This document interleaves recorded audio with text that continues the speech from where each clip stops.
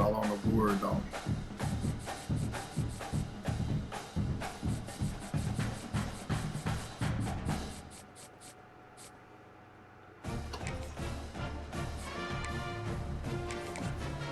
For all you boys the scholarships, man.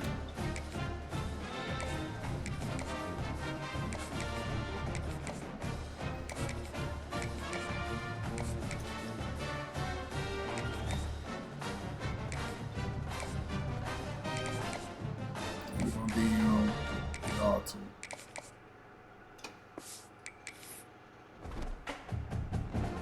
That's the last of the little points that we can do right now.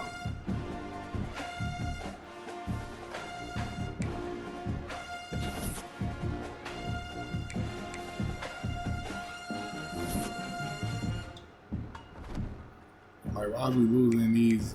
Why are we losing these weak ass games? We losing niggas. Damn, man.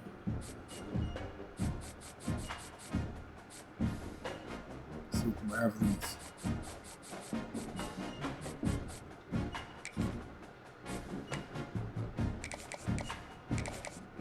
House team, man.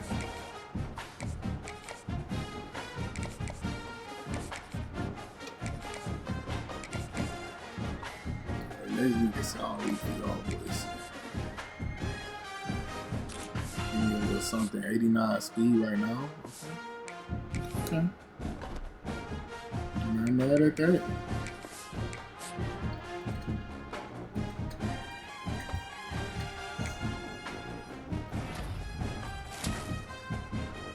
My receiver out of Middle Michigan, that's my boy, Jefferson Vaughn. My nigga. I feel like every week we getting somebody to, sign. Good job, Kimball.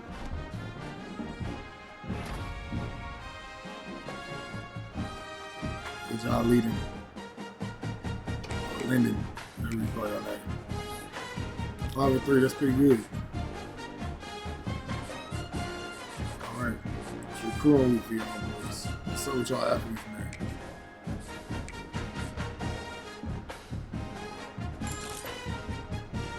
I'm glad I sent the house with you.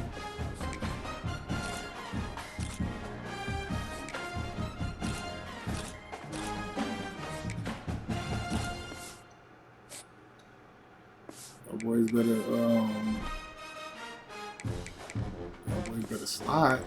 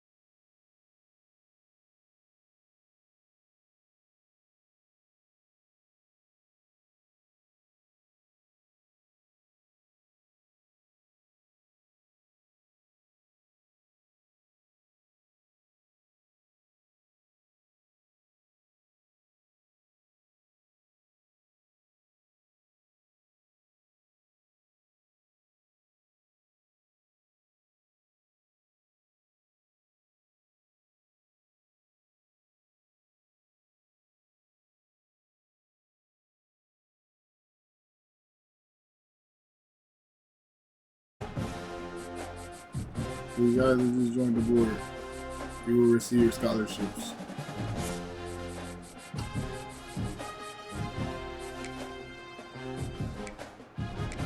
Oh, we're gonna give you a scholarship, man. Fuck with y'all.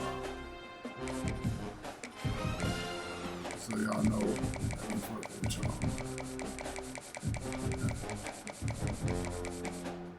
Got one athlete. Yeah, we trying to schedule you over. We want you to come. Yeah, playing time, you gonna play. There's one thing about it, you're gonna play. Contact that man family.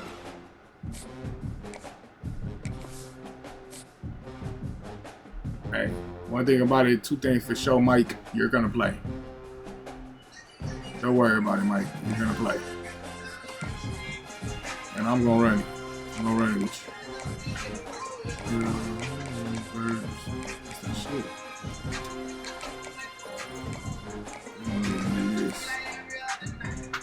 Had to turn it down. Copyrights. I understand, man. Niggas just playing a little bit of How was that one shit turning out, going out? Oh yeah, man. I'm starting to get a little faster with it, so it's starting to get a little smooth, getting the ins and outs of it. But I like it though. Man. I'm for sure get a little end of my season recap on here and shit, breaking down the stats and all that shit. Basically, I had one before the season start. You know. I like that, man. This just gave me a whole new thing. How I'm gonna do team hope. Oh yeah, man. I can't wait to just see how the way the videos come out, man. Like, you know, the hype up videos I'm and gonna all lock that in shit. soon. It's about to be the summertime and shit. So I'm about to lock in with my corner. Oh, yeah. I'm about to get back to it, man. Oh, yeah. I'm about to get back to it. About to be that. It's about to be that, Kai. I know, man. I love it. It's about to be that, man. You feel me? I think I've been held off for a while. 83, that's a great record. I've been held off. Sure. I've been held off. I ain't played college football in a minute anyway. Man, yeah. I would see you play that minute for sure. I ain't played college football in a minute anyway. I still gotta get Saint in the league. Oh man, Saint ain't even touched that piece yet. My quarterback ain't touched it yet. Like, man, who you got in the league right now? Just Keontae and KC, my running back. So I got a receiver and I got a running back. That's in the league. Yeah, when you was in the league though, this shit did look like interesting and shit. I'm like, man, bro, they kind of tried this year and shit. I seen that they was putting a little bit of effort in.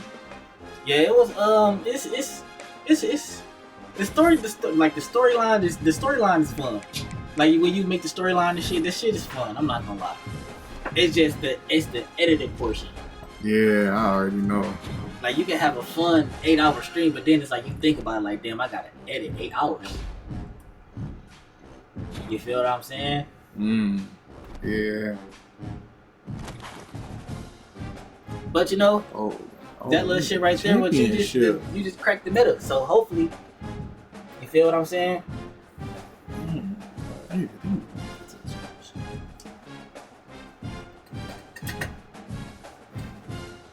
Detroit Mercy.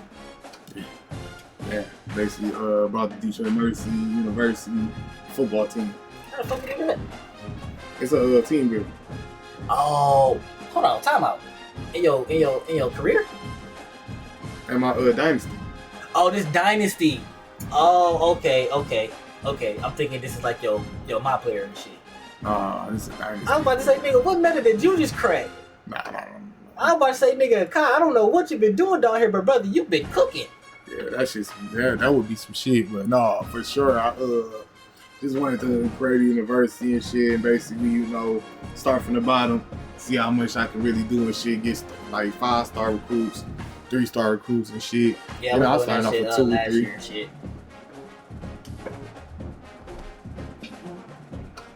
I'm about to for sure. I was at motherfucking damn, what school was I at? 'Cause I want to say Texas Tech. I want to say Texas Tech. That's the team that I had took over and shit like that. Yeah. Hey, bro. I need to pick this shit up real quick. Damn, I wish I would have picked that little one shit up there. Just pick stacks.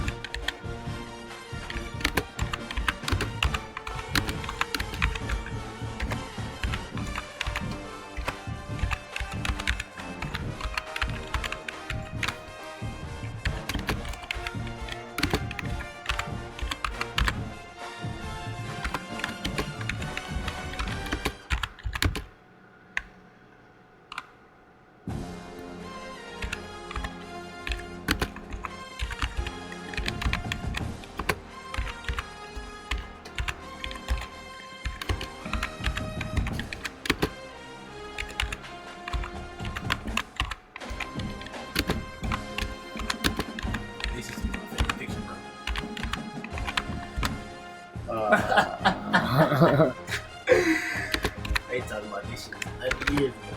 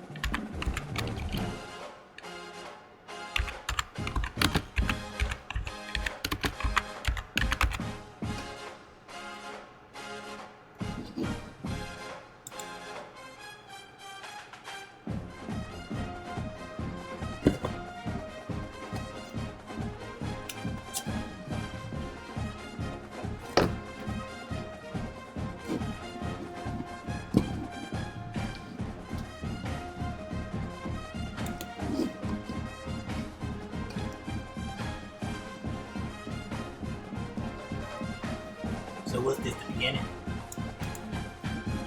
What is that? This is my second season. I'm saying like this, like the intro or the beginning, like the beginning of the season that you're doing, or just like an after a game type shit. This is going into my first championship. Oh. This is going to my first championship conference. Well, my first conference championship game for the CUSA conference. Okay. So yeah, this is a big game for us.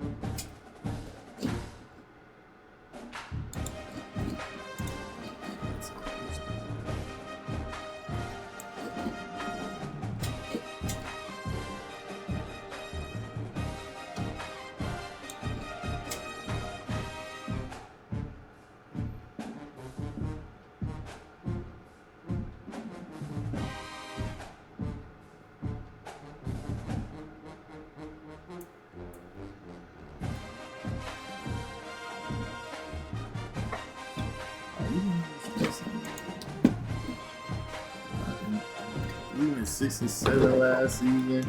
I wish it was the first season and shit. We didn't really got no players or nothing. Shit. Started at Kansas State, so it's like, you feel me? You don't got nobody. So you feel me? No players for real. Fucking, I'm trying to get our fucking ranking up, man. Our rank is so terrible right now, bro. Our motherfucking shit. We I wish it showed like our offense and defensive ratings. But yeah, I think our offense is like a 59 rating, like a 59 overall. Our defense like a 7, like a 64. So I'm like, man, I gotta get this shit together. It's hard out here. Gotta recruit. Man, I've been recruiting all 3 stars, man. Like, man, we've been really on the 3-star train. We're on a 3-star train. We got some people. Like the 7 and 5 stars, bro. Oh yeah, I wish we can get some 5 stars, man. But the 5 stars just, they don't want to come. They don't want to come to no school that's just basically just starting off, and we ain't win no championships. We ain't got no pro experience. That's why I'm getting 5 stars. That was like winning.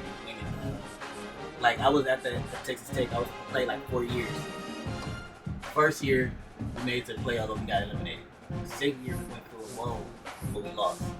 Third year we actually won the bowl and made it to the national championship, but we lost. Same for this, for my last year.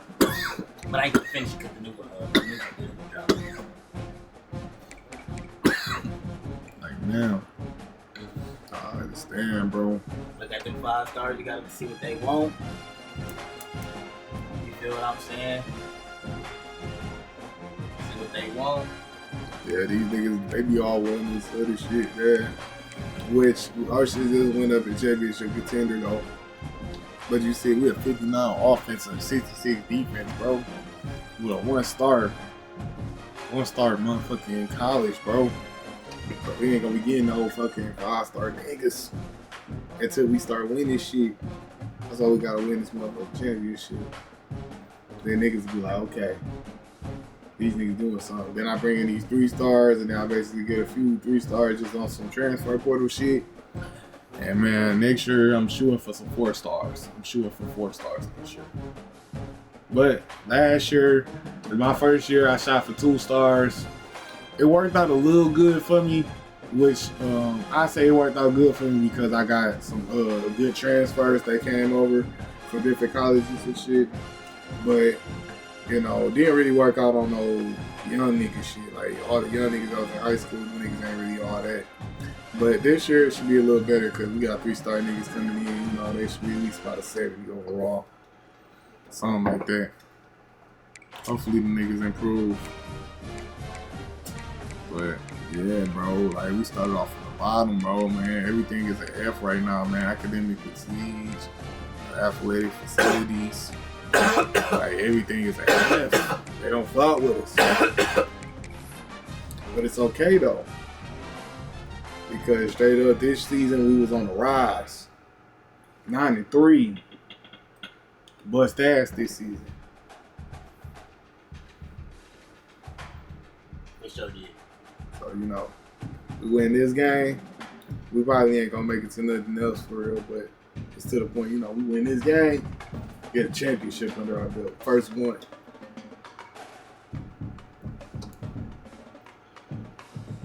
We'll start the game. Audio to get done.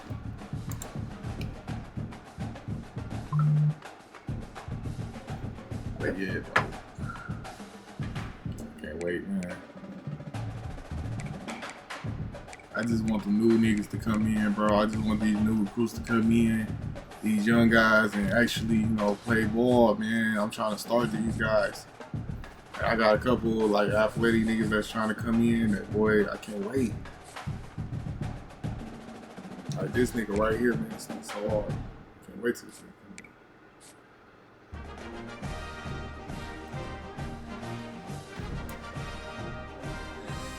Like this nigga, I don't know where I'm gonna put him at, but he gonna play somewhere. I do not speed. Play somewhere. Yeah, it be hard out here for him right now. Like that.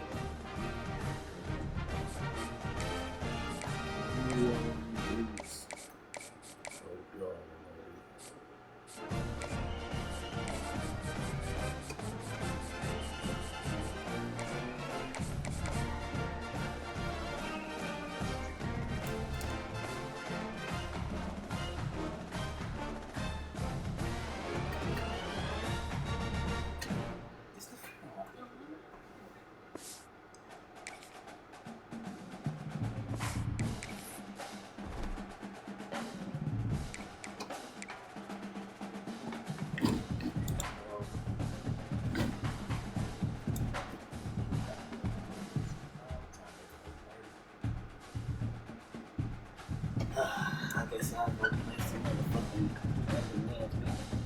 Oh yeah? When the wins, yeah, man. I'm trying to see what that game is. That's why I really been playing the first Tsushima game. oh, a lot of No.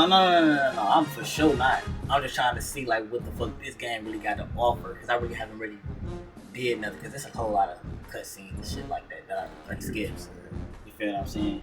I get what you're saying. And then it's like when I do play Ghost of Tsushima, I stream that shit. I don't stream this game. I get what you're saying, man. No, I'm gonna take in with you a little later.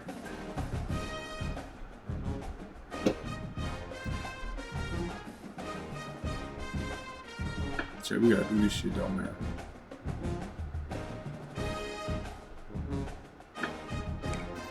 Going out there, we going to war.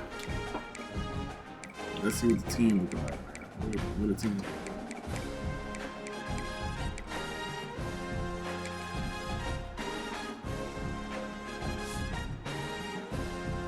Got our boy. He's gonna be out of here next year, man. Wow, Thorpe, you did all that as a 69, man. I know straight up that, bro. But we get a nice running back, oh man, he gonna be cold. Cause this nigga Thorpe, he was actually nice, and Thorpe wasn't good at all.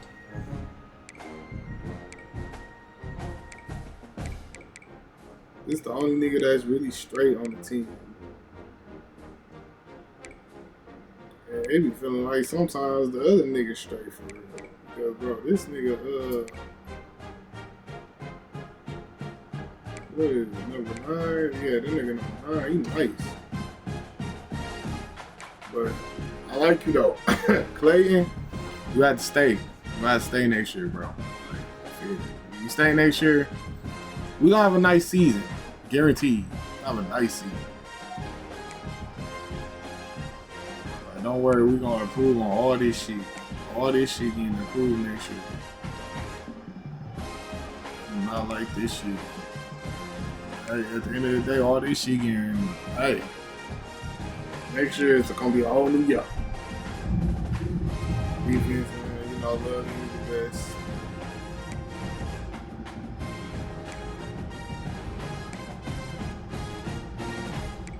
Oh boy, we need these niggas to come in and just make an impact. He's our best player on the defensive end, number 13. Pretty straight. You know all that, but he's pretty straight.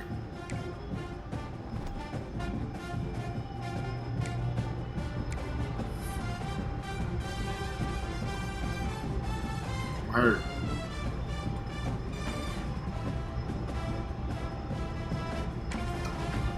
But it's time.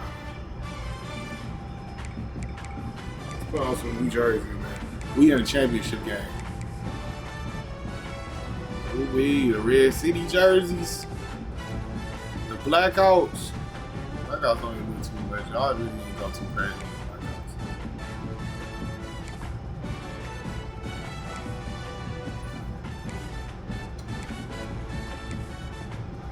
We gonna wear the Reds. Oh yeah, we gonna wear the Reds for sure. Oh, red versus blue. I like that. I like that. Let's play. They've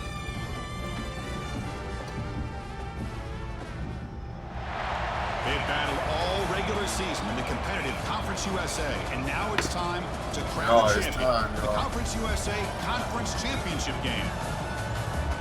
Hello and welcome to Joe Eilert Stadium in Ruston, Louisiana, the home field of the Louisiana Tech Bulldogs. As we'll see a squad from Conference USA, looking to make a strong statement. Going. Let's hear this debate. Welcome to the debate. Today, we are turning our eyes to the West, to a story that feels almost, too scripted to be real, but here we are. We are talking about the Detroit Mercy Titans. Right. Under Coach Kai Ritchie, this program has just wrapped up what can really only be described as a chaotic, exhilarating, and historically significant regular season. They finished 9-3, and they've secured a berth in their first ever Conference USA Championship game against Louisiana Tech. It is. It's a headline grabber, no doubt about it. You have a program that has clearly energized its fan base, and they've managed to put 9 wins on the board, which, is no small feat. But our focus here is to look past the win-loss column. We really have to grapple with a difficult question today. Is that 9-3 record a reflection of true structural quality, or are we looking at a statistical anomaly built on variance, high-risk play, and quite frankly, a bit of luck? Yeah, that is a central question. Is Detroit Mercy a legitimate powerhouse built on, grit, elite talent, and a suffocating cultural identity?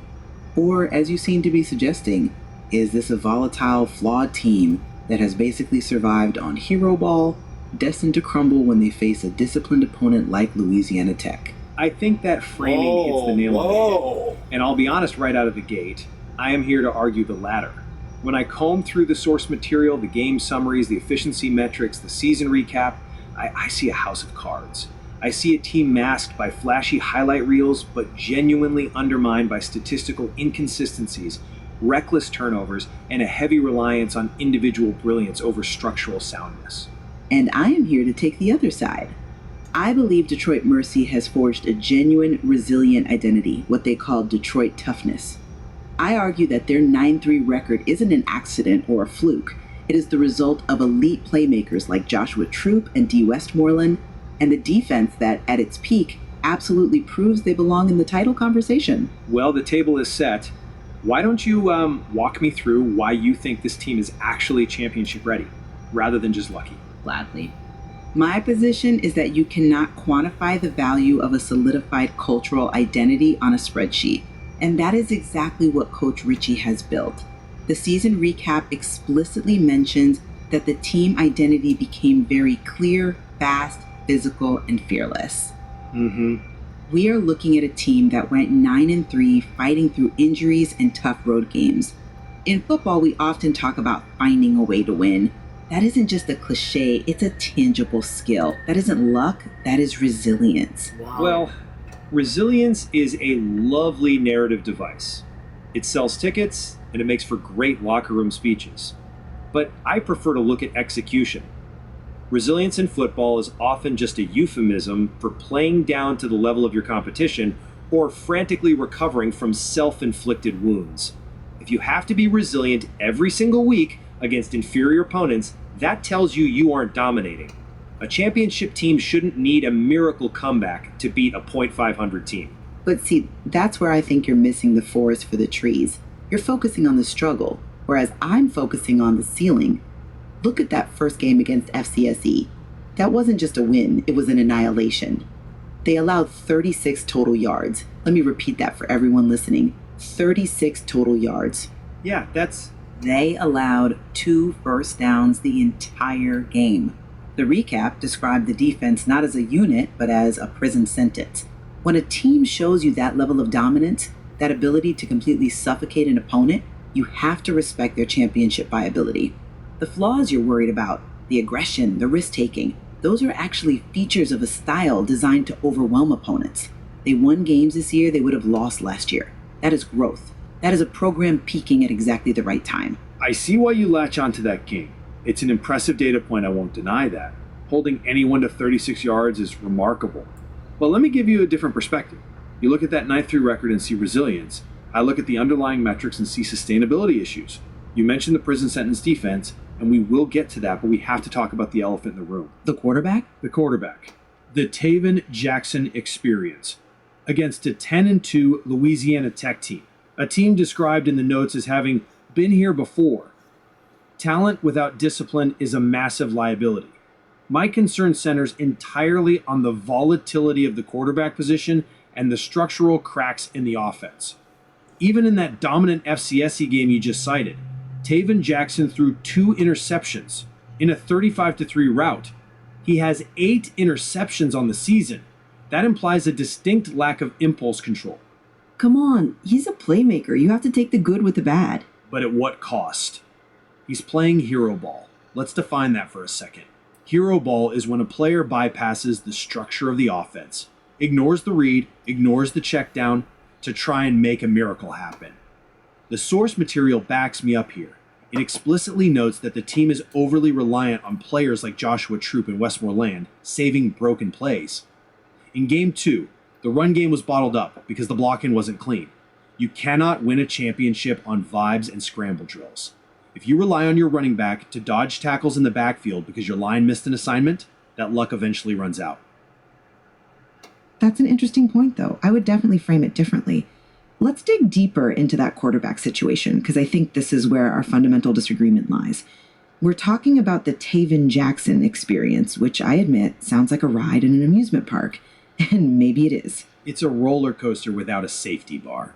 But you're focusing entirely on the floor. It really is a roller coaster without a safety bar. I am focusing on the ceiling, which is sky high. Jackson threw for over 2,500 yards and 25 touchdowns this season. That is elite production in any conference. He is described in the season recap as the heartbeat of the offense who refuses to let the drive stall. He is. In that FCSC game, despite the interceptions, He posted a 174.5 passer rating. For those listening who might not follow the analytics closely, a rating that high essentially means nearly every time he completed a pass, it was damaging the defense significantly. But you can't just wave away the interceptions like they are minor clerical errors. I'm not waving them away, I'm contextualizing them. He made beautifully placed strikes, specifically his red zone work to C. Kabak. The source material says he kept the offense unpredictable with timely scrambles. This is a quarterback who pushes the ball downfield. In a championship game, you need someone who can go win it, not just someone who manages the game and plays it safe. Jackson is a dual-threat gunslinger. Yes, the weapon fires both ways sometimes, but his aggression is the spark that makes this offense explosive. Without that aggression, they are just another average team. I see that, but I just don't buy that the spark is worth the fire hazard. You're describing a gunslinger, but the data describes a liability in waiting. The source material explicitly calls those 2 interceptions against FCSE classic Hero Bowl moments. It says he forced throws he didn't need to. That speaks to decision-making, not just aggression. But the scoreboard read 35-3. Who really cares if he forced a throw if they won by 32 points? Context matters. That was against FCSE. Now apply that same decision-making process against the 10-2 Louisiana Tech defense.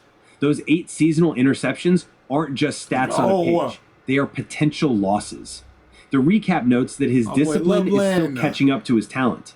In a championship setting, against a team that capitalizes on mistakes, that discipline gap is fatal. You say he's the heartbeat, I say he's playing with fire. If he throws 2 picks against Tech, they lose, period. You cannot give a championship caliber team 2 free possessions and expect to survive. I'm not convinced by that line of reasoning, because it assumes he won't rise to the occasion. Great players play big in big games. But let's pivot to the ground game, because I think the hero ball argument falls apart when you look at Joshua Troop.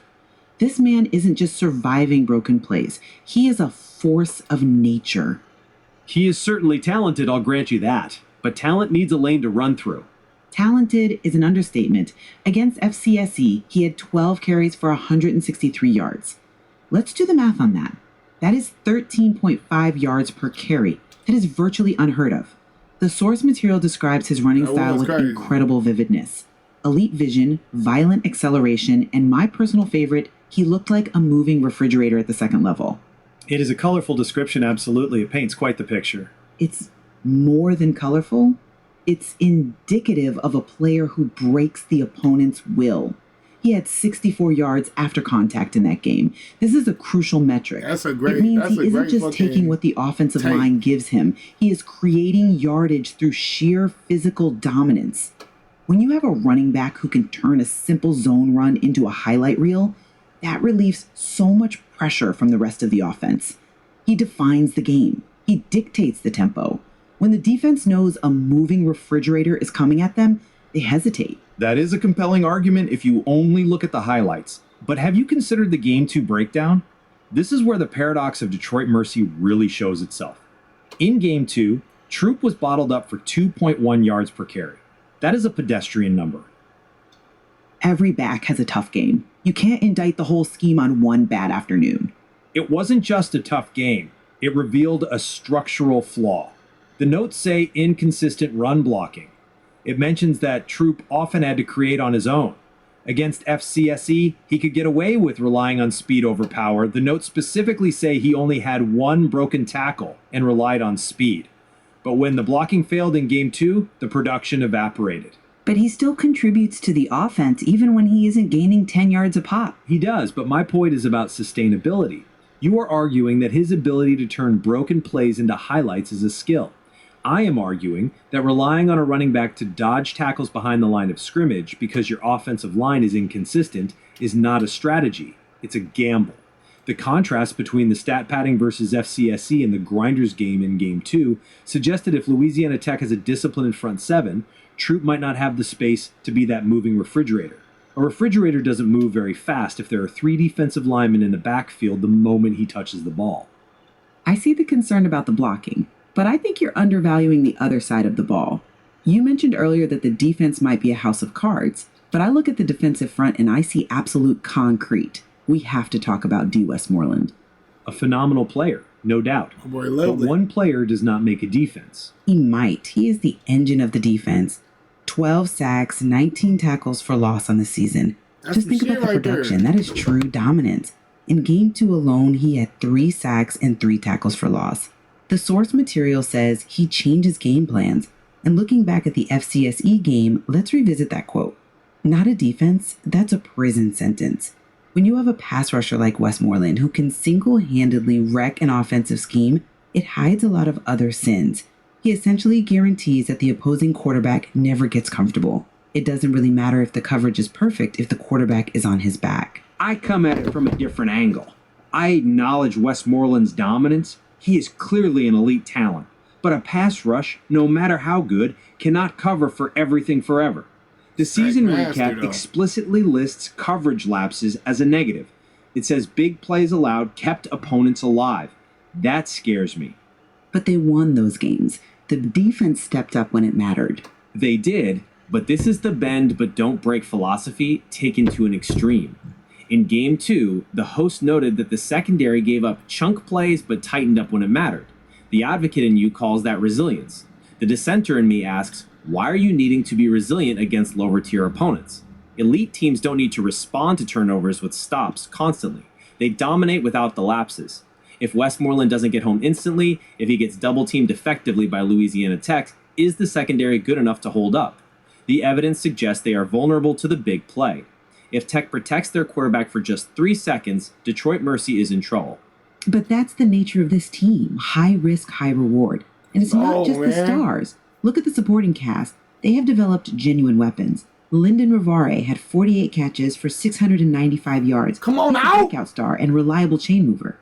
Copic. See, they be talking. They be talking. Can't dismiss 3 catches for 3 touchdowns in a single game. That is the definition of efficiency. He is a matchup nightmare in the red zone. The source text says he wins leverage battles and has strong hands. They have weapons at every level of the field. This isn't a one-man show. It's a diverse arsenal. I'm looking at the same arsenal and seeing rusty bayonets. Let's look closely at Kopic. Yes, 3 touchdowns. Incredible stat line. But the notes also say 0 yards after catch. He relies solely on technique and boxing out defenders. The analysis warns that this might fail against elite corners. He wasn't creating separation. He was winning contested catches against inferior competition. If he can't get open against a top-tier corner, that red zone efficiency vanishes. A touchdown is a touchdown. You don't get extra points for being wide open. In fact, making the contested catch proves he can handle the pressure. In the box score, yes. In predictive analysis, no. Separation is sustainable. Contested catches are a coin flip. And Rayver, you called him reliable, but the recap lists drive-killing drops as a major negative for him. This brings me back to my central thesis. Is this depth real strength, or is it a collection of specialists with glaring weaknesses? If Kopic can't separate and Rayver drops crucial passes, suddenly Taven Jackson is forced to play even more hero ball, leading to those exact interceptions we discussed. It's a cycle of volatility. I think you are focusing too much on the worst case scenarios for each player. You're creating a perfect storm of failure that hasn't actually happened yet. We are talking about a team that is 9-3. They have found ways to win. Winning covers a multitude of sins. Or maybe winning is the point. Let's zoom out as we approach the conclusion of this analysis. Detroit Mercy enters this championship with something you cannot quantify on a spreadsheet: momentum. They have a city behind them. Coach Ritchie has built a program on doubt and proving people wrong. That's what I'm That saying. psychological edge matters. Narratives are powerful, I agree. But narratives don't block defensive ends, narratives don't intercept passes, and narratives certainly don't fix a porous offensive line. But identity does. My position stands. This team has the star power to win any game, even if it's ugly. You have Jackson, who can score from anywhere, Troop, who creates yards out of thin air, and Westmoreland, who destroys game plans. The high-risk, high-reward style is their winning identity. They overwhelm you with big plays. They might give up a few, but they will punch you back harder. That is how they got here, and that is exactly how they can beat Louisiana Tech. And my position remains unchanged. the numbers suggest a likely regression. You cannot survive a championship game against a 10-2 team relying on turnovers and inconsistent blocking. The hero ball that got them here, Jackson forcing throws, quick dodging tackles in the backfield, is the very thing that could lose them the title. The momentum! Source material are the There's momentum! If they play a loose, chaotic game against a disciplined squad, they will be punished. It really comes down to which version of the Titan shows up, doesn't it? Coach Ritchie said it himself. This program was built on doubt. Indeed. It was. And the Louisiana Tech game will be the ultimate litmus test. I built this shit, and they literally told me straight up, like, hey, this is a basketball school. Discipline issues finally. I say I can make this a football school. One way to find out. I was the one who came in there and said I can make this a football school. And decide for yourself. They say this is a basketball school. Destiny, or is it disaster waiting to happen? UofD Mercy is a football school too. Regardless of the outcome. That does it for this edition of The Debate. Thank you for listening. Thank you. Oh, man, chat, that was a great debate. That was a great debate. Let's see the conclusion of this game, though. God play strong, y'all. Looking to pass. It's hard. Pass caught. Breaks the tackle on the play. Makes a decent gain. Chris, that's a great example of his arm strength. He just fired the ball in there much quicker than the defense could even react. Boom. He got past some room. It's Robinson. Absolutely nowhere. That would be a loss of the play. So from the 28-yard line, it's a third and manageable here. Looking to pick up the first down through the air. Finds the man to the left. Big catch downfield. Bounces past the sideline, out of bounds. They avoid the turnover there. Fresh set of downs. It's 1st and 10. The DB's right near the line now, showing press coverage. No run, but Allen for no gain. It's like they got a score. Right where you want to be after the completion. Nowhere to go after that catch. Second down, going to throw it. That's caught. It's Simon. And the freshman brings him down quickly. Defense. We continue to see this defense make great plays, especially with their tackling. And the awareness to understand when in the fourth quarter, you're trying to keep this offense inbounds so they keep that clock moving. Let's fly the wide out. Oh, boy, they making plays. Come on, y'all. We can't let up, y'all. Will take their first 10 out of the half to talk strategy here. This is going to We be a can't let dramatic up, finish. y'all. We win our first championship today. A new set of downs after that completion. We got Sada Baby at the game right now. They're going to run it. That boy Sada Baby at the game right now. It's our 2nd and 7. And they know UofD Mercy is in the building.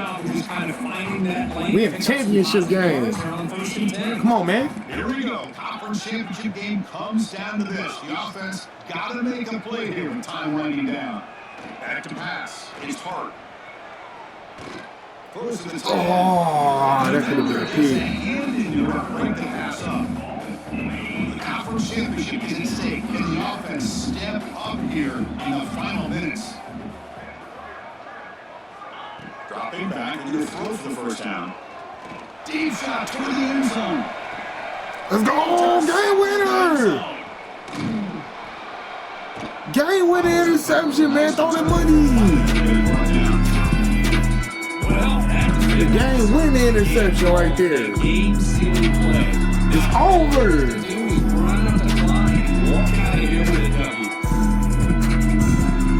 Over, man.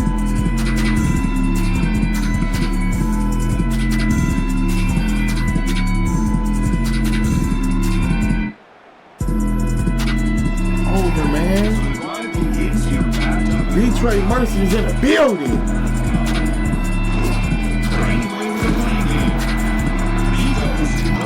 Detroit Mercy is in the building.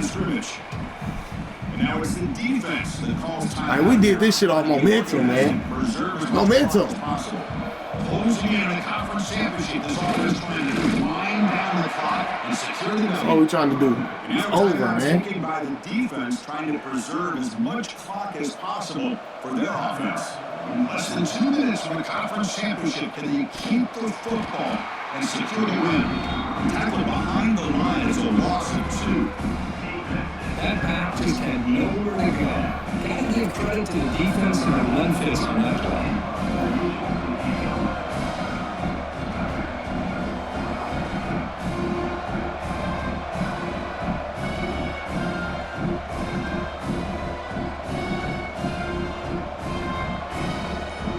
Kick it.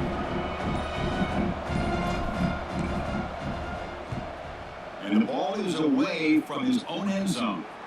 Here's the third catch by the man. Here we go. Conference championship game comes down to this. The offense got to make a play here with time winding down. The pocket breaking. Oh, let's go. The pass is incomplete. Unclear who the intended receiver was that time. The conference championship is at stake. Can the offense step up here in the final minutes? Back to throw. It's Hart. This pass is caught. They bring him down to 27. This offense really threatening now. Come on, y'all. Why is the clock not running? Why is the clock not running? Bro, what the fuck? To stop the clock. Fuck, bro. Here we go. Conference championship game comes down to this. The offense got to make a play here with time winding down. There's some pre-snap movement. Back in motion. That's really it's Singleton. And the defense forms not much of a gain on that. The conference championship is at stake. Can the offense step up here in the final minutes? Fucking go. Just gives up on the play. Go. Away, and now it's 4th down. Just one more play, y'all. Just one more play. And it's all over with. 4th down, drops back, looking to throw for it. The pass rush. Let's go! It's over! It's over! First one! First championship ever, man. First championship in Detroit. First one, bro. First one, y'all. Like, man, bro. Come on, bro. Come on, bro. You need a motivation, man. Give me something, man. Give me something. Like, bro, hold on, bro. They just don't know. They just don't know. We worked hard for this. Wait, that's mine, right? Hold on. We did it. We did it. It's our first one, y'all. It's our first one, y'all. Enjoy that trophy, man. We did it, y'all. We did it. We got our first one, y'all.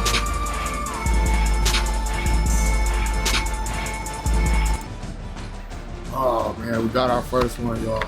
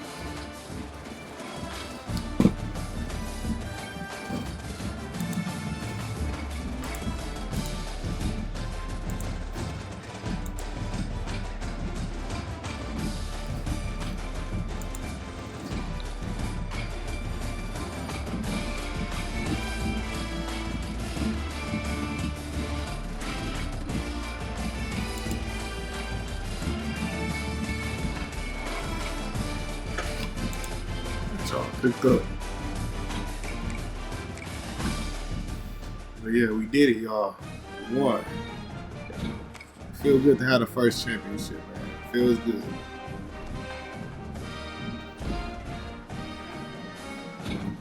Took it home, baby. CUSA championship, baby.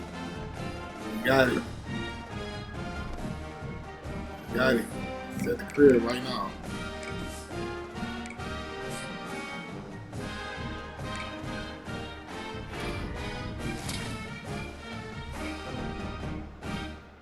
Niggas is committing. Oh, Mike committed? That's good. We want to shoot.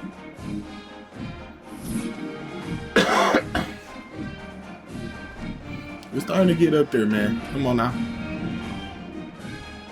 Loveland. I call him Loveland. Oh boy.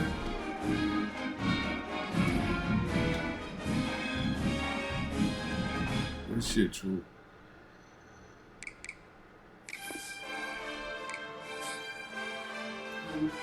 Oh man, we did it, man. I can't believe it. It's not no natty, but it feels good for right now, you know, especially with the team that we got. 59 offense, 66 defense, man. We struggling. So for us to win something, it feels good. Shout out to John Mathieu.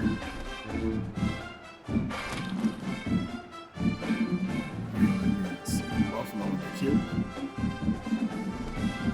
You know, we only really care. Like, if y'all win this one, then I would love it. But we only really care about. Well, I would say that I only really cared about winning the CUSA. So I ain't gonna play this game. But if they win that bitch, then it's gonna be good on the resume for sure. It's gonna be good on the resume.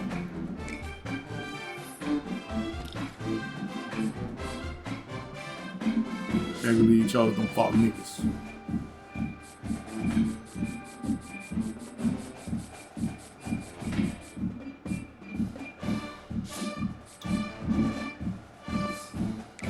Sad to say, but some of the players, they just gotta go. They gotta go. But at the end of the day, y'all win this game. This shit. Y'all don't, I understand. No pressure.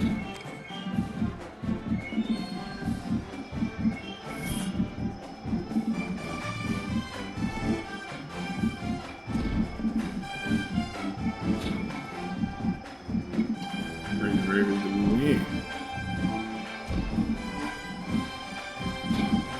Ah, we won the cue ball, man. Shout out to us. Look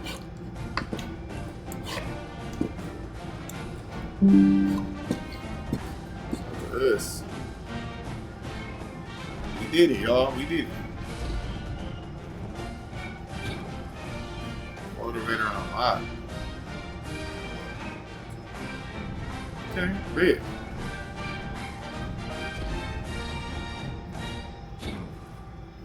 Technician a lot.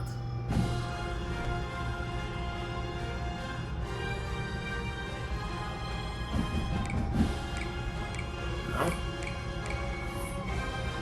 Feel good. Feel good to win both.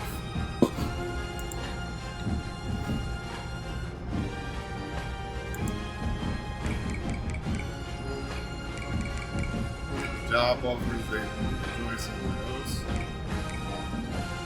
Oh, they want me to join them? That's crazy. That's crazy. So you telling me straight up a nigga just basically whoop y'all ass in the championship game, y'all want me to go over to y'all team? It's crazy. I got a job in the SEC, y'all. The SEC want the boy. In the American Conference, which I would never go to the American Conference. We already in.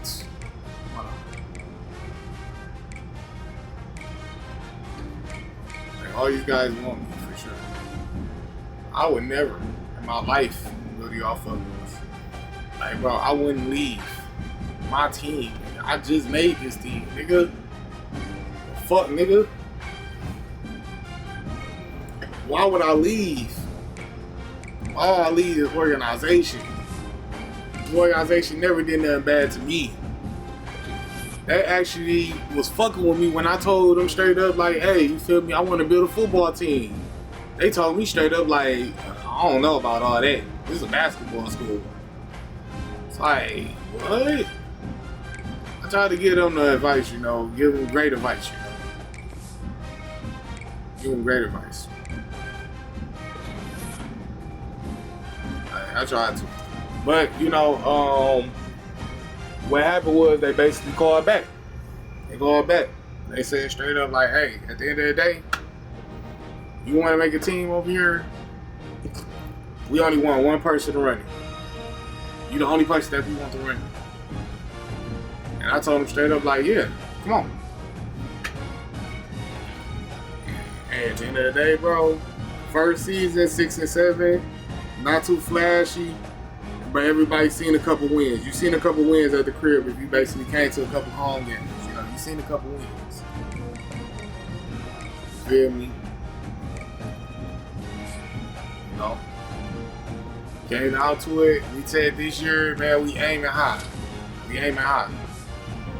And after we started off with like 2-0, we like, okay, bet we got a little something going on. We can basically make a little something happen.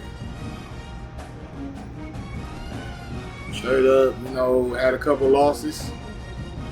Sad, but, you know, we had a couple losses.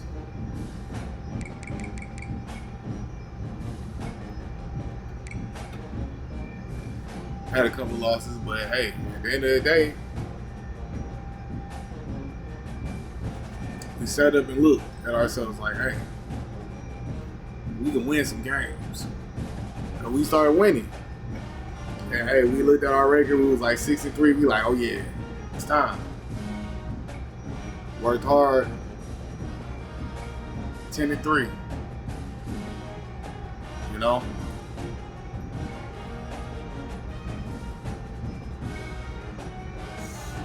Feel good. Let's hear the domination report. Picture the scene for a second, if you will. It's late at night in Detroit. Yeah. But downtown, it is absolutely not quiet. It's just vibrating. You've got car horns bouncing off the Renaissance Center. It's making this constant, like, rhythmic wall of sound. Oh, I can just imagine the chaos. Total chaos. There are fireworks cracking over the Detroit River. And you've got college kids, and let's be honest, probably a lot of adults who should definitely know better, literally climbing the lampposts near the McNichols campus. Right. And there's this chant just bleeding out of every bar in Greektown. We right on 6 Mile, man. DMU. It's chaotic, but if you know the city, you know it's the absolute best kind of chaos. It sounds like the end of a sports movie, honestly. Oh, where the music swells and the credits are about to roll. Exactly. But we're looking at reality today. This was the very loud, very real aftermath of a night that fundamentally changed a university's trajectory. Yeah, and we are talking, of course, about the Detroit Mercy Titans football team. The historic homegrown rise under Coach Kai Ritchie. Right. A team that, you know, went from being this nice local feel-good story to a legitimate, massive problem for the rest of their conference. And to really figure out how they pulled this off, because look, it wasn't just luck. It wasn't just adrenaline. No, ready to go. Absolutely not. We've been poring over a huge stack of sources for this deep dive. We have. We've got the game summaries, we've got the detailed coaching staff breakdowns, transcripts from the season recap, and that really emotional post-game audio from the championship. And our mission today for you listening isn't just to, like, read off the scoreboard. Anyone can just pull out their phone and check a score. Exactly. We want to know the how. Yeah. How do you go from scrappy underdog to a powerhouse? Because looking at the notes we've got, it was not a straight line. Oh, it was messy. It was incredibly messy. Right. It involved, like, identity crises and complete defensive reinventions. And a quarterback who had to learn arguably the hardest lesson in sports. Honestly, that messiness is what makes the data we have so fascinating. Yeah. You've got this defense that went from just being good to historically suffocating. And an offense that actually had to, well, they had to overcome their own worst instincts to win. Overcoming their own worst instincts. I love that phrasing. We are definitely going to unpack that. Yeah. But before we get to all that struggle, we have to start with the hype. Game 1 against FCSE. The blowout. 35-3. And I'm still just entirely obsessed with the scouting report's description of their running back, Joshua Troop. A refrigerator comment. Yes. It says trying to tackle him is like trying to wrap up a moving refrigerator. It's such a vivid image. It really sticks with you. It implies he's just this incredibly heavy, unstoppable object, right? Yeah. But when you dig into the actual breakdown in the sources... It's almost misleading. Exactly, because refrigerators do not move like that. No, they don't. When you hear refrigerator, you're thinking of a power back. Right. A guy who just lowers his shoulder and runs right through a linebacker's chest. Right. But the advanced stats on Troop paint a totally different picture. In that first game, he had 12 carries for 163 yards. Which averages out to, what, 13.5 yards per carry, which is just an absurd number. Yeah, that's video game numbers, rookie difficulty. Right. Anything over 5 yards a carry is a...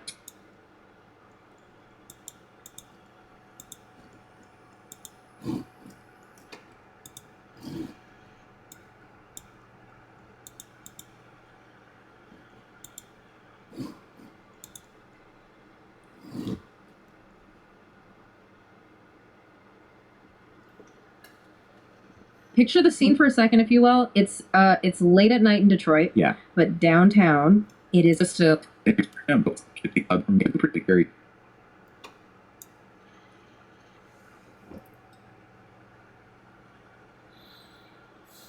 Because it masks those offensive issues. If your defense is that dominant, Jackson can throw picks all day and it doesn't matter. Because the other team can't move the ball an inch anyway. It creates this total false sense of security. Hey, I can make mistakes because the defense is going to bail me out. Precisely. It's the illusion of perfection. But that illusion shatters pretty quickly when you get to the middle of the season. Which brings us to Game 2. The reality check. The honeymoon is over. They're playing real competition. What happens? Well, the perfection faded. The offense got incredibly inconsistent. Troop, that unstoppable running game, bottled up. How bad was the drop-off for the refrigerator? He dropped from 13.5 yards per carry to 2.1. Oh, wow. That is hitting a literal brick wall. It means the offensive line was getting beat, Troop had nowhere to go, and when the run game dies, all that pressure shifts to Jackson to make something happen. And when you pressure a hero ball quarterback... He tries to be even more of a hero. He threw 2 more interceptions in Game 2. So now the run game is dead, and the QB keeps giving the ball away. That's usually the recipe for a completely derailed season. Normally, yes. But they didn't derail. They finished the regular season 9-3. So if the offense is sputtering, who is stepping up? The defense. They proved Game 1 was no fluke. And this is where we have to talk about D. Westmoreland, the engine of the defense. Reading the notes on him, the guy just sounds intense. A total game record. In Game 2 alone, 3 sacks, 3 tackles for loss.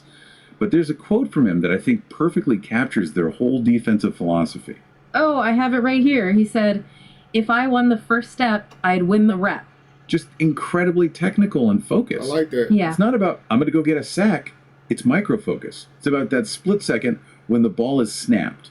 If he reacts faster than the guy across from him, he wins leverage.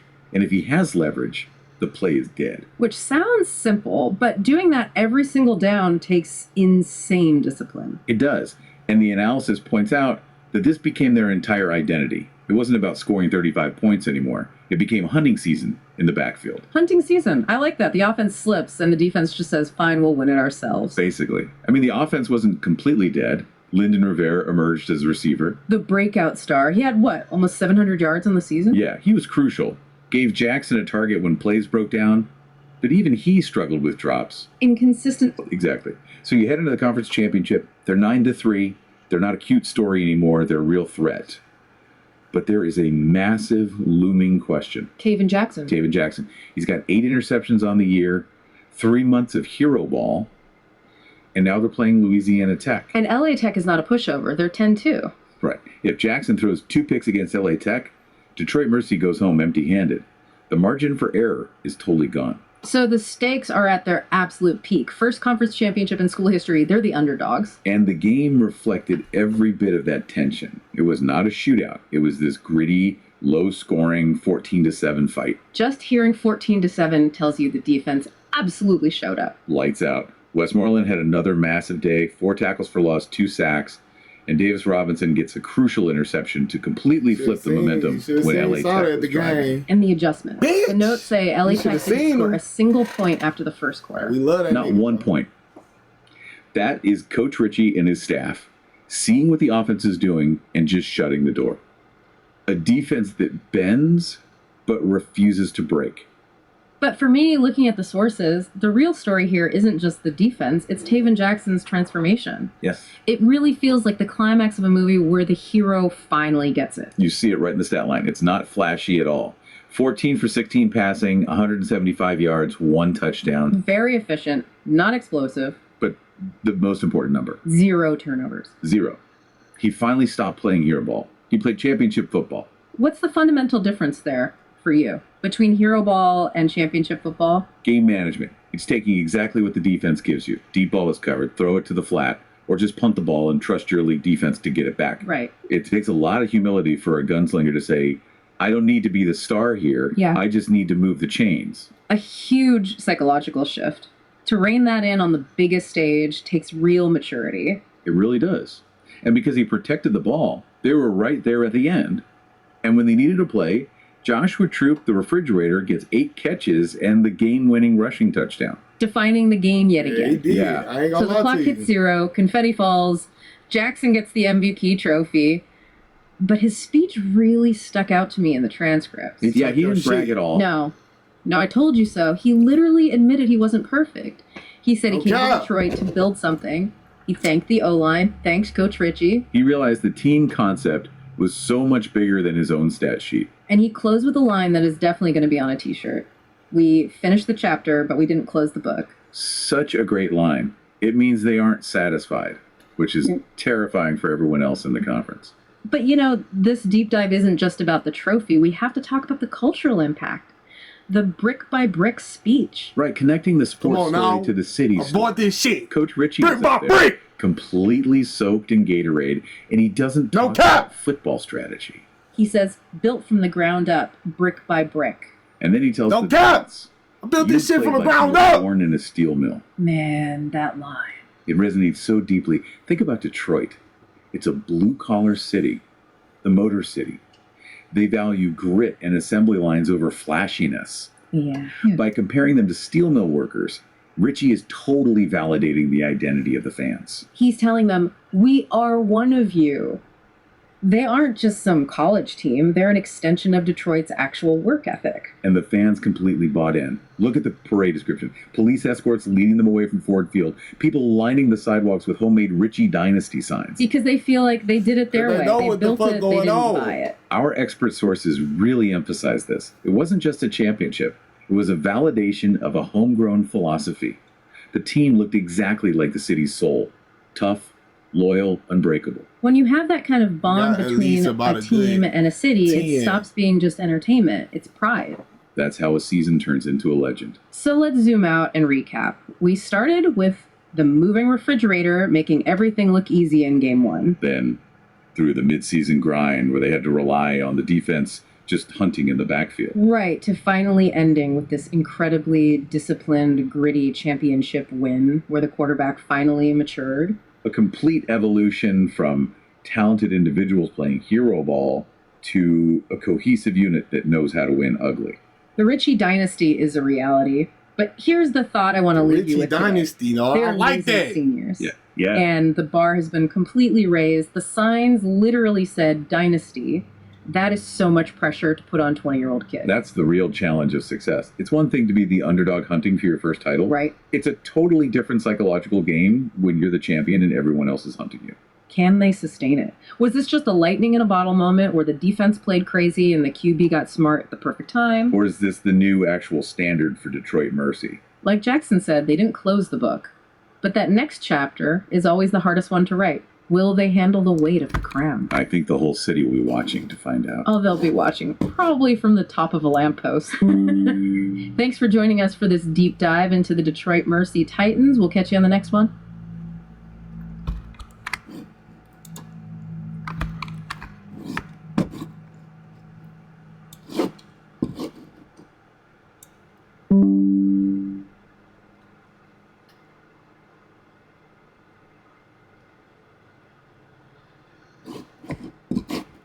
love it. I love it, y'all. That was a good one right there.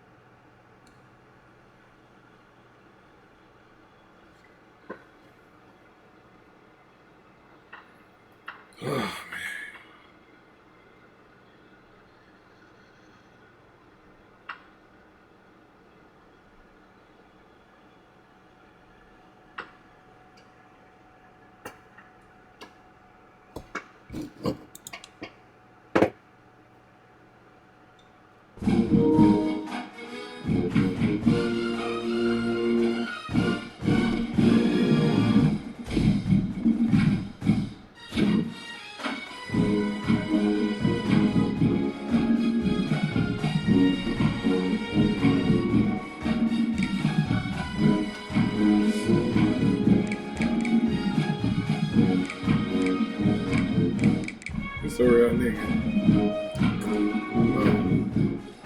You're ready to stay.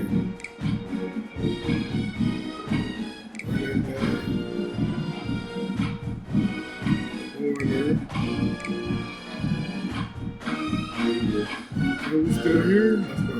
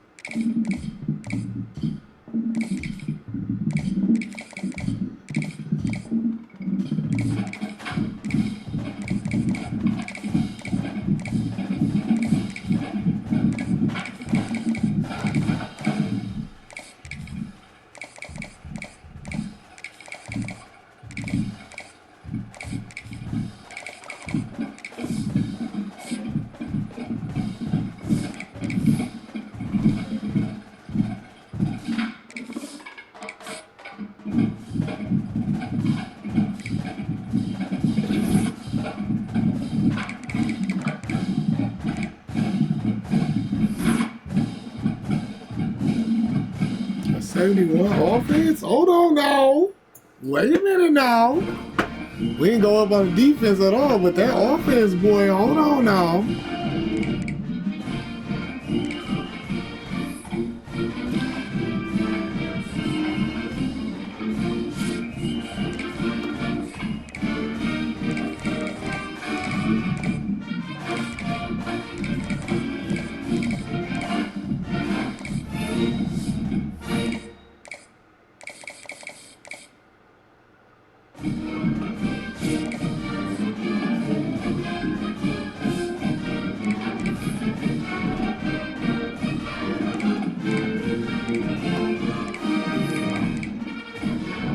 Like that try I like this shit.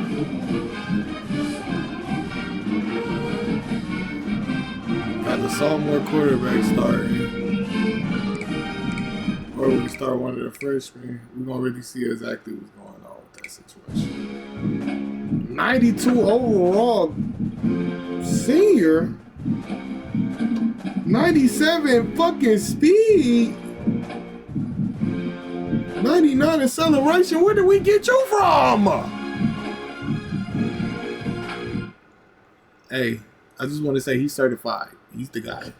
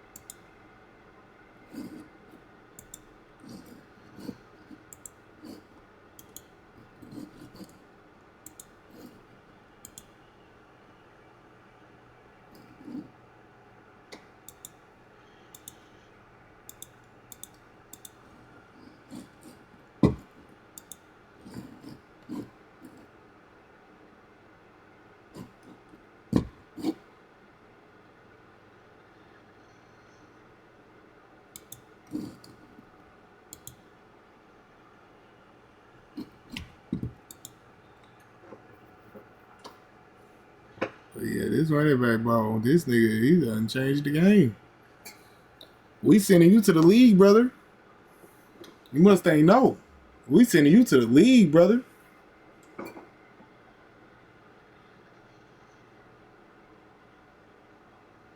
Oh, like my boy's still here. You feel me? Hey, this year we might send you to the league too, cop. Hey, we got the running back for it too. Probably want to send you to the league too. We got a line. Oh my God, we got a line.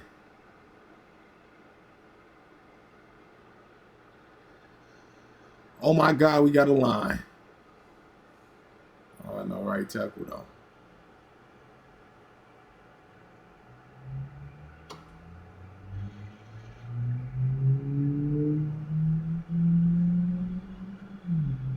Start that man.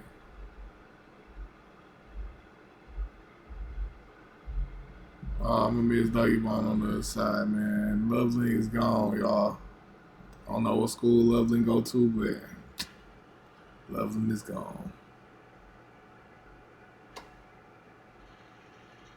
Defense needs so much improvement, but hey, we look better than last year. Damn, my dog gone. That's crazy. That nigga said, bro, you all switch my position. I'm pissed off. I understand though. Looking at the team, we got a straight team this year. Very respectable on the offensive end. You know. But we got a star player, y'all. We got a star player, man. We need to basically make sure that we gotta make sure that he basically runs it up this year, man.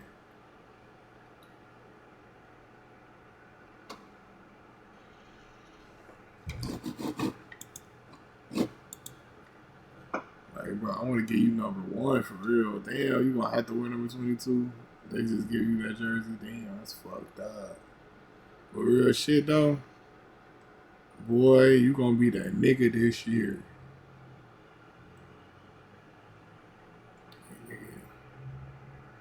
what? The whole offense is going around you. And for sure, Cop, you going to be for sure the guy for sure. You're going to be the guy for sure. But this guy, oh my God, we're going to for sure go crazy. And hey, you got to step it up, my boy. Shit, you good enough. And you're a sophomore, so you can break a lot of records. Then again, you better than these niggas, though. Like, these niggas ain't shit. Except for this nigga. This nigga can actually run. Like, lawn care. Oh, my God, lawn care. Like, lawn care? You do got a couple little shits on you, though. And you would develop a trait of a star, though? So if we put him in, he might really become the guy. What's your throwing like, though? 80, 74, 76. Ooh. Skyler, you in trouble. Skyler's in trouble. You got a good throw on the run, though. Carrier vision, all that shit is there. I will say, he's just not there yet, but he a freshman, so he can get there. And he's a star trade. He can be something. Adon, I think I'm gonna start you this year, Adon. Especially, you really got JG back here. JG is gonna take you all the way, bro.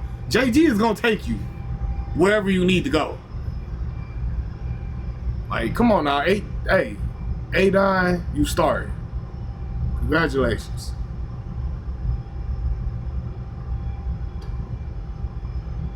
This shit is getting intense out here, y'all. It's getting intense. I just really made a real decision on it. Like, yeah. This nigga's a sophomore, 73 overall. He could be something. Like, if we played him right now, he can be something.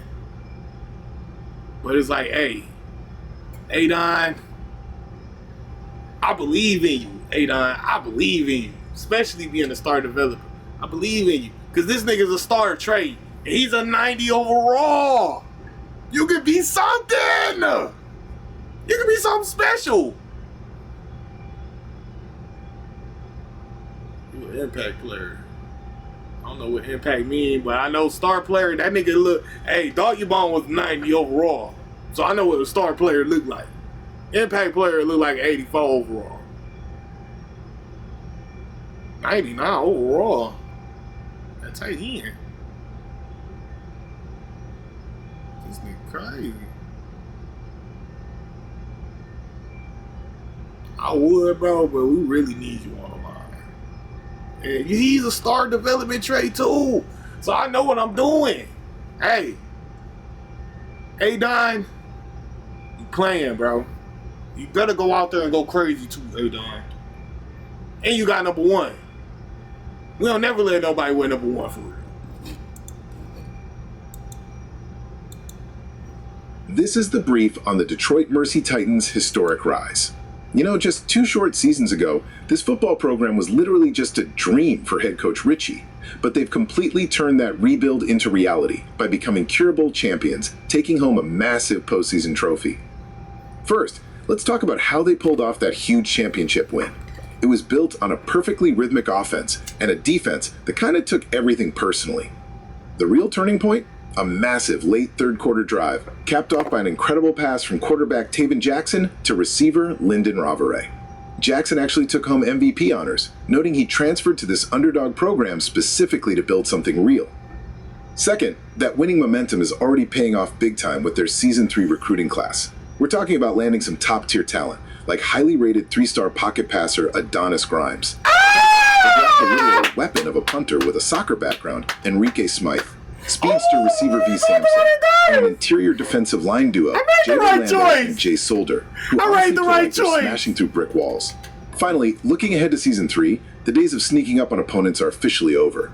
Expectations are sky high right now, with predictions calling for a top 50 offense an elite front seven on defense, and yeah, a genuine run for the conference title all over again. Detroit Mercy has officially graduated from a scrappy rebuilding project into a rising dynasty that totally captures the city's grit. See ya in Season 3. Let's go, man. That's a great recap right there. That's a great recap. That's a W right there. They talked about that boy, Adonis. Adonis is in the building, man. That boy Adon better go crazy. Adon, I'm starting you. Let's go. Quarterback goes down at the 17. And that's what you're trying to do. Not just for this game, but for the season. You're just trying to set the tone defensively, and they do that getting the sack. They feel good about their front seven, all the athletes they have. It'll be fun to watch this unit for the rest of this game and see how they do in one-on-one situations. Makes the catch, wants to make a move upfield. Excellent coverage that time. Hey, Don. Room to set up a big return. Hey, come on, JG for sure.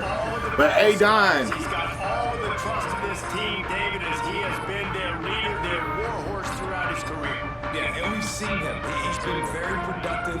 He's proven his worth in college football, but now he's taking his talents to a new team. And now he's got to show them what he's about. Great opportunity to start off. Can he be the guy? Can he be the catalyst that takes this team to the next level? The thing is, bro, you gotta go crazy though. I think because he's waited his turn. He's found the right opportunity in the right situation. This is a guy everybody Breaks into the open. Oh, Adon. He makes the stop at the 33, but 10 yards on that play and a first down. Here's this offense with a fresh set of downs.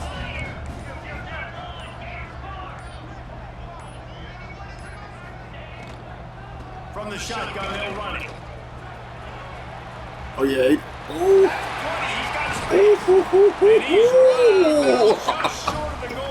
This boy, I'm telling you, y'all, we done got the guy.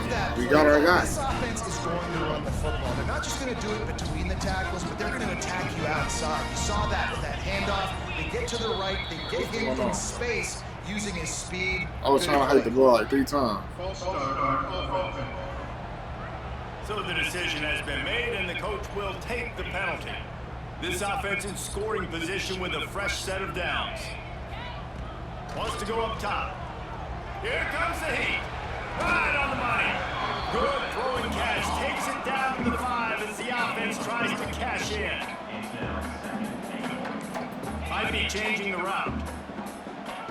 Gonna swing it on second down. He'll throw it. He's going for the goal line. That completion has them right on the doorstep. They'll mark it at the 1. They keep nudging it closer, but now it's 3rd and goal from the 1. Well, short completion, setting up 3rd. And the end zone for a touchdown. They draw first blood, and that's exactly what you want to open the season with a drive. JG. Man, I love the physicality of this offense. It's 3rd and goal. It's money time. I've got to be more physical than you. And that's exactly what this offense just did. Put the ball on the ground and put it in easy. And with the extra point, they get the first 7 of the game. So that scoring drive took only 6 plays. Kickoff unit is out there again, and this crowd is feeling themselves after that last drive.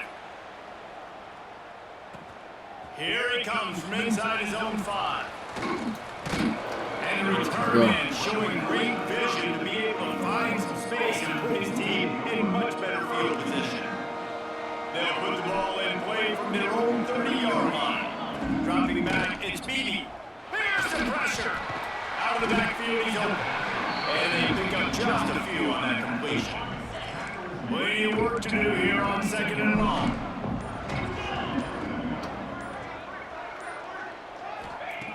Looking to fire. Buys a little extra time. Able to get just a few before sliding to avoid the hits.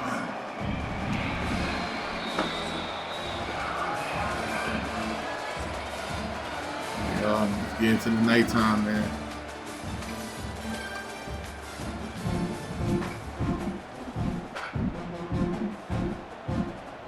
So they go back to work after the break, and it is 3rd down.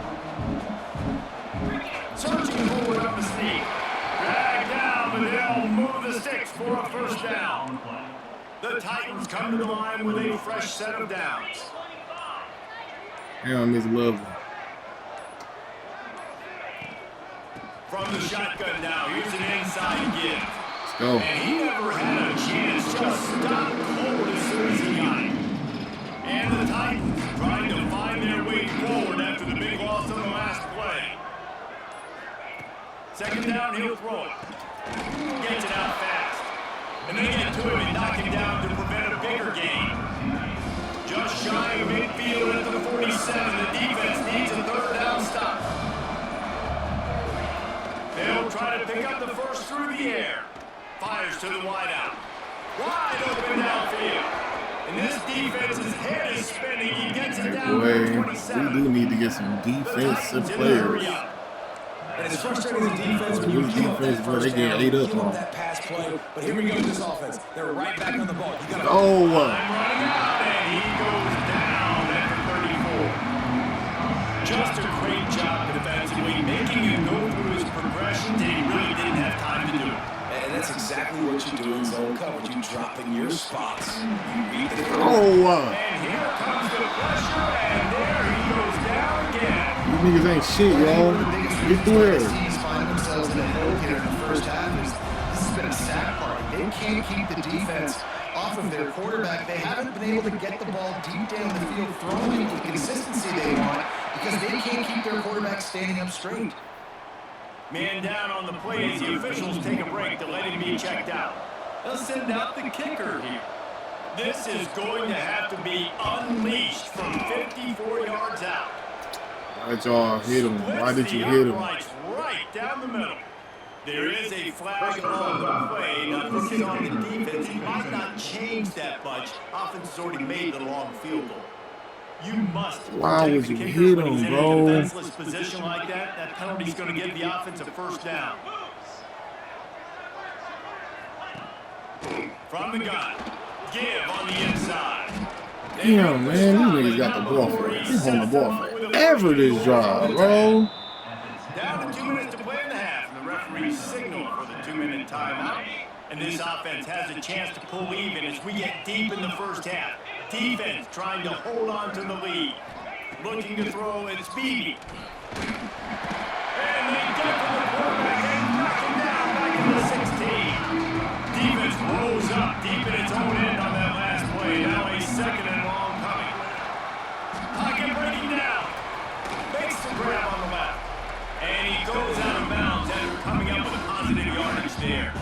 Now third and goal and tough yardage to cover here. From the gun, wants to pass. Pressure coming. When the pass rush gets home. Well, this defense is ridiculous. On point, they know how to rush the passes. Multiple guys getting it done. 5 sacks, and we are still in the first half.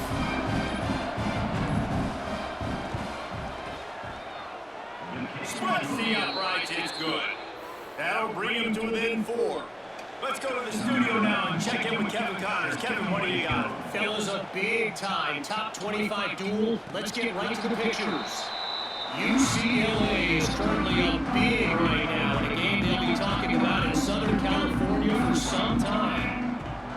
Trying to start the drive with a pass. They're up 14 over Cal. We are the eyes and ears of the college football fan, and we've got you covered all day here in the studio, guys. Oh, and how about that? I know Kevin and those guys will be keeping an eye on it for us. Grab near the marker, it's Gibson. He stopped at the 40, but it'll be a first down here late in the half. We've got a timeout in the waning seconds of the half. Maybe a chance to get off a couple more plays. Got him in, it's Gibson. Across the 50-yard line on the huge pickup, and he's out of bounds at the 45. First half in the books. Time now to join Kevin Connors in our halftime update. Guys, after seeing that, sign me up for another 2 quarters there in Palo Alto.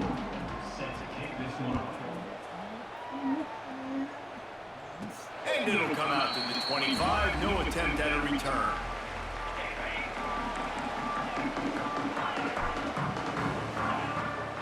trying to set the tone with the run.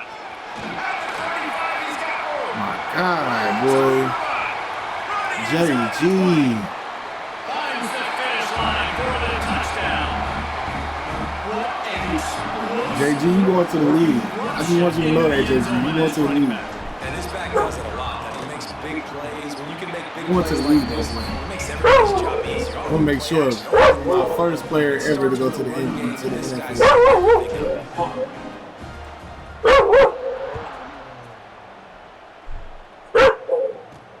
On the move from inside his 5. Really disciplined job by the coverage unit to get down there and make the stop at the 19. Guys, this offense coming back out onto the field. To the air, it's Beebe. It's complete.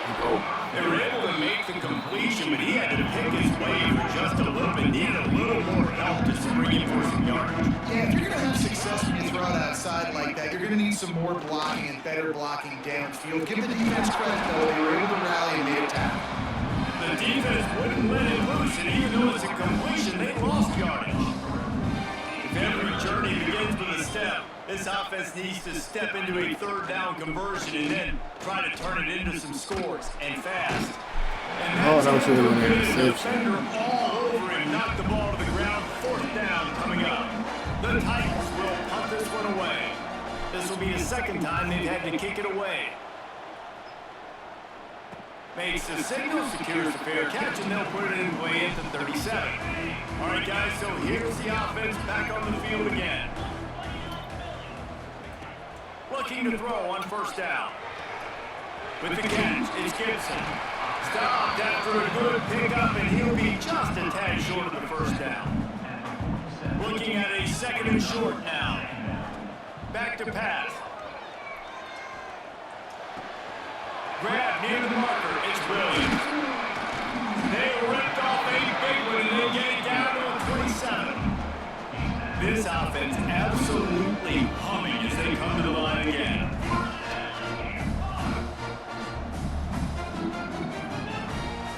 The give to the running back from the shotgun.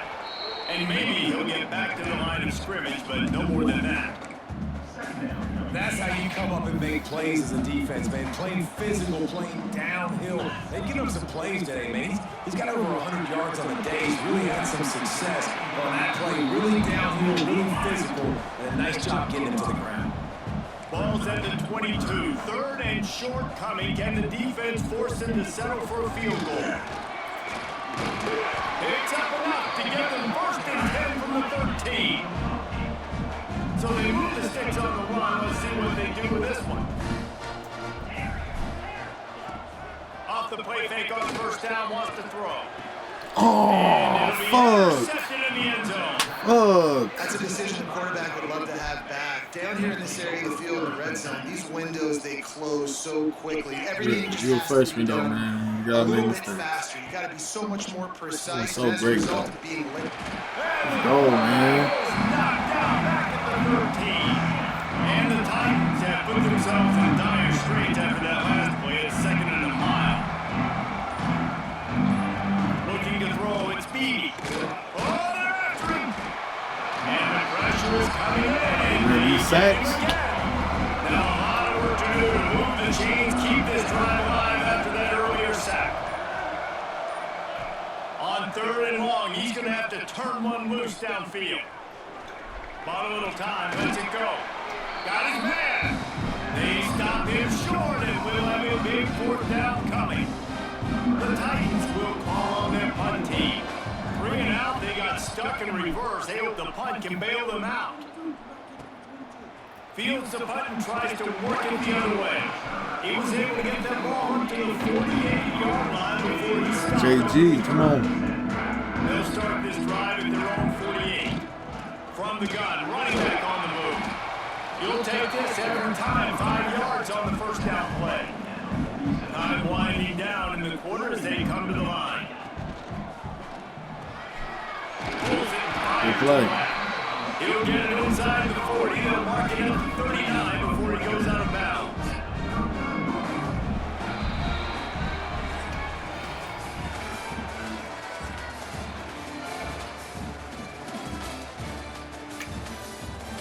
Need to go to 100 passing yards.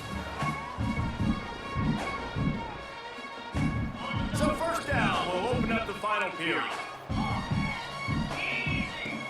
Use the play fake, now to throw. Unloads to the wideout. Just too much mustard on that. I understand. You don't want to fuck up. I understand. You don't want to fuck up. You don't want to throw it to the corner over there. Passes in a row. He's been moving the ball around different platforms, different receivers. Just done a really good job spreading the ball around, and he's finally missed. Turning it on. Just making a play, getting into the 23-yard line. It'll be first down. Here's his offense with a fresh set of downs. No, you know. Goes to the option. He'll pitch it. Good fucking pitch, A-Don. And into the end zone. Let's go, y'all. Touchdown. And a lot of times late in football games, you'll see really conservative with the lead. I like how this offense keeps going against the clock. They stay within themselves. They stay true to who they were. And now, big time advantage. Man, this JG season, man. Up by 17 I promise you. And we gotta be one of them teams that basically get niggas that's hard as fuck in their senior year just so they can basically have a dog ass senior year. We gotta be one of them teams right now. JG is gonna be an example, man. He going to the league, bro. He gonna break numbers. He's breaking numbers. Cause every game I touch with Tate, that nigga touching at least 200 every game. Every time I play with him. Like the same games, I don't know what he's gonna be touching. But I know straight up, bro, that nigga gonna be touching some shit when I basically play with him. Wants to throw. It's Beebe. He's got the back of the middle.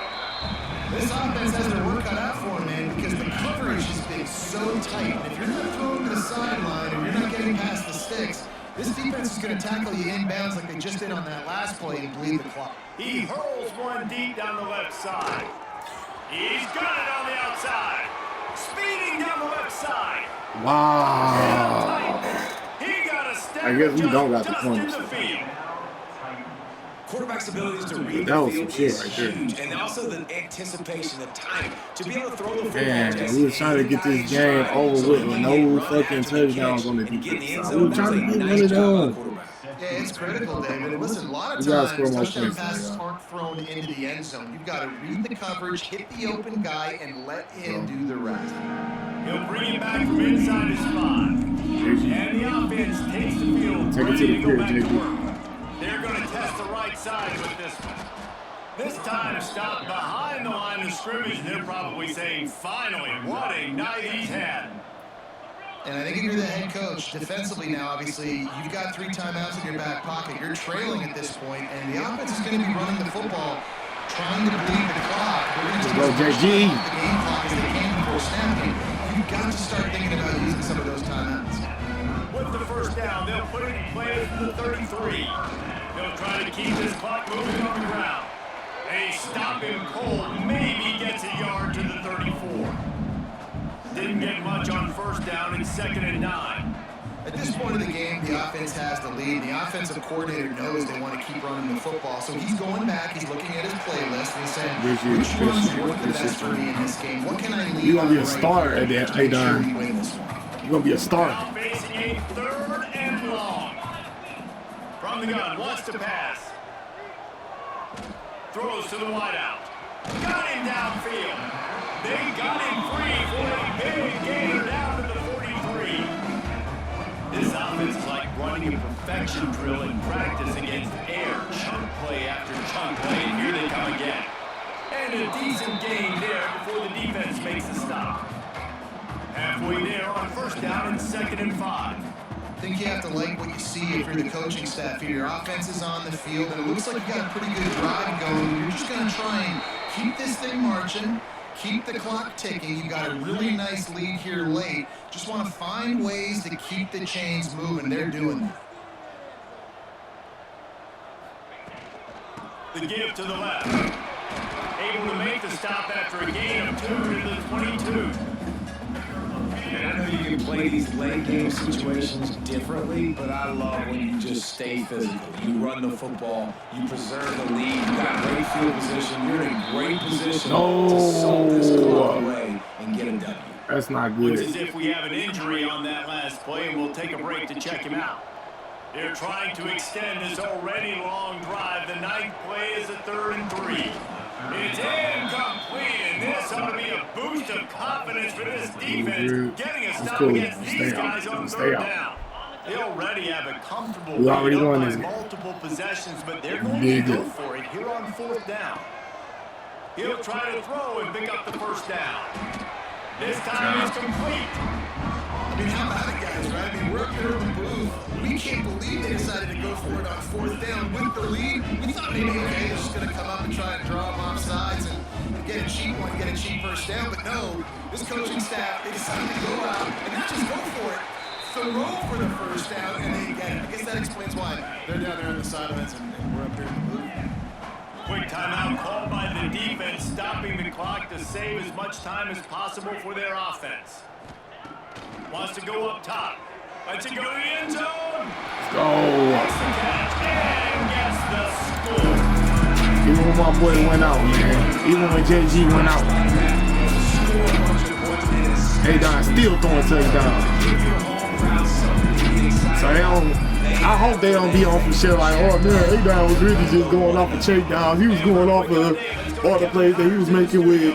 No, y'all can't do that. JG that nigga though. Like, I do get that. JG the nigga. Is running away with this one right now. It's kind of come on now, true freshman A-Don. He's in the building. I hope A-Don stay forever. I pray that he stays this whole senior to his senior year, bro. Keeping an eye on everything going on elsewhere. Oh. And he was hit just as he released it, and it falls to the turf. While they dial up on 2nd and a long way to go. Dropping back, it's Beebe. Gonna try to pop one on the screen. All right. He picks up 4, that'll leave them with 3rd and 6. The Titans moving quickly to the line. On 3rd down, he'll try to pick it up through the air. Let's go. Quarterback feeling the pressure, and down he goes into 22. Real shit. Defense, y'all look alive tonight. They'll go for it on 4th down. Oh, peak! Way to set him up. The defense making a play to put it That's what I'm talking about. This one and that ought to do it. Get you another touchdown. Back on the field. He'll start this drive firing. Fires towards. Come on now! I'm not about to play that shit.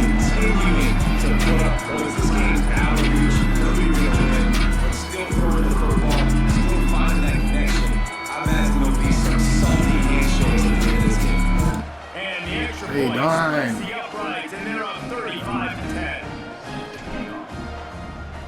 A-Don gotta throw these touchdowns, man. And he takes this from inside the 5.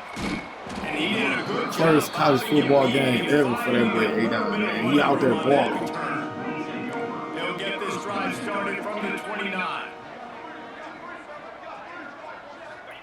First play of the drive, wants to throw. Here's a heat. Pulls it in. It's small one. And this offense is going to have to find more explosive plays. And it can't just rely on the dig and dump. It's going to have to find itself and score more points. Listen, they got beat up today. But moving on in the future, they've got some good pieces. They got to find them. Here comes the rush. Oh, man. They've got him wrapped up in the 28. The defense going to stop the clock with a timeout. They want to make sure they have everybody on the same page. Now a lot of work to do to move the chains, keep this drive alive after that earlier sack. Looking downfield is Beebe. Bringing the heat. Oh, and he took a shot as he threw that one away.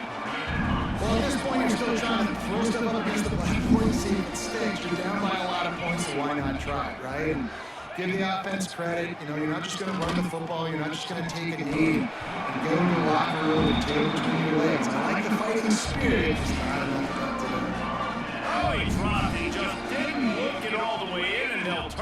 on down. A shot for the end zone. Let's go!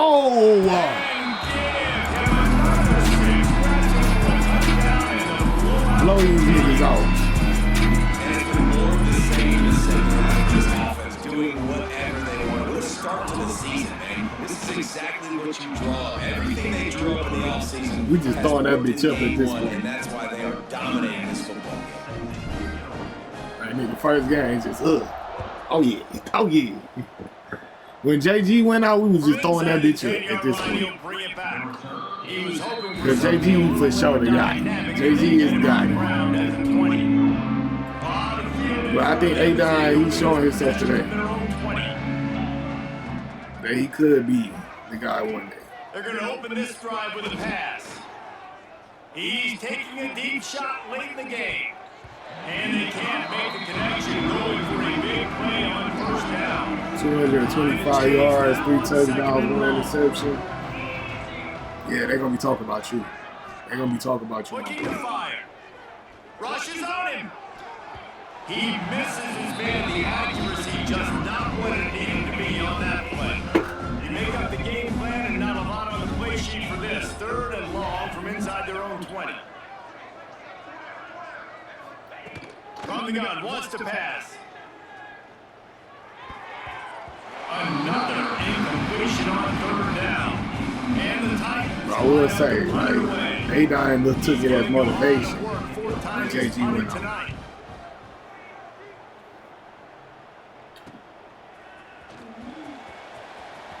Ooh, JG go out of bounds. Because I do not want you to get tackled.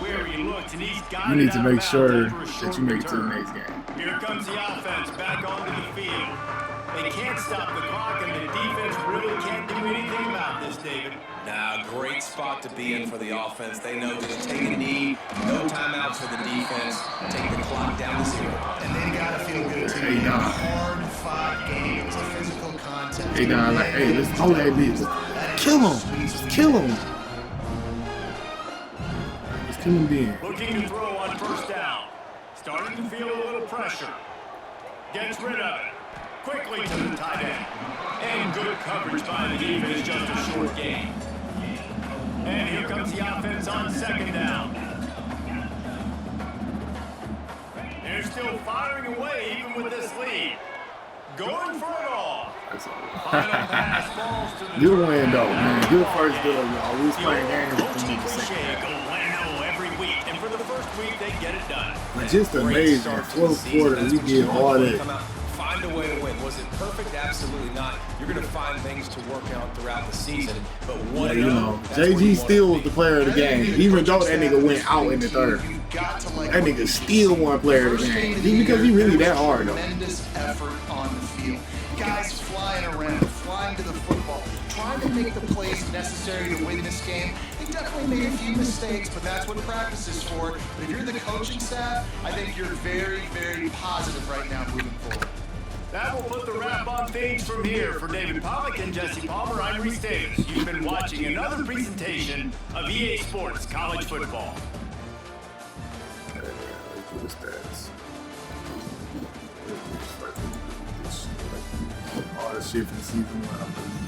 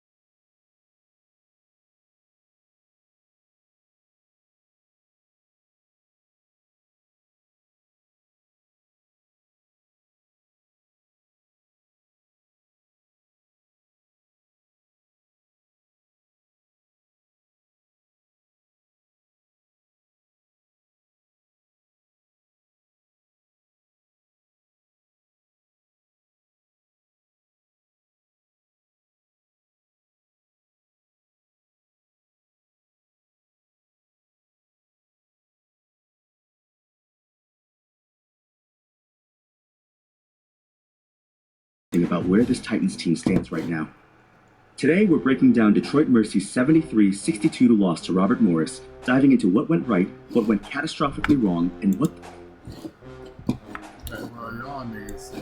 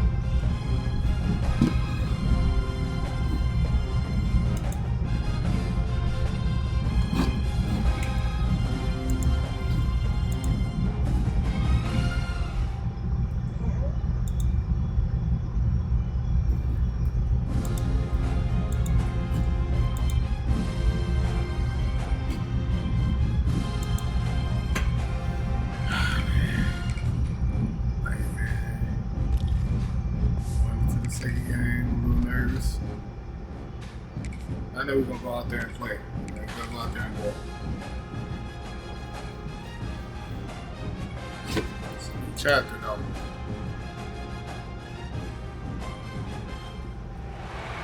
It's a new chapter.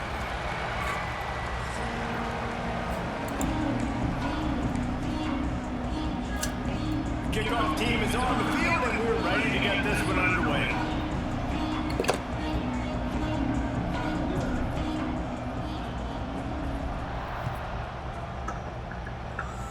A little bit of fanfare, but not too much fanfare. And he'll just take a knee in this drive. This bitch ain't slapping 25. So the Tulsa Golden Hurricane offense takes the field and they'll go on the attack first. There's a receiver who's going to draw some attention, Jesse, but really, he's just part of this whole offensive puzzle. He hasn't been the most consistent guy when it comes to catching the ball for this offense this year, but he has had some big moments. He has had some big games as well. And David, you know, from a roster standpoint, they're generally not going to overmatch or overwhelm anybody from the receiver spot, but this is a dude that can get it done. I think that's the biggest point that you made. It's a guy that has the potential to make big plays. And if you're pointing to a guy, he is the one. Talking to coaches, like, they've seen flashes in big moments. They need to see it consistently, and it starts today. He's in open space downfield. They knock him down after he picks up 5 out to the 34. Tulsa trying to power ahead on 3rd and short. They'll try to pick it up on the ground. He works his way across the 40-yard line. They'll mark him out of bounds at the 41. Tulsa comes to the line with a 1st and 10. Out of the gun, they'll run it inside. We'll give him a couple on that one. 2nd and 8 coming up. Secondary walks up on the line, showing press coverage. Gets the back moving. Back to throw. It's Alford. Under fire. Oh, and he got drilled as he just got rid of the football. Well, this quarterback started taking a couple shots from the pocket. There's another one right there that affected his accuracy on that throw. Tulsa in a tough spot here on 3rd and long. from the wideout. Trying to move the sticks on 3rd down through the air. Oh, good pick. And the opening drive is stopped with an interception. Not a lot on the return, but they can live with that as they got it at the 49. Man down on the play as the officials take a break to let him be checked out. To the air on 1st down. Makes the grab. It's Gibson. They are on the move down to the 32, and they pick up another 1st down. New set of downs after the completion. Looking downfield on 1st down. On the run, still looking. Got out of trouble and throws. Finds his man. It's Williams. Hey. The hands. The feet. He steps his way into the end zone for the touchdown. It's so nice to have these big playmaking tight ends that are basically oversized receivers. Make a play down the field to him. Huge catch radius, makes the play, and then I love the run after the catch. These guys can do this nowadays. He does the rest of the work and gets into the end zone.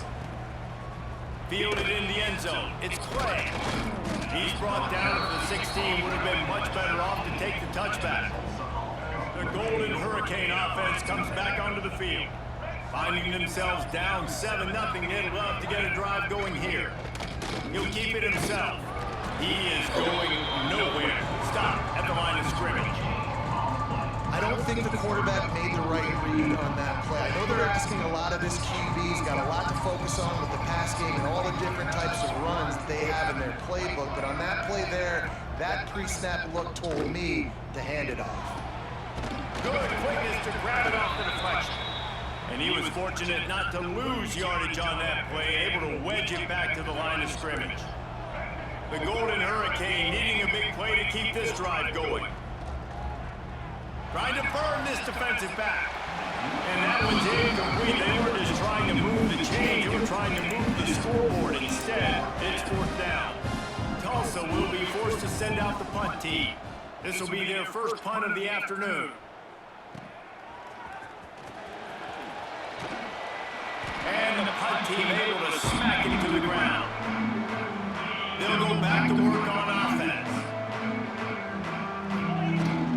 Out of the gun, the inside kick. Able to scrounge 3 yards out of that one somehow. It's 2nd and 7. Got a little work done on 1st down, now back to the line.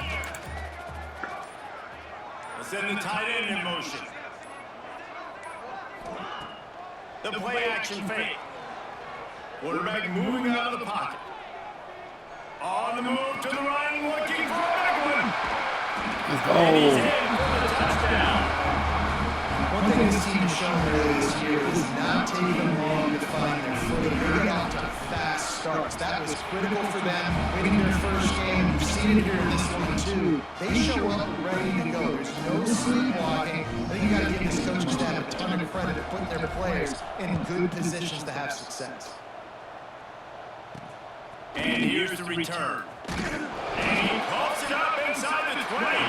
Go. Fumble. Oh. You just can't have that happen for a return team. You know, if you lose the football now, you're giving the other offense the ball back deep in your own end. Simply can't happen. He's brought down at the 6, but the defense feeling the heat to make a stop here.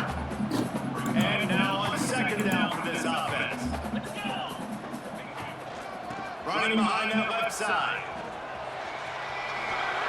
And he will take it in for a touchdown. No step back in week 3. They have been sharp as they extend the lead. 20-0. They are absolutely over. Hey, man, just imagine, like, bro, the first game at the crib, they looking at us like, hold on now.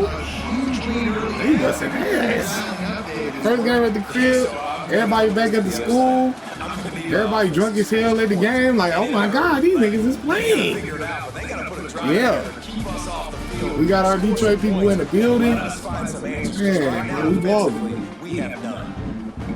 Stadium buzzy, kickoff team on the field, and we are ready to get this thing started.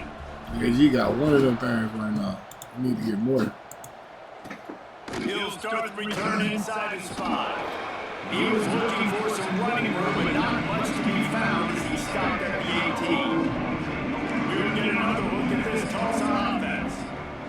sitting at a 21-point hole. There's still time to do some work, but there's also no time.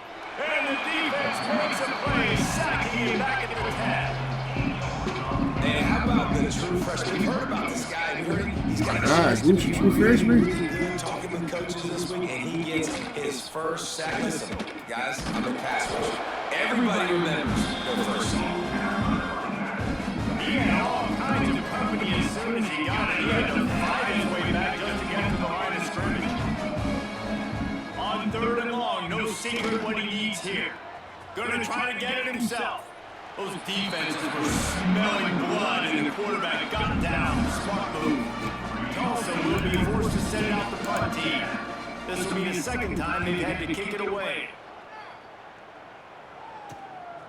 Fields the punt, wants to make a play, and the returner is stopped. Here comes the offense onto the field again. Looking for room, it's Gibson.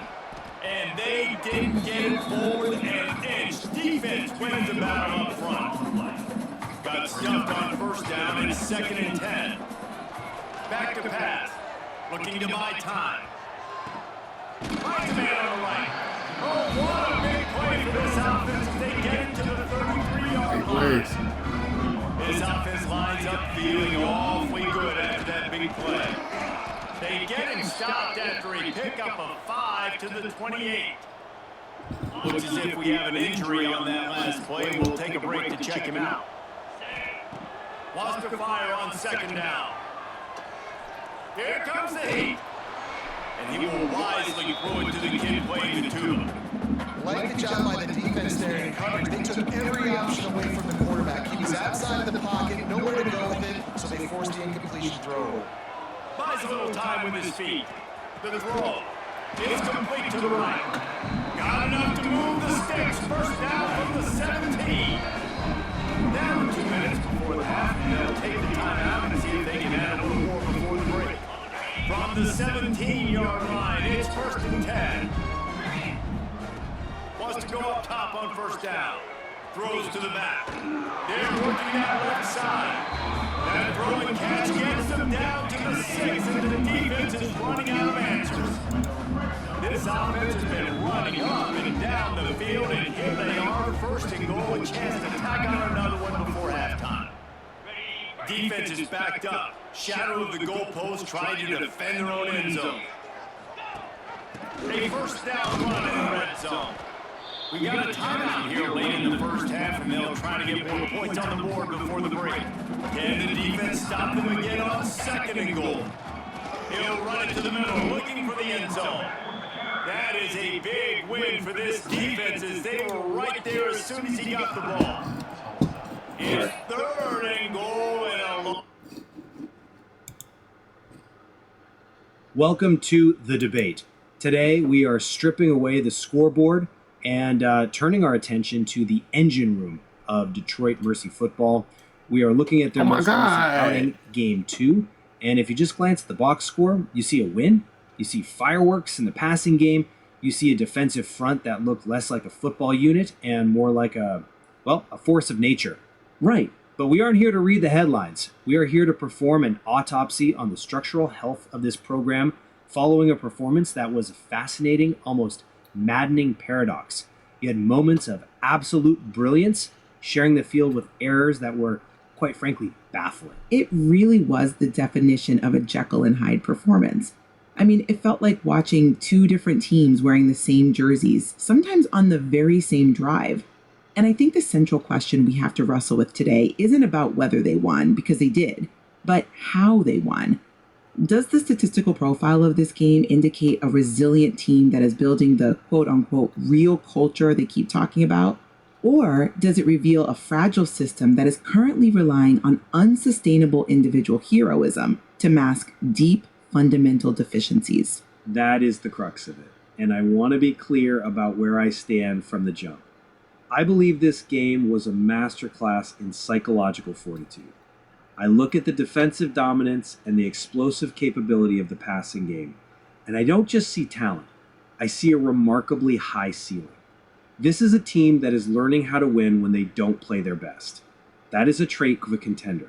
You don't apologize for winning ugly, especially when the ugly parts are surrounded by such high-end execution in critical moments. And I take the inverse view. I look at the data, specifically the non-existent run game and the high-risk turnover variance, and I see structural warning signs flashing red. To me, this performance suggests a team that is surviving on luck and high-end talent rather than sound execution. They are walking a tightrope without a net, and eventually gravity takes over. You can't live on the edge of a knife for a whole season. I appreciate the gravity metaphor, but I think you might be undervaluing the tangible assets revealed in this contest. Let's start with my position. The defining metric of this game, in my view, was resilience. Now, we often hear resilience thrown around as a sports cliche. It's usually code for, we messed up but fixed it later. But in this context, it was a tangible, quantifiable asset. You simply cannot ignore the impact of D. Westmoreland. We are talking about a stat line of 3 sacks, 3 tackles for loss, and 4 total tackles. But if you only look at the numbers, you miss the story. It was the timing. He was certainly effective. The tape confirms that. He was the best player on the field. Effective is an understatement. He was a catalyst. The source material notes that he turned into a one-man demolition crew. But what struck me was the systemic response to adversity. When the offense committed turnovers, and I know we will get to those because you have plenty to say there, the defense didn't buckle. They didn't pout. They didn't come out flat. They responded with immediate stops. That is the definition of complementary football. Furthermore, look at the offensive output from an explosive standpoint. Iyur Williams had 112 yards on just 5 catches. That is an average of over 20 yards per reception. That proves this team has the firepower to score quickly and compete at a high level, even when the underlying mechanics aren't perfect. I view the Grinders game aspects not as failures, but as necessary developmental steps toward what Westmoreland called chasing Saturdays in December. I see why you want to frame it that way. It's a very romantic view of the struggle. But let me offer a different perspective on resilience. In rigorous football analysis, resilience is often just a euphemism for poor preparation that requires a miraculous recovery. You mentioned the Grinders game, but let's look at what that actually meant on the field. The run game was functionally dead. Joshua Troop was described as being bottled up at 2.1 yards per carry. Do you realize what 2.1 yards per carry does to a play caller? It makes it tough, sure, but it doesn't just make it tough. It puts the offense in a straitjacket. In modern football, averaging 2 yards on the ground places an immense, unfair physiological burden on your quarterback. You are constantly in 3rd and long. You are constantly behind the... All right, I got all this shit for season 1 over with. That one off, it'll be a delay of game. Delay of game. Offense. So frustrating to see an offense lose track of the play clock and pick up a penalty like that. After the step off, now they have to deal with 1st and 15. Got a man, it's Williams. And the defense makes a big hit, knocks him down. Wants to throw it. Caught behind the line, it's Gibson. He gets it past the 1st down marker, and a really nice job to set up that screen and move the sticks. Passing game kept it drive moving. Let's see if they try it again. Under fire. Quickly out to the tight end. Brought down at the 39 area. Pick up the 10. I had to hop off that. If it ain't broke, don't fix it. This offense had so much success in that first half. So the 3rd quarter, they come out, and the quarterback looks like he's still dealing. This has been a really nice drive. That was a really nice throw. Just keep doing what you're doing. Man down on the plays, the officials take a break to let him be checked out. Kept it on the ground all the see what they do on the second. Nigga. Oh, it's picked off. That's not the start they hoped for. He That's managed some a few shit. yards on that return, but the bigger play was the They were like, finish. niggas always want to be 12. Off the play fake on 1st down. Here comes the rush, and he's got it wrapped up at the 28. The Golden Hurricane way behind the chains here on second down. I love the defensive effort there. They didn't get him right away. They stayed after him. He was scrambling, going backwards. They get the sack on the first play of the drive. Got his man downfield. And they'll do more than move the chains. They'll move that thing more than 30 yards down the field before he's finally stopped. That last big play has them in position to threaten here, 1st and 10 from the 37. Grabbed in the middle, it's Gee. He's brought down quickly. Minimal gain here, still a bit short of the first down. Tulsa with the playbook wide open here on 2nd and short. Trying play action.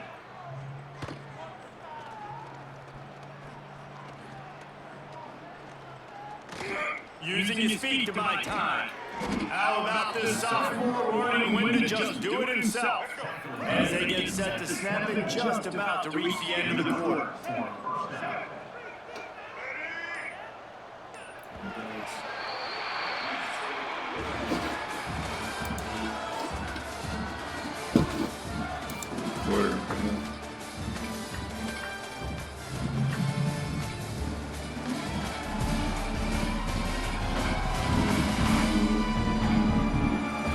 As we enter the 4th quarter, let's see if anything memorable can come from this one. Final stage of the game, we'll start with the first down.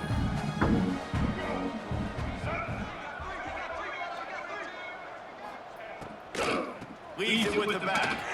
Just ran over it. They stop him just short of the first down, but it will be 2nd and inches coming up. It'll be 2nd down, and remember, they can pick up a first without scoring. The give to the tailback.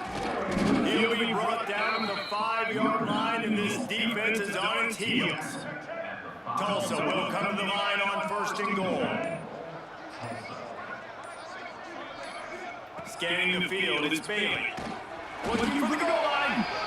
And just a short, safe pass play to pick up a few. This is the area of the field defensively. It really doesn't matter what they've done to get here. You got to roll up, try to force the field goal. Nice job on 1st down and goal. Get them tackled to the ground. Trying to force their way in. Touchdown, Tulsa! How about this back staying on track and getting it in on the option?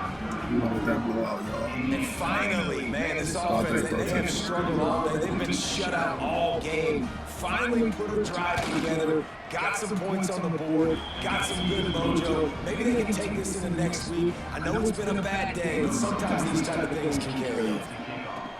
They were ready for the onside kick and executed perfectly in the football.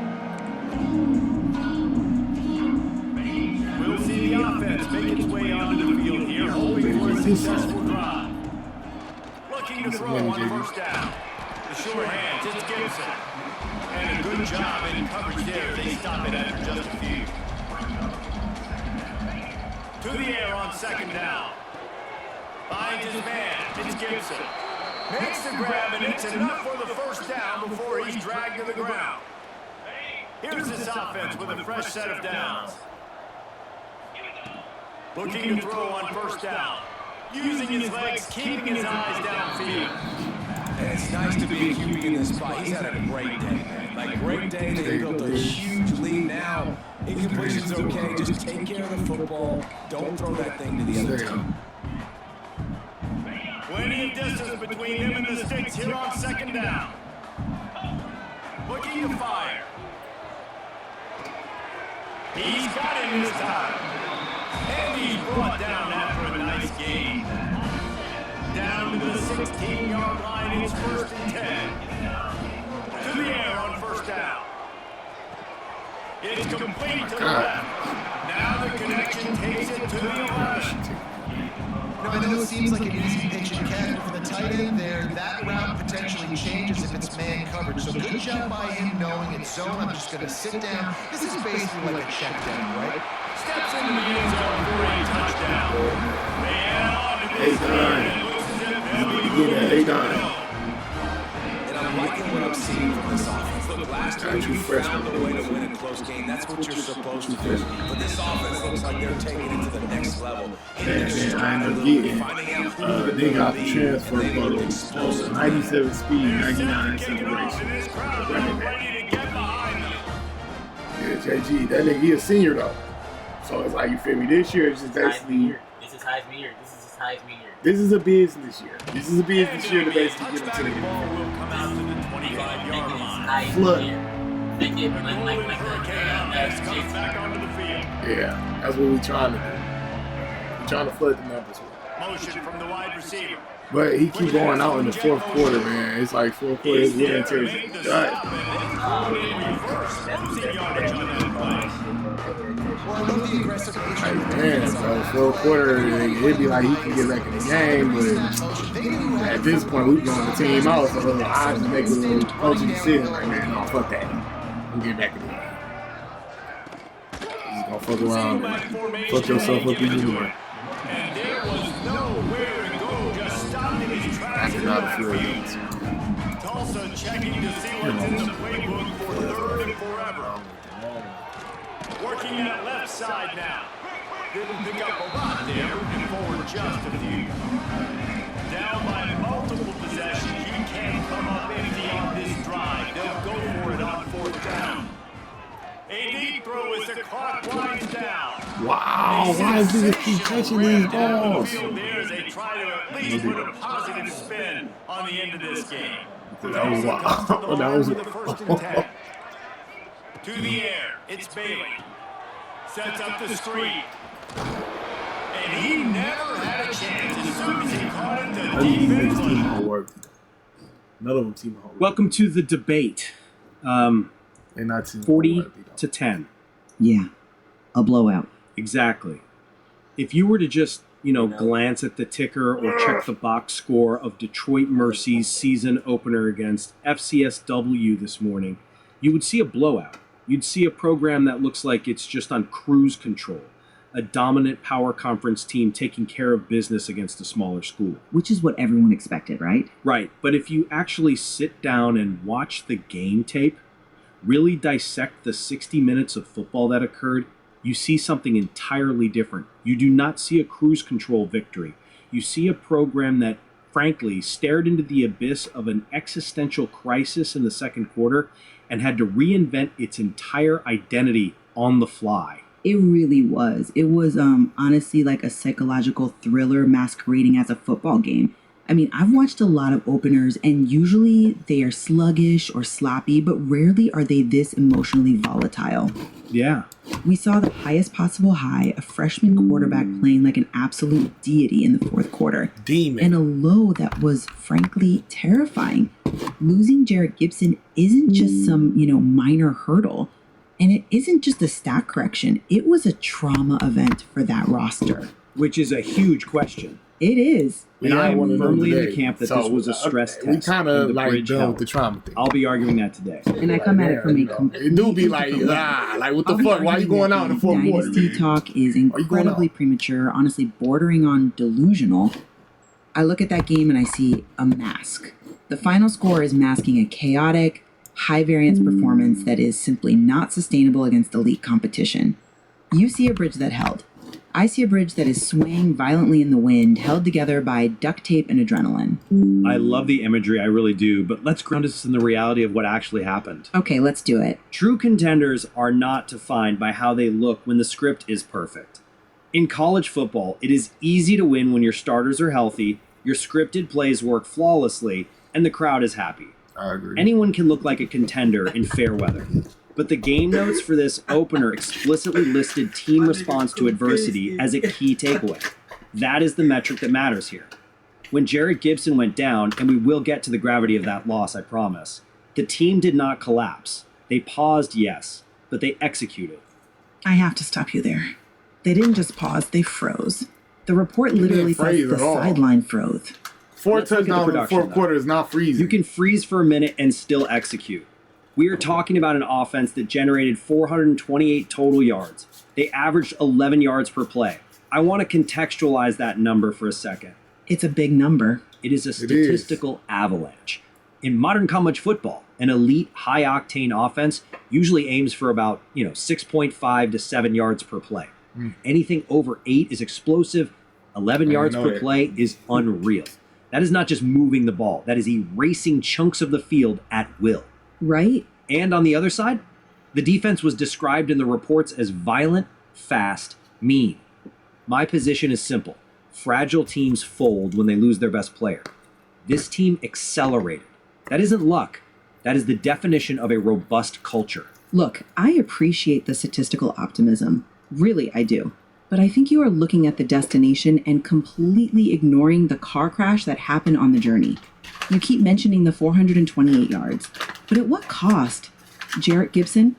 The source material calls him the heartbeat of this team? He is. What? Before he was injured, he had 157 yards and 3 touchdowns. He wasn't just in the third quarter. 157 yards, Shane. Through the defense and 2 touchdowns. With surgical precision. Nigga went down. He was the entire offensive identity. He was the focal point, certainly. No. He was a security blanket. When he went down, the report says specifically that the stadium went silent and the sideline froze. That reaction I ain't gonna lie, we did. We can't analyze these games without analyzing the psychology of the athletes playing them. That collective freeze indicates that the team fundamentally believed their success was tied to one person. But they recovered. Eventually. We kind of did. For a significant stretch of that game, 99 they didn't look like a acceleration. I mean, damn, that's they looked he's like the a group guy. of kids Shit. who were terrified. Furthermore, you call it acceleration, but I call it panic disguised as brilliance. The breakdown noted a slow mid-game adjustment. The offense stalled, completely stalled. If that stall happens against a top-tier conference rival instead of FCSW, you don't get a chance to recover. You're down 21 points before you blink. A 42-10 score against an inferior opponent hides the reality that a costly interception and a massive defensive coverage bust nearly derailed the entire evening. I think you're confusing a moment of shock with a structural failure. The stall is a structural failure. Not a permanent one. It's human nature to freeze when a teammate goes down, especially a leader like Gibson. What matters is the recovery. And that brings us to the catalyst of that recovery, and frankly, the most fascinating part of the data. The transition to freshman quarterback Adonis Grimes. Here we go. You see a team scrambling, I see the unveiling of unparalleled depth. Adonis Grimes didn't just fill in. He threw 4 touchdowns in the fourth quarter. 4 of them in 15 minutes of football. That is historic production for a backup entering cold. It was a spectacular quarter, no doubt. The kid has an arm, but let's be careful about extrapolating a season-long trend from a 15-minute heat check against a tired FCS defense. But look at how he did it. God, the source material doesn't describe this as luck or broken plays where receivers were just running free. It says he was reading blitzes. He was extending plays with his legs and throwing with veteran anticipation. Okay. Veteran anticipation. Let's unpack that phrase for a second. Veteran anticipation means he's throwing the ball before the receiver breaks on his route. He's throwing to a spot, trusting the geometry of the system. For a freshman to do that coming off the bench in the literal moment of crisis, that validates Coach Ritchie's entire recruiting and development philosophy. I'm just saying, it do. Next man up It really mentality do. isn't just a slogan on the locker room wall. Coach It is a Ritchie paid functional attention to that reality. shit. I'm not denying the kid has talent. He's clearly electric. But next man up implies a seamless transition where the machine keeps humming. That's not what happened here. It hummed in the fourth quarter. What happened was the machine broke. The gears ground to a halt. Oh my God. And Grimes came in and started jazz. Notre Dame. We have to talk about the variance. Before he became a legend in the fourth quarter, Grimes the record is done. But the report says merely flipped momentum. But it didn't flip. I need a little mini, y'all. I need a little Only mini. because FCSW wasn't good enough to punish it. That interception is the glaring red flag you are sweeping. We got under the game of the week. Relying on a freshman to come off the bench and play hero ball, to throw 4 touchdowns to salvage a frozen sideline is high variance football. It is volatile. That's explosive. A dynasty is built on consistency. It's boring. It's predictable. This was chaos. Controlled chaos maybe, but chaos nonetheless. If your strategy for replacing a star running back is just to hope the freshman QB has a legendary quarter, you aren't building a dynasty, you're gambling. Calm down. It's not even like that. The nigga just had a good game. 0. I completely disagree that it was. Like, I completely disagree too. Nigga, he had a good ass fourth quarter. To the second structural point, the impact of Jim Gibson. Nigga had a good You fourth seem to quarter. think the offense loses its identity without him. I argue that the identity simply shifted because the foundation, the offensive line, remained dominant. The identity didn't shift, it was forced to mutate. There is a very real difference. Look at the data, though. The run game generated 174 yards before the injury. That proves the offensive line was moving bodies. The scheme was working regardless of who was carrying the ball.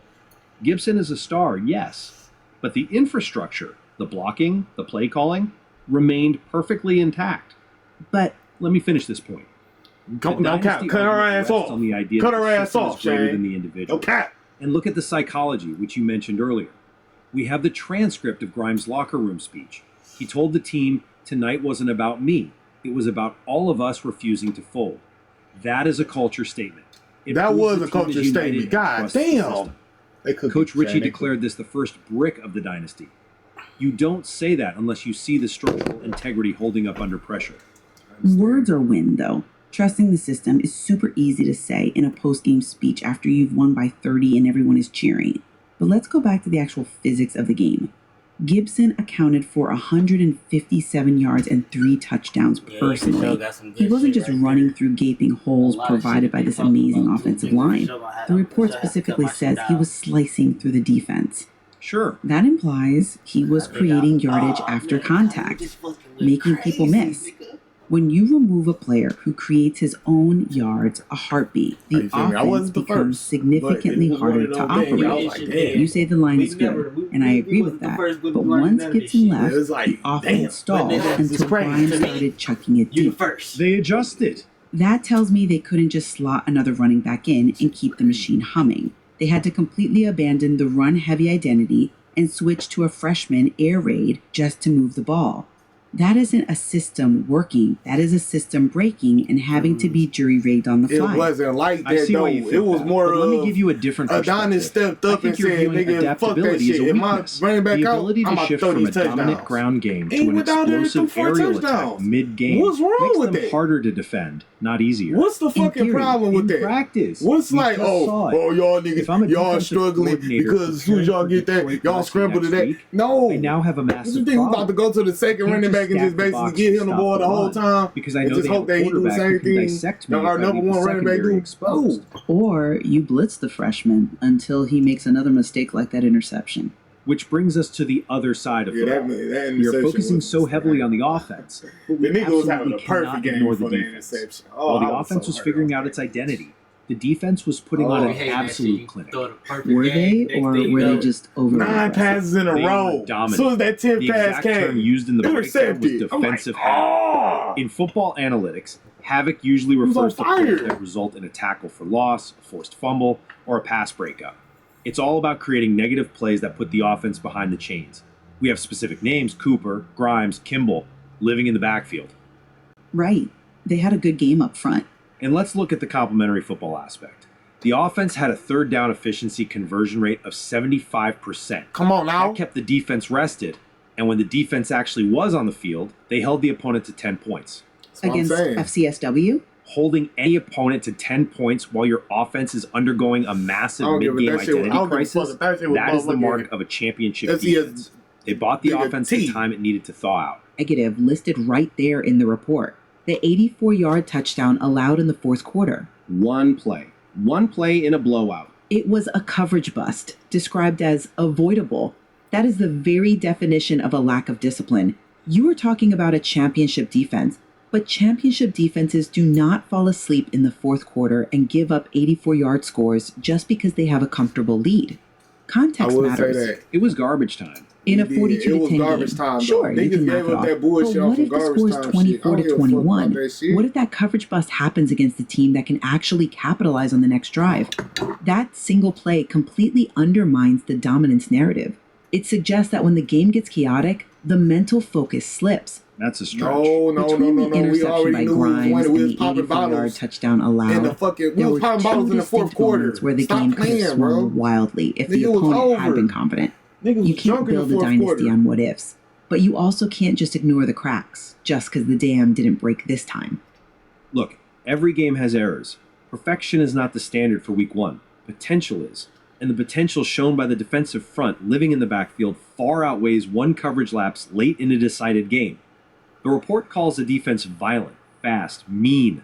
Which they were. Exactly. My boy You can Wood. fix a coverage bust in the film room on Monday morning. You can teach a safety to stay deep or a corner to maintain leverage. You cannot teach violent and fast. You cannot teach the instinct to disrupt. That is why I believe this game was, as the coach said, the night everything changed.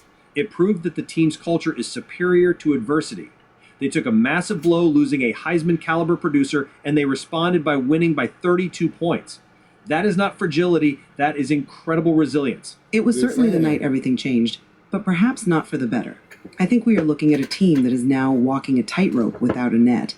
I will absolutely concede the resilience was admirable. It's hard to win football games, period. And doing it after seeing your star carted off the field is even harder. Thank you.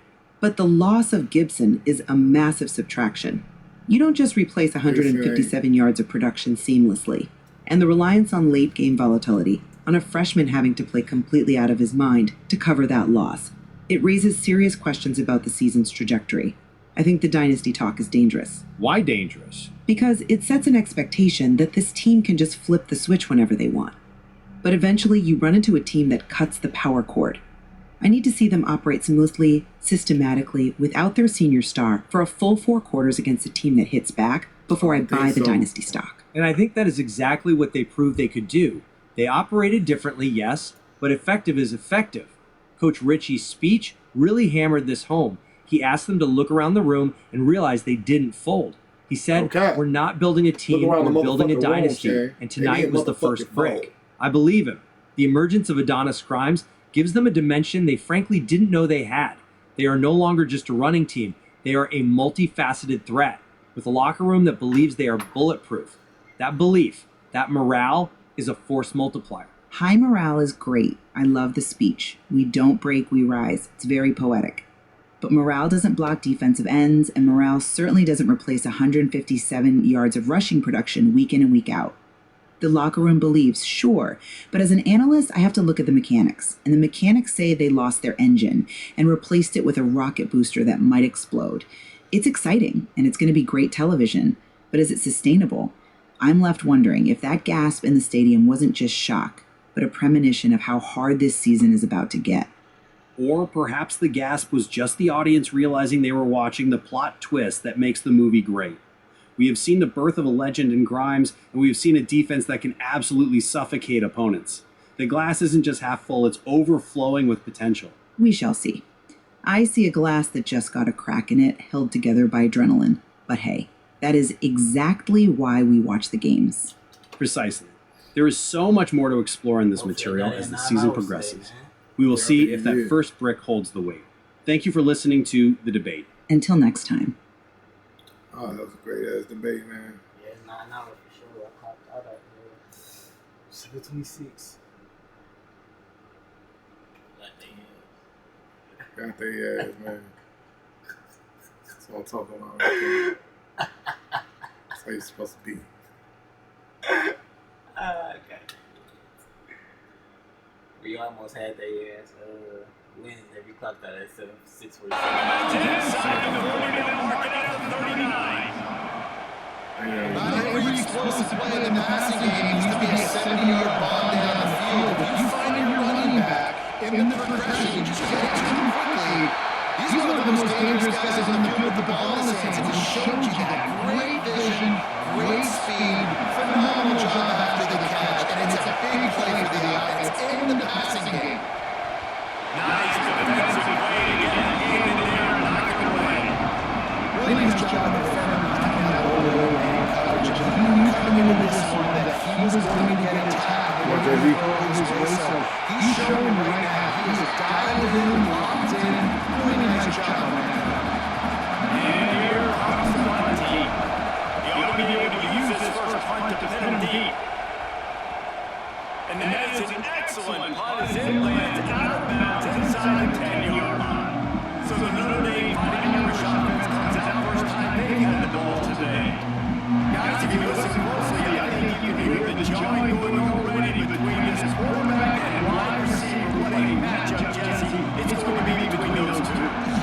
so many people have already been talking about this individual one-on-one matchup. And he's going to go down at the one.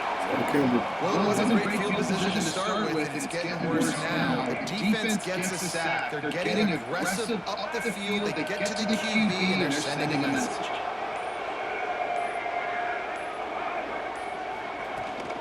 The game from the gun. Very useful run there to get away from the goal line. He'll pick up 4 out of the 6. Notre Dame facing a 3rd and long, trying to keep this drive alive. They'll go right back to it. Picks up just a few before he's brought down. Not really willing to take a risk there on 3rd and long. The Irish send out the punt unit. They'll have to punt for the first time this afternoon. Got it near midfield. Found a little running room on that one. Picked up some nice blocks before he's run out of bounds. We'll see the offense on the field to start this drive. They ended up running away on their last possession, but now we're in great game position this time. I mean, this is awesome. Like, last possession, I get it. set up an opportunity to get some points, start thinking about what plays I like Jesse as I cross the field. There are a lot of offensive coordinators out there, David. In this position, they like to take a shot right away and try and capitalize on this field position. And it's incomplete, but there's a flag in the backfield. Let's see who the call's on.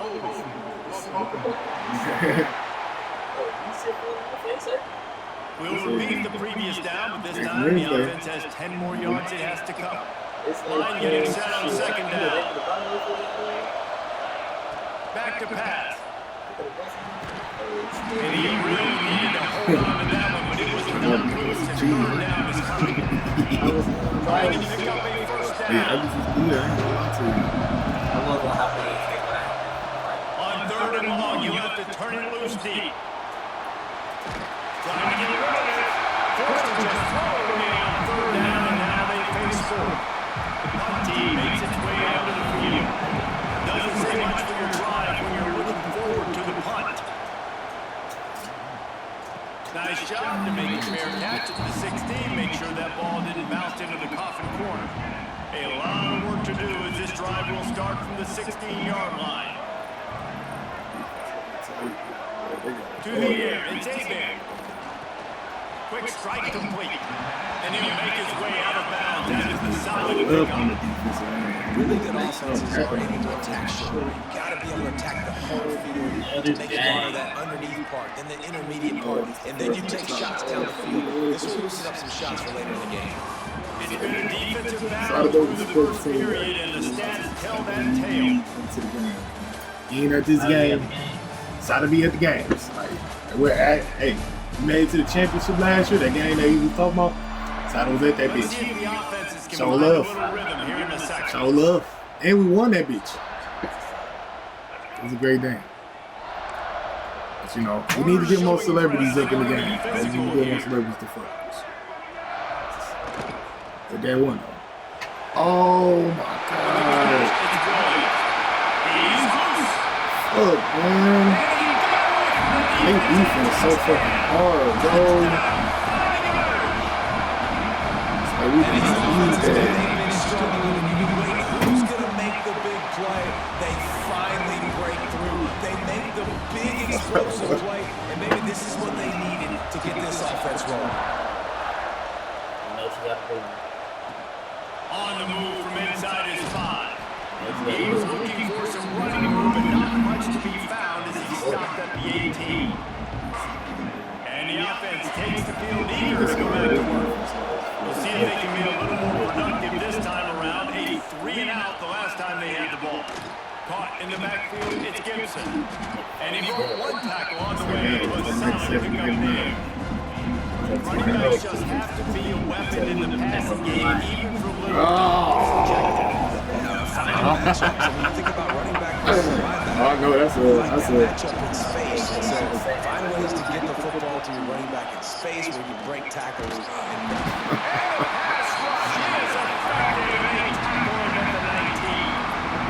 The defense just simply not figured out the play. Offensive offense was really run fix going to slow down those pass rushers, but man, oh man, they had their ears pinned back.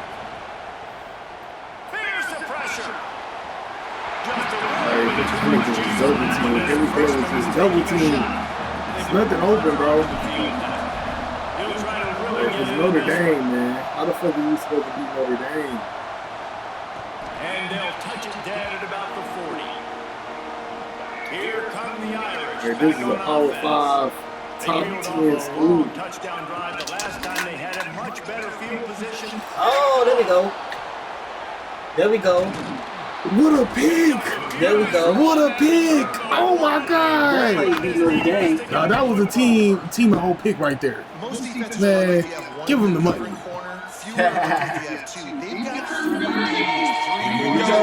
I didn't expect that one. Yeah, that's my soundboard.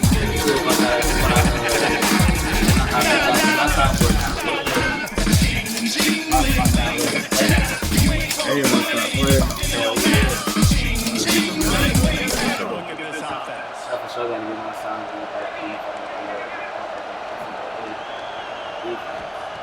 Wasting no time going on this drive. Finds a man on the left. Brought down at the 20-yard line after ripping off the big play. Clock now inside 4 minutes as we're getting later in the first half. Gets it to the back on the draw. Doing damage on the ground as he runs it down to the 11-yard line. Fuck I'm talking about, man. Draws are such a smart way. We in the red zone, Advantage bro. of fast defensive line that want to get upfield and get after the quarterback. It keeps them honest. It makes them realize they got to play the run too. Great play call. Defense makes a stop, but the chains move, and it's first and goal from the 8. New set of downs right on the doorstep for this offense. Pocket breaking down. They're setting up the screen. That completion will take it inside. I swear, this Notre Dame defense, bro. This is crazy. Trying to throw there, putting down close to the goal line. Good job by the defense tackling the catch. Back to pass on second down.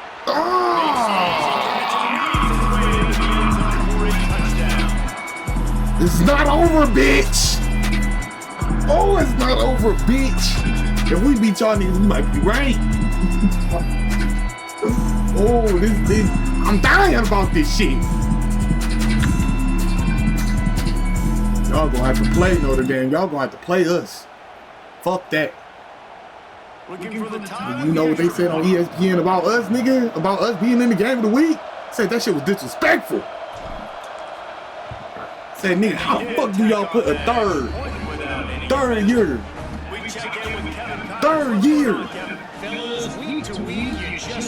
Collegiate program in the motherfucking game of the week. Because we like that. Did you see last year? Did you see that 10-3 record? Did you see that championship? That's why Notre Dame wanted to fuck with us. Because they see it. They see the growth in Detroit. They see it.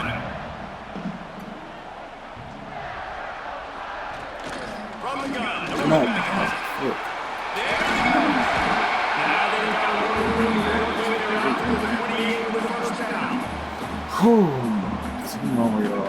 I'm scared. It's like, I know y'all know what y'all doing, but it's Notre Dame, so anything can pop off at any time. Makes the catch. It's Alexander. And he goes out of bounds after a nice I was going to say something. Notre Dame trying to keep this drive moving on second and short.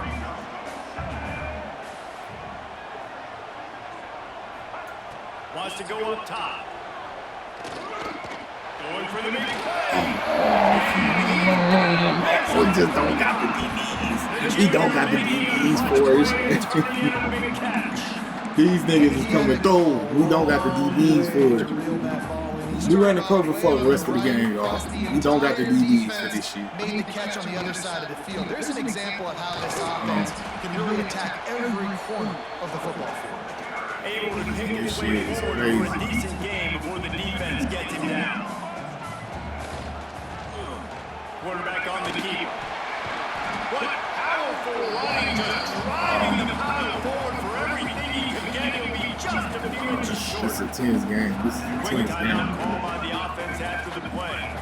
The Irish needing just inches for the first down. Damn, this is our fucking corners just ain't that shit. These niggas just not that. Breaks the tie, takes the lead, gains some momentum. How big is this, Palmer, now? Going into the half with the lead, with the momentum. Well, they break the tie, but they also break their confidence. You gotta win this game, because if you lose this game, they never gonna take us serious. And they're wondering what adjustments they never take Detroit Mercy serious. Because we've got our work cut out for us in this game. They're gonna look at us as a team that should be D2. They're gonna look at us as a team that should be D2. And I know Detroit, we are a D1 team. I know we're a D1 team, y'all. Had some miscues on offense, a big part of why you're losing the game right now. I'd take it into halftime, make my adjustments, and come out ready in the second half. Yeah, I'm gonna take it into halftime. Hey, what the fuck? Points up right here. Be aggressive, set the tone. We about to hype the ball. We about to hype the ball, man. So find something really quickly you can go to.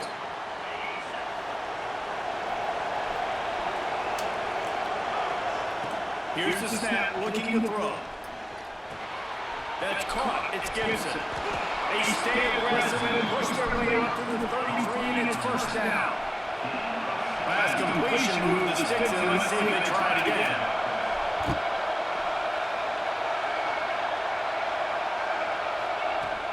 Wants to throw on first down off the play fake.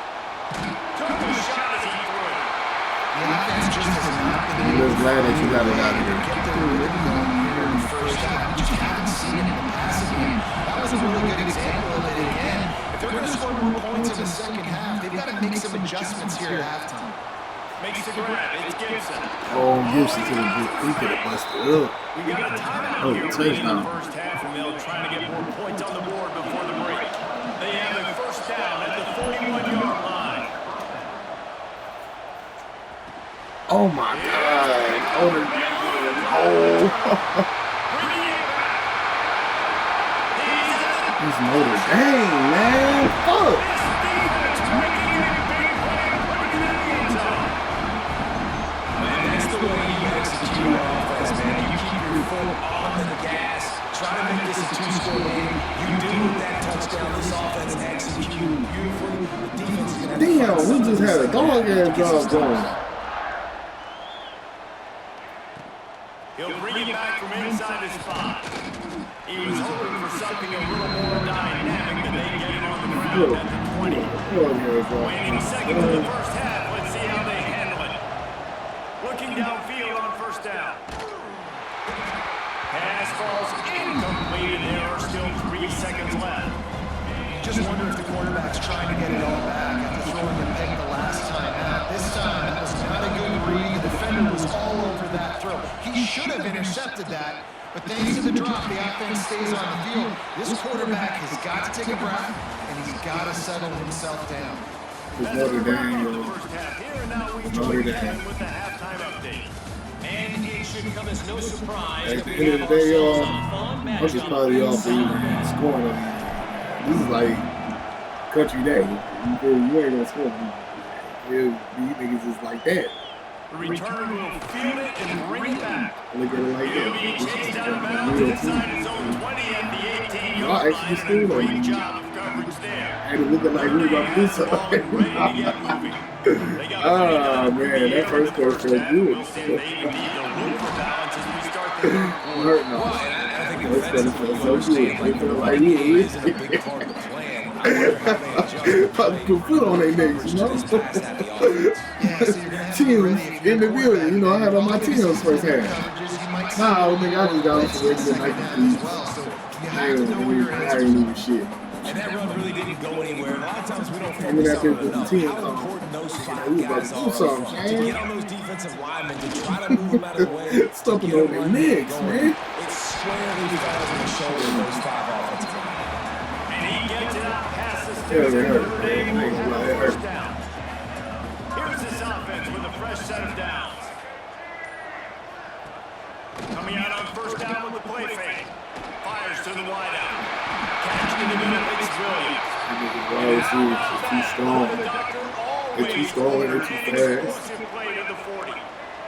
This Notre Dame offense carving it up. They're working with another first down.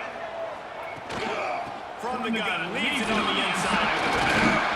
Just leaves him grabbing here as he gets down to 35. It's like, Shane, if I can get that feeling of when we caught that interception again. Break tackles. They can make It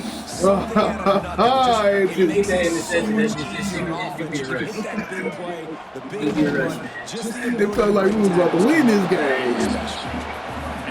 It felt like we was about to win this game. Okay, Detroit in the building. No! Everybody knows that bitch on the Detroit Rampage and everything. These niggas going against Notre Dame. Then they got an interception on these niggas. Oh my God, turn on the game. Turn on the Detroit Mercy game. Wow. Oh, these niggas is going crazy. Turn on the Mercy game right now. These niggas is going crazy against these niggas. All right, they got an interception and a touchdown. Oh man, bro. Come on, y'all. We gotta score, man. We gotta score, y'all. Two-touchdown lead at 14. First play of this drive will start from the 31-yard line. And the pass is incomplete, but the flag flies, and there was a lot of early contact there.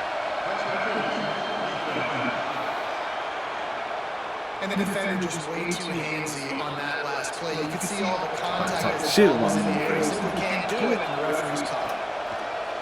Off the play fake on first down to throw. He's going to let one fly down the middle. Good catch. And you can see the offense just feeling itself. They've got it down to the 21.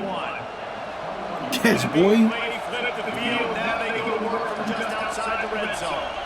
And that has got to be a coverage bust on defense. There is no way the receiver should have been allowed to be that deep down. It's like that's a one-on-one, and that's a touchdown. It's a one-on-one, and it's a touchdown. To have the home crowd going absolutely bananas. Communication is harder. The snapping the football, everybody being on time. I just know the damn team's so fast, though. Big jump down in the red zone, and this crowd is getting behind this defense. He wants to throw it again. Hauls it in. That's not quite going to be enough as they stop him 4 yards short of the marker. Ooh, and that's a nice sigh of relief for the defense, too, right? There was a broken tackle, and the guy made it look like he was going to pick up the first, but because of a great effort defensively, they were able to get the stop, and now they're setting up. Oh, y'all niggas not even holding on to the fucking ball. Damn, bro. They had a good plan, but it did not work.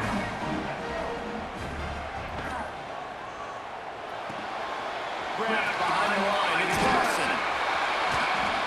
Looks as if we have an injury on that last play, and we'll take a break to check him out. Like, man, you hold on to the ball, we keep the fucking ball, we score.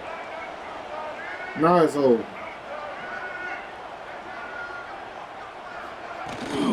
They'll give it to the back. He's brought down, but it'll be enough for a first down. They'll need to show urgency to get another play off before the clock hits 0.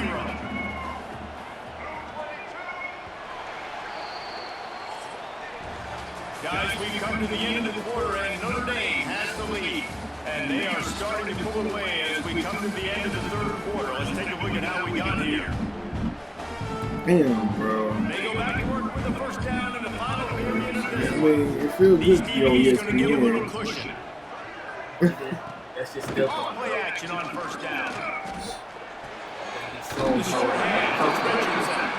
He goes out of bounds, maybe a step shy of the 40. They're going to work it into the 30. Nobody believes him. Really nice pickup there. I believe Detroit Mercy is gonna be in the building one day. Just want to win the They'll match. leave it with him. A confident, tough, efficient run gets it up to the 44. It's a point in the game, I think, as a coaching staff where you Yeah, really this game challenge showed, your offensive our line defense, to we go just win the not football game, better. right? We've got to lead late. We're going to Just run the not football. better. The defense and everybody in the stadium knows that's what's going to Not good. happen. Can we run the ball? Y'all actually kept Notre Dame. I was doing this with a nice enough That's chance. what's happened right now. This game, like, come on now. Everybody on that motherfucker said Notre Dame's gonna win that bitch. Ain't nobody said Detroit Mercy. Off the bootleg, wants to throw it. strong pass rush gets to the quarterback, and they get him at the 46. Clock continues to run, and they'll be happy to wind it all the way down before they snap it. Looking downfield, it's Abear. Makes the catch. It's Richardson. Stumbled to the ground. I love an offense that wants to stay aggressive. Even when you've got the lead late in a game like this, right, you still try to find your playmakers and get them the ball in space, and that is exactly what this offense is doing. They're taking this up every time. Move the chains, it's first down at the 27. The Irish relying on the running game to give We should have a good season first this set of year. downs. Especially if we doing this on Detroit Mercy, we should have a good season. He'll pull it on the We read. doing this on everything. We should have a good season. And he found plenty of running room on that one before the defense was finally able to get it down. The officials stopped the clock for the 2-minute timeout, and the offense is that much closer to victory. Notre Dame coming to the line with another first down. They'll keep it on the ground. They want this clock to move. He's going to lose a yard on that one.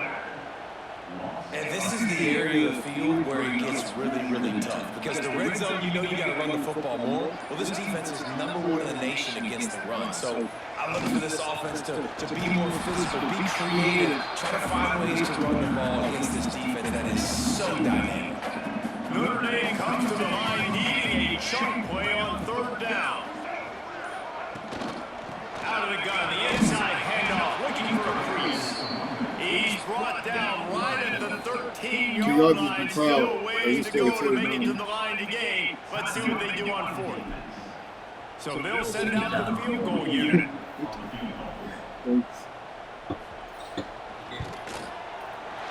Never a doubt. Right down the middle. And they'll push that lead out a little further. And let's check in with Kevin Powers in the studio. Kevin? Fellas, it has gone final in the ACC, a matchup we've been keeping a close eye on. Clemson we all know. finish off a close one in Death Valley today. They did just enough, both offensively and defensively, to come away with the dub. Hey, survive and advance. He wants a big play here late. It's picked off and another empty drive. We expected to see a shake-up in the ACC. It's bound to happen in this kind of game. But this type of win is a serious statement. Kevin, thanks a lot for that one. Sounds as if they had a good one there. Garnish will have better games. And in a two-possession game, taking the defense can't stop it. Big games, so they out to.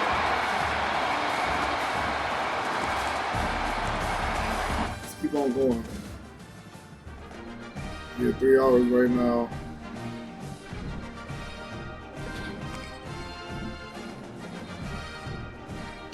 Ah, 3 hours right now. That's crazy.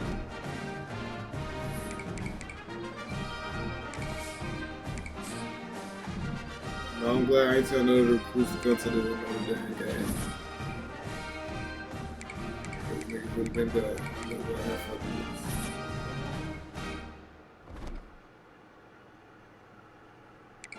Okay. We got some niggas coming to the game. He didn't do himself anything. Yeah.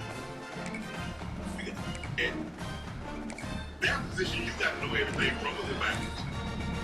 Not only do you got to know what you're doing, you got to know what everybody on the offense, you got to know the offensive line, man. Hey, look at me, y'all need to respect that. Right? I know y'all supposed to go rip with the man Liz this. And let's throw hot at the guy coming in my face. Now they got to go drill me in the back. Not only do you got to know. Whoa! You have to. Not only do you have to.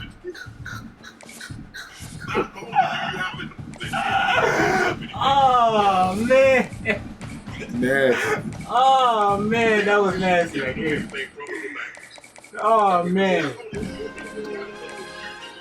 got to know what everybody on the offense, you got to know the offensive line, man. Hey, look at me, y'all need to respect that. Right? I know y'all supposed to go rip with the man Liz this.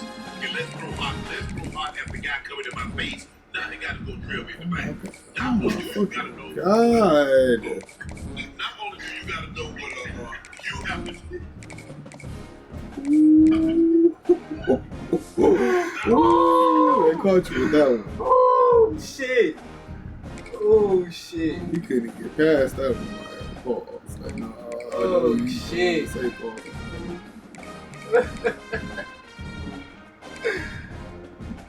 Oh shit. That nigga fucked me up.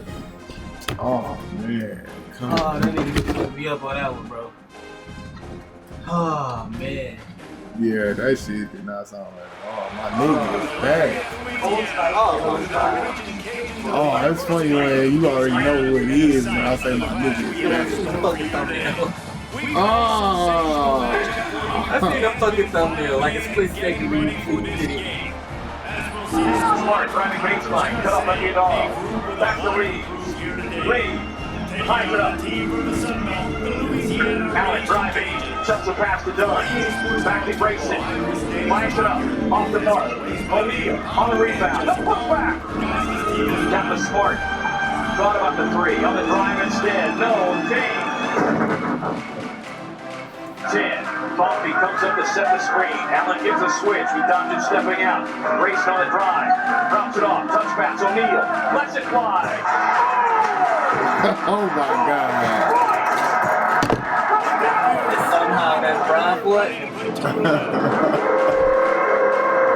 I'm not mistaken, didn't Brian put the tip back? The put back? Like what the fuck we doing here? Just taking me in this drive will start at 25. The Raging Cajuns offense will go on the attack first. They've got a guy in the backfield that certainly is capable of Smack Shane. Hit Shane there. Get them together. This offense to be successful, they need a physical tone setter. He can be that sometimes up, sometimes down. They need that consistency. Put my hand on my head, cause I'm so confused. This was embarrassing. He lost to the Phoenix Suns 113-14 without Devin Booker, without Dylan Brooks, without Cole Anthony, while shooting 12 more free throws. The Lakers are in trouble. And now being told, the Lakers deserve to lose this game. Down the stretch, you put LeBron at center. Look at your king knock Luka on the ground like a bowling ball. This is by far one of the most pathetic Lakers teams we've seen this decade. The Lakers have been saved by playing under 500 teams in the free throw differential. But last night that didn't matter. Because the only way to overcome the referees is to shoot lights. If I told you the Lakers shot 16 free throws and the Suns shot 3 and the game was tied into halftime, you wouldn't believe. At this point, the Lakers gotta blow this up. You had Grayson Allen and Colin Gillespie looking like the white Spring brothers. Luka's so done with LeBron, it's not even funny. Luka's like, man, I took the Cleveland Don't make it very complicated. I hate how Luka gets so much criticism on the things that we already knew about Luka, but we got a 41-year-old dinosaur that disappeared again. He turned into David Copperfield again in the fourth quarter.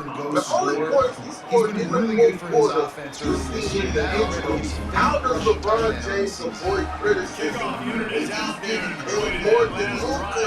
That's the power of having a sports agency. And when you have media members on national television that are affiliated with Clutch Sports, he's going to be sure to be criticized.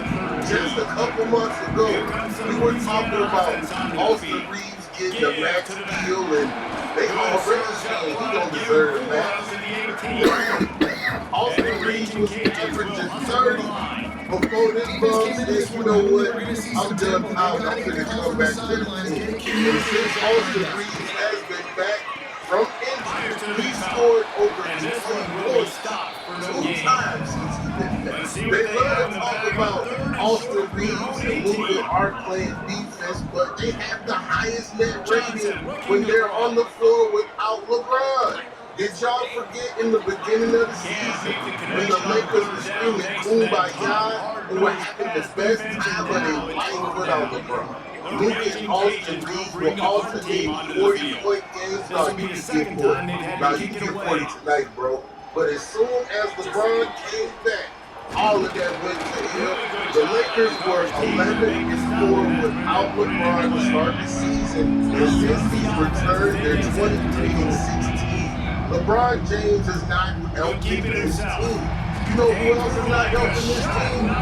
DeAndre Ayton. DeAndre Ayton can't be a real person. That motherfucker back there is not real. Boy, every day of Lincoln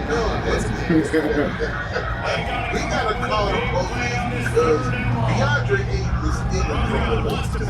0 points, 1 rebound in 11 minutes against the Suns. If I was a GM, I'd be giving him hits. He ain't coming back. I'd be like, man, he like you. I feel about you. If I was I feel about you tonight. Remember, I told y'all that DeAndre Ayton was never gonna be the answer. And that's still true. Still this second and 4. To this day. To this day. To this day. Fan boys, it's time to hit the panic button. The Lakers have lost 5 of their last 7 games and have fallen from the 2nd seed all the way to the 6th seed. The Lakers are currently 1 loss away from being in the play-in. How did the Lakers go to the 2nd seed? 1 game away from the play-in. And I'll tell you, it's the fault of James. Nothing but negativity has followed this team since he's been back. He has created the most toxic environment we have ever seen. The real ones know. You work a 9 to 5. Your leadership is toxic. The whole environment is toxic. You can see from the jump. LeBron and Luka have different goals. Luka's been saying since the beginning, I want to win a championship for LA. I believe everyone has the same call. LeBron James has never bought into that idea. Oh my God. And the D denied him on 2nd and goal. And this is why I gotta place blame too on JJ Redick because it's clear as day he's not a real coach because he can get LeBron to fall in line. When you're handpicked as a coach by the star player, there's nothing you can say to that star player because he got the job. You telling LeBron James something in the film session, you look at you like, motherfucker, I got you the job. You motherfuckers be playing basketball intelligent things when I get to the receiving touchdowns. You program, nigga. Now I know the fanboys are like, say, what are we gonna do? And the extra point makes it 14, which is a great question, but fanboys better ride this out. The trade deadline is long and gone, and the only thing we got was Luka Long. And that's not gonna be enough to see from this first round X. My advice to you is to start dusting off that Cleveland Cavaliers jersey. Because if you think he's coming back to the Lakers, because I can turn 200 into 2,000. This nigga gotta be from the city, bro. This nigga gotta be from the city. You don't have another one until 2028. And with all the talent in this upcoming draft, we need the lowest game possible so you can draft the player and that's this funny doing it. The Lakers will get better next season because between Ronnie Sr. and Ronnie Jr., you got $54 million coming off the books instant.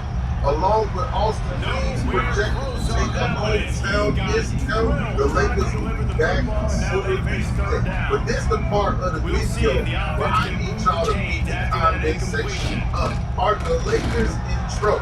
Do you believe the Lakers will fall all the way down It's amazing to think just how confident this offense was coming into this game. They thought they were going to go up and down the field throwing the football in this one. That has not been the case. They have not yet scored a touchdown in this one. They just threw an incompletion on third down now, looking like they may have to punt. This offense has got to find their rhythm, but you've got to wonder about their confidence at this point in the game. Whether you're a pro or want pro quality, Harbor Freight understands your job depends.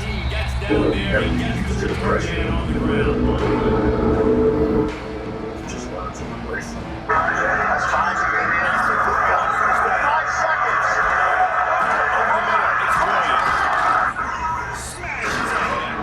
And he's knocked down, but there's also laundry on the field. We'll see what the officials have called.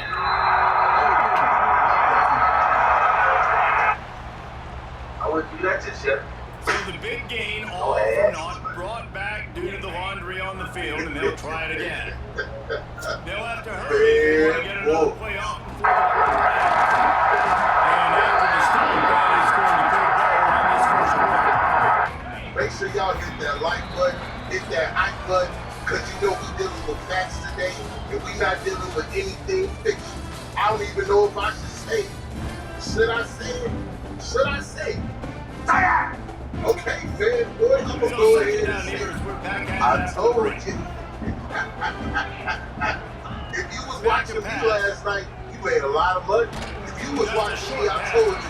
The Magic couldn't play any worse in the first half. It only be down 3 at halftime. It was plus 2 points at halftime. I said, oh, lock it in, brother. Lock it in. So shout out to everybody who made a couple dollars at Chris. I ain't gonna get it wrong. But now I gotta take it to the fan. Fanboy, I see you right there playing with Luka, but not taking the last shot. Will LeBron do it? I've always had to make the right move. Automatically move the draw. But when you got these fanboys, what's the difference between Luka making the right play and LeBron making the right play? They gonna tell you, oh, that was different. Look at LeBron James calling for the ball. That's not ignore the fact that your team called for the ball with 4 seconds left in the game. Then he has the nerve to throw Luka under the bus. Look at what he said about Luka passing him the ball and making the right play.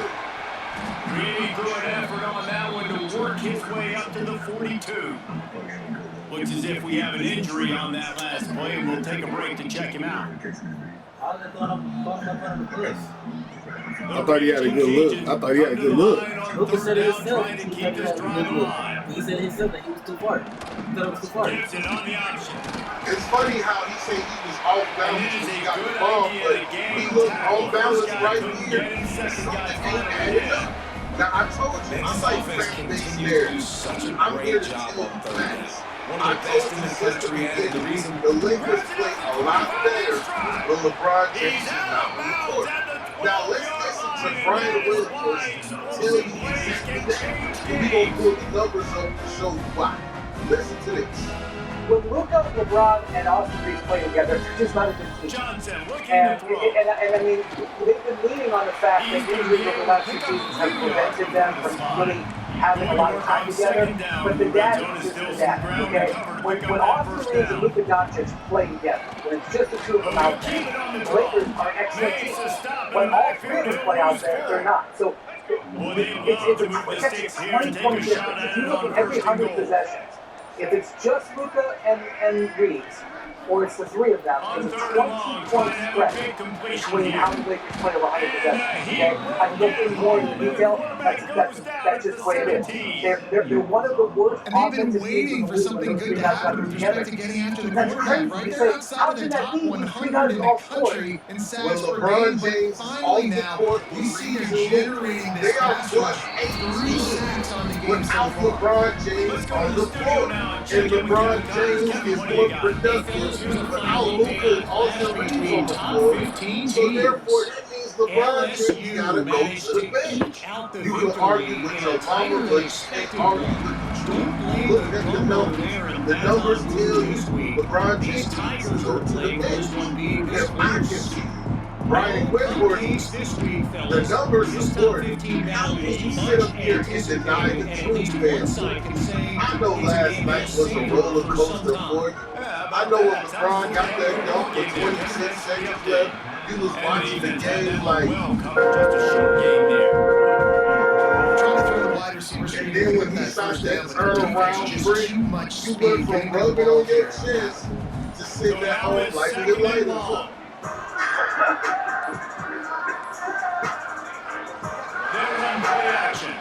Now I know there's gonna be a silly fanboy that didn't listen to a thing I said but will still play football. But did you forget LeBron James went to the free throw line and he made the free throw, and that pivotal free throw was the free throw needed to send this game into overtime? Y'all gotta remember this clutch there. LeBron James had two opportunities to be clutch for his team last night and he choked. LeBron James only has one game winner in an LA jersey, and that was against the Pacers last year on a tippy. Fanboys knock it off. Let's talk about this game. Ben Hero and Bane were struggling at halftime. Wendell Carter was a monster. I was like, man, they gotta keep feeding Wendell. They could not do anything for Wendell. The Lakers defense played much better than expected. They held the magic. Support team from the three-point line at halftime with 41% from the floor. And on the flip side, DeAndre Ayton was the best athlete in a Lakers uniform. I was screaming at the TV like, why y'all keep putting down the bait on Ayton? Why in the hell is everybody guarding DeAndre Ayton? And every time somebody smaller was matched up on Ayton, he answered the call and he did what he was supposed to do. But they stopped going to him. I like the Lakers' effort in the first half, but I knew when LeBron James scored 12 points in the first half, and DeAndre Ayton was the leading scorer, and they don't have the energy to close out this game. And boy, was I right. The only part that made me nervous was that Austin Reeves had 0 points in the first half, and I knew that wasn't going to continue with the second. And we started off that third quarter, getting right to it. And the refs helped me too. The refs were like, we got to make sure we get Austin Reeves in rhythm. And the Lakers jumped out to a 10-0 run, and the Cubs was at home like,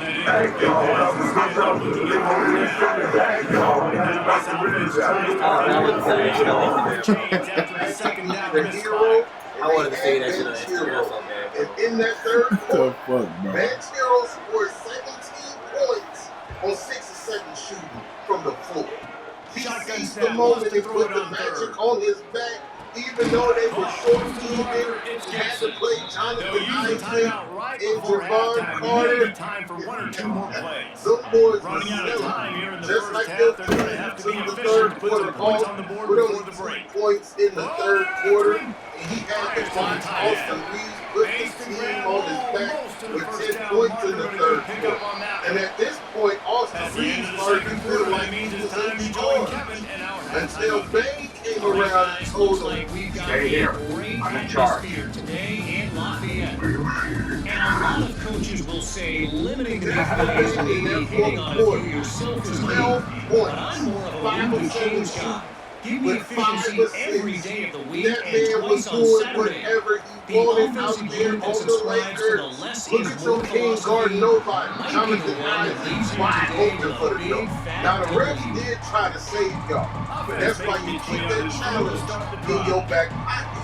For situations like this when the refs are trying to fuck you for the Lakers. Thank God they was able to challenge this. They looked back at it and said, nah, Luka kicked his leg out and it was a high five. This is not a foul.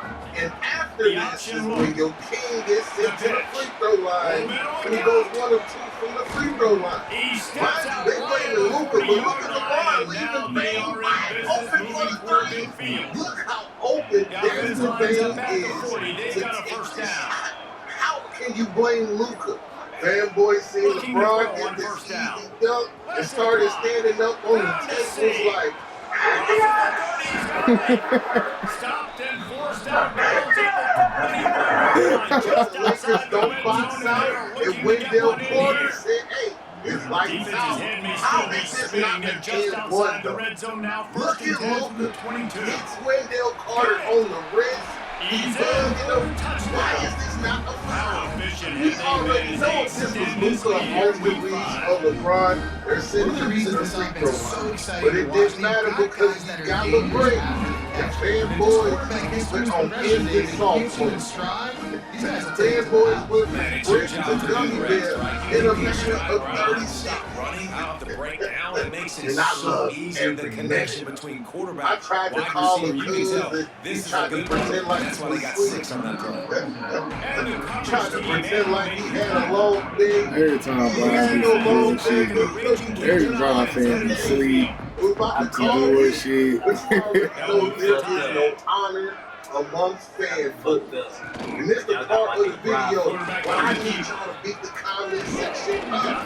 Who are you placing blame on for the Lakers losing to the Magic 109? I'm blaming McCollum because he left Bane wide open. You're sitting on the option here. Great job by the quarterback. Reading the defense. There's nobody there taking him. So he puts his foot in the ground and gets Shout out to the Orlando Magic. Y'all money. My money plus 240 and $9. Oh, it was beautiful. Paulo 36, 10, and 6. Desmond bring the pain bang. Had 22, 1 rebound, and 6 assists. With 5 of those assists coming in the fourth quarter. I also want to give a shout out to Wendell bringing in Bill Carter as he got 20 points, 11 rebounds. The next play was going to be because they're now changing the tempo and going fast. If you think this game would have been different, if they had Bronny. He's got a great soul.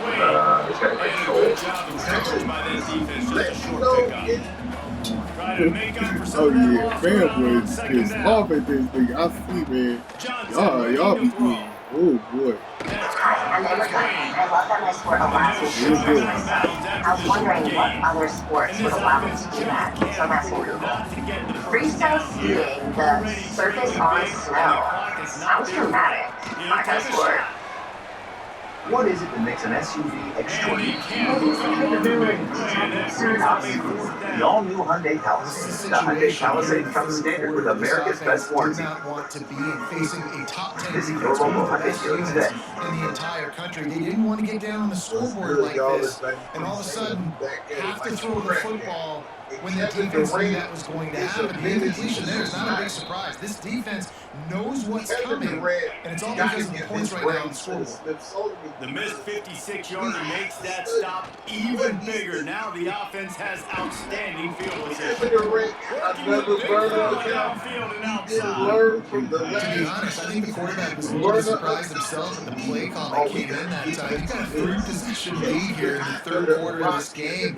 You're probably expecting some short throws, some runs. This play caller's still asking for shot plays. And listen, you're the quarterback, you're happy to oblige. When you've got the playmakers you have offensively, just keep chucking it. If he used the same color, he's got an open man. Good solid pick up there. Now they can start to smell That's first down at the 31. Use your common sense. Oh, I promise you these tweets will They'll ride the running back and leave it with him. Nice pick up on the ground here. They'll move the sticks for the first down. Now the offense trying to operate in the red zone. Man down on the play as the officials take a break to let him be checked out. Unlocks to the wideout. All kinds of room to throw that one in there. And he's in for a touchdown. Really nice job working the route, getting himself over. He's able to locate the football, snag it out of the air. This guy now has 5 receiving touchdowns on the year. Kickoff unit on the field, and this defense will be called on to protect this lead. I just seen you. Like, I know you're not talking about me. Looking for blood. You're the last person on earth. And the coverage team able to wrestle him down. Good news, I guess, a lot of room to work with as they start this drive for their own 15. First, because this was crazy. Looking for room. It's Clark. Nudges ahead for one after the 16. the Kings versus Broncos. They went into OT. Dennis Schroeder was absolutely deep front, barbecuing. They'll keep it on the ground. And Kevin Durant goes. And he'll be stopped for no gain on the final play of the third quarter. Reed let Dennis look like John Morant. Pretty sizable comeback to win this one. Dennis only After goes slowing into the field, they gave him a little time to figure out how they'll open the final period here on third down. He'll do it himself. Got enough for the first down and wants more.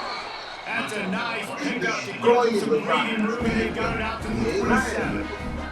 And the Raging Cajuns have it with a 1st and 10. We're just getting started. Going to the ground. Can't get to the ground. Sports across the 30 to the 32. A pick up for 5. Halfway there on 1st down and 2nd and 5. You can't turn around and try to beat that. How many teams are you Here's the going to handoff. lead until you start to figure out what the problem is?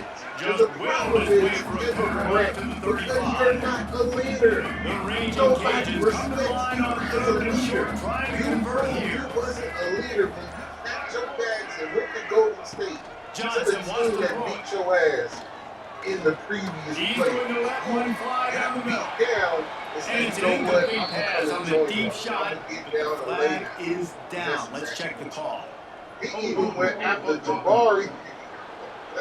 He said, I can't So trust the penalty will Jabari. not be enforced. The defense stands on the result of the play. Somebody was like, Coach just has don't no give him a choice here. technical The free offense throw has to to stay on the field, down multiple possessions this late. 4th down attempt coming.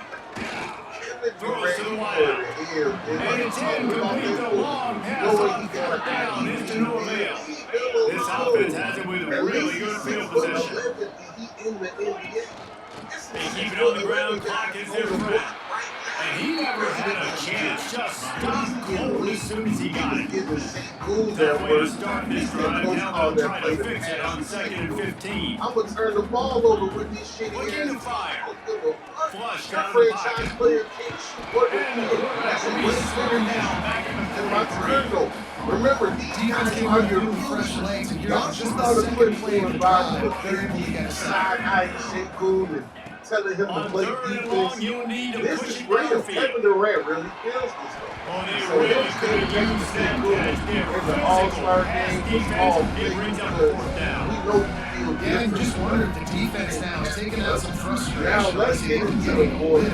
All over the place. And that time, Kevin they Durant finally gave it back to the offense. started A opening really stuff nice, out. big, clean hit. This defense needs a little bit more of that as the game goes on. Here comes the Louisiana offense onto the field. They were really aggressive going for it in their own end last time. It put them in a tough spot. Yeah, aggressive, reckless. They gotta find the balance on this offense to really be productive. And last I know that possession, still hurts. and it didn't work out for You them. know, Jordan can ball the ball off Down the dribble forward, though, you can keep yourself out of those situations.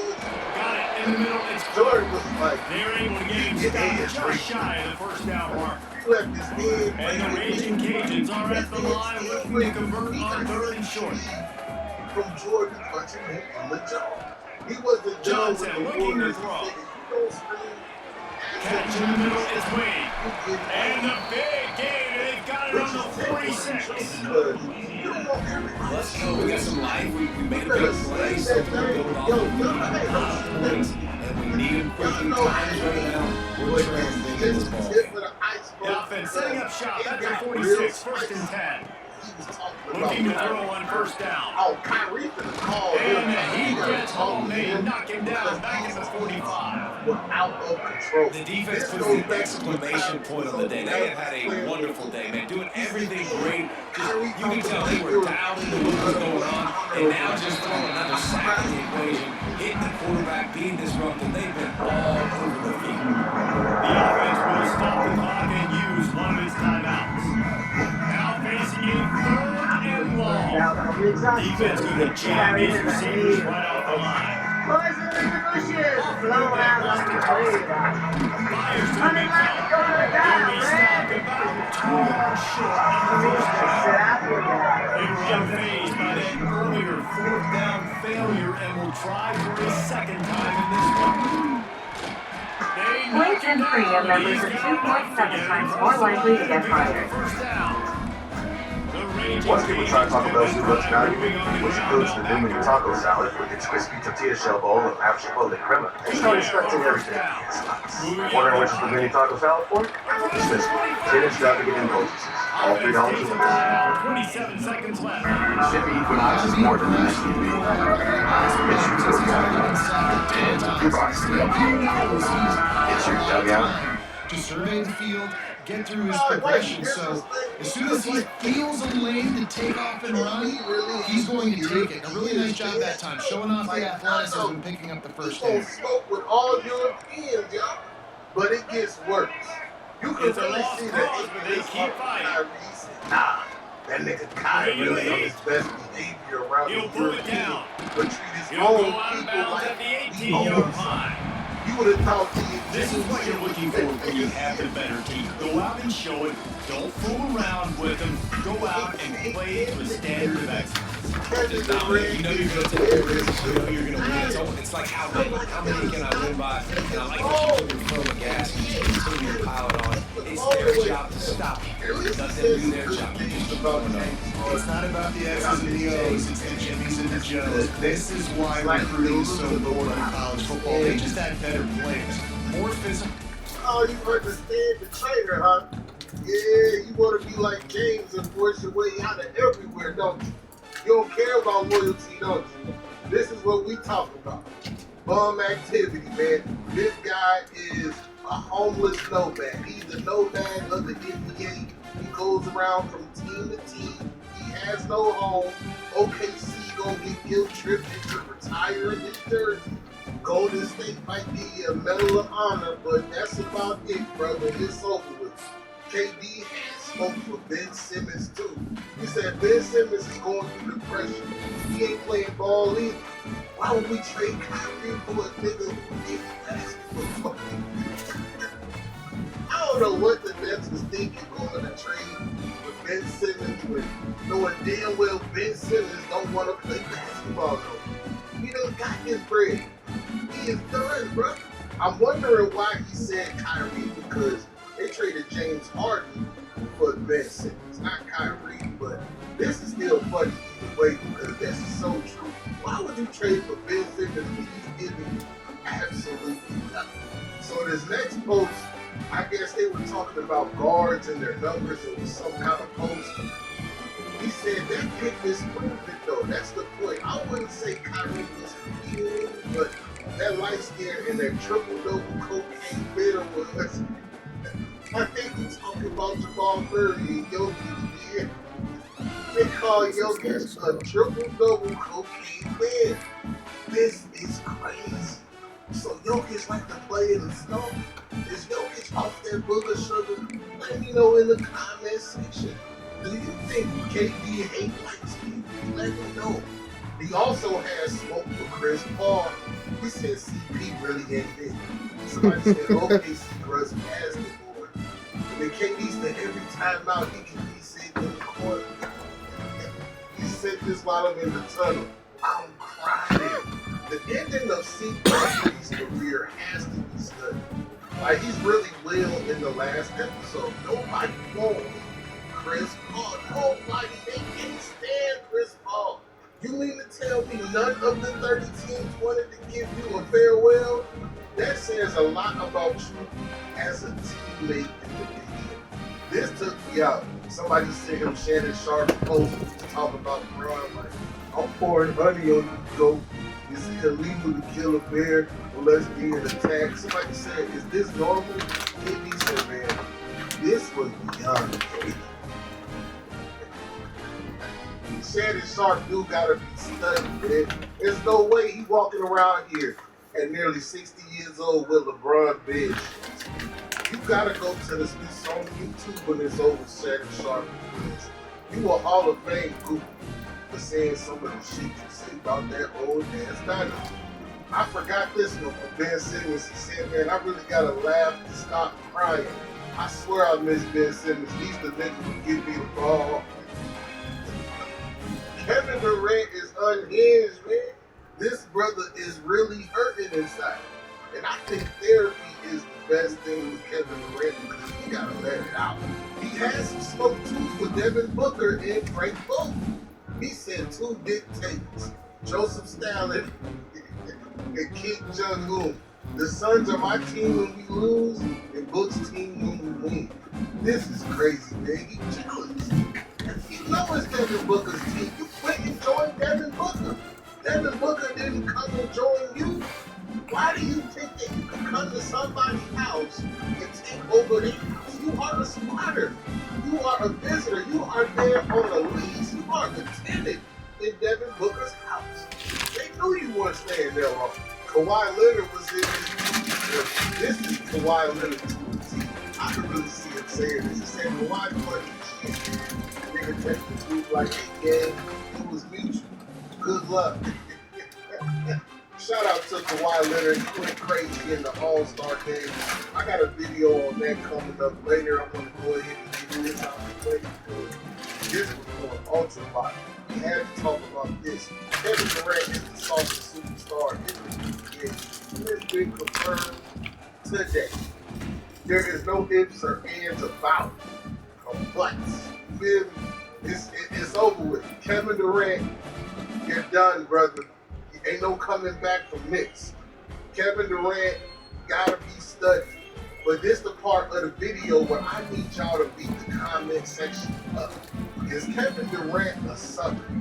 Let me know in the comment section. You wanna play with Kevin Durant, no matter how good he is, you want Kevin Durant on your team. Let me know in the comment section. Don't forget to hit me with the HBO special. Help a brother out with some likes, comment, and subscribe. It's 93 Zay, and I'm out this time.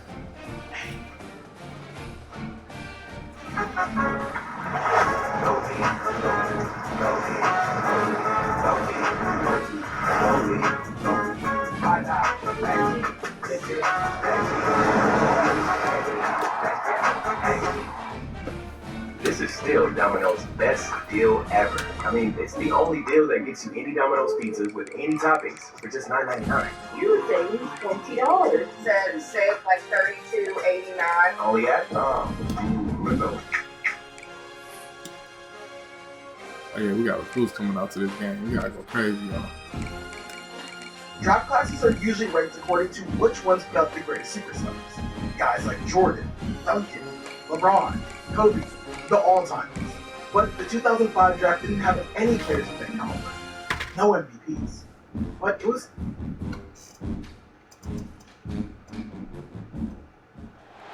The Atlanta Falcons finished the 2025 season with an 89 record and missed the playoffs for the 8th straight year. This franchise has not had a season with double-digit wins since 2017, and that was a year where they lost in the divisional round of the playoffs to the Eagles, which was, of course, just 1 year after the infamous 28-3 blown lead in the Super Bowl. It's been a long 8 years for this franchise, and 2025 was no different. And what was particularly frustrating about the Falcons' 2025 season is there was a point in the year where they were 1-5 in one-score games. Now, thanks to a 40-win streak to end the season, they eventually finished the year 5-5 in one-score games. But if quite literally any other game goes the other way for Atlanta, they not only finished the year with an above 500 record for the first time in 8 years, but they also win the division. After the season, they fired both the head coach and GM and Raheem Morris and Terry Fontenot and replaced them with Kevin Stefanski and Steve Cunningham. But those two have a lot on their plate as we enter the 2026 offseason, and in economies pertaining to their future, the Atlanta Falcons are in an impossible situation. As you can imagine, there's a lot to break down in today's video. Without further ado, let's begin. And we are starting today's video by looking at how we got to where we are today, and that of course starts with the NFL draft. And with the Falcons and the future of this franchise, there is a 900-pound elephant in the room, so we might as well start by talking about James Pierce. We're not going to beat around the bush and pretend this isn't something to talk about, or that everything is okay and it'll be fine. One thing I do want to heavily emphasize with James Pierce and whether or not he plays again for this franchise has very little to do with this video. The Falcons are not in a bad position because of what happened with James Pierce.